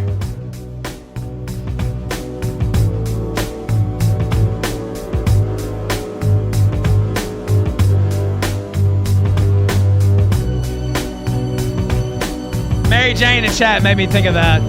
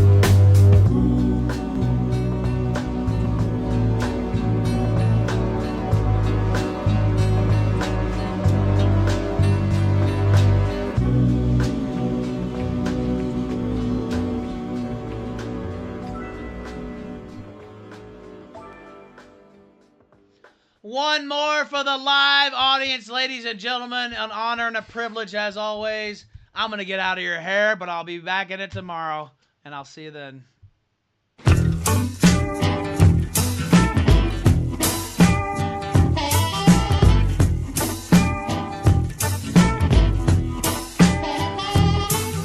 Step by step, all the happy saints go marching in.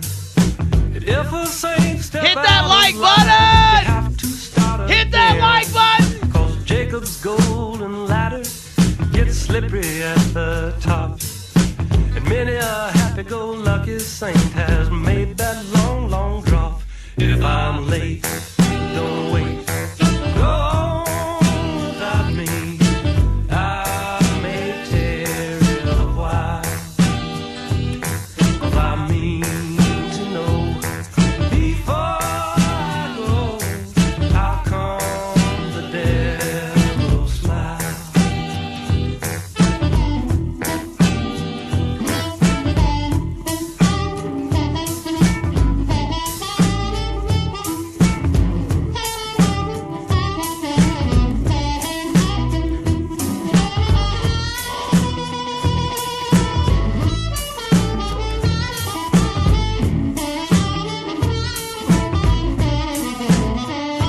If I'm late, don't wait.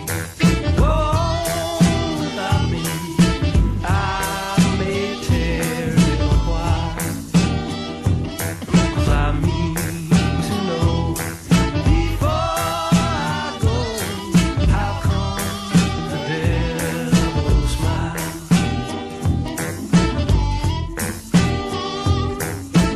Free from care, free from fear, the saints are trooping in. Children play all around the throne, innocent of sin. A trillion voices sing the name the mortal may not know. In heaven's walls too high to hear the trouble down below. If I'm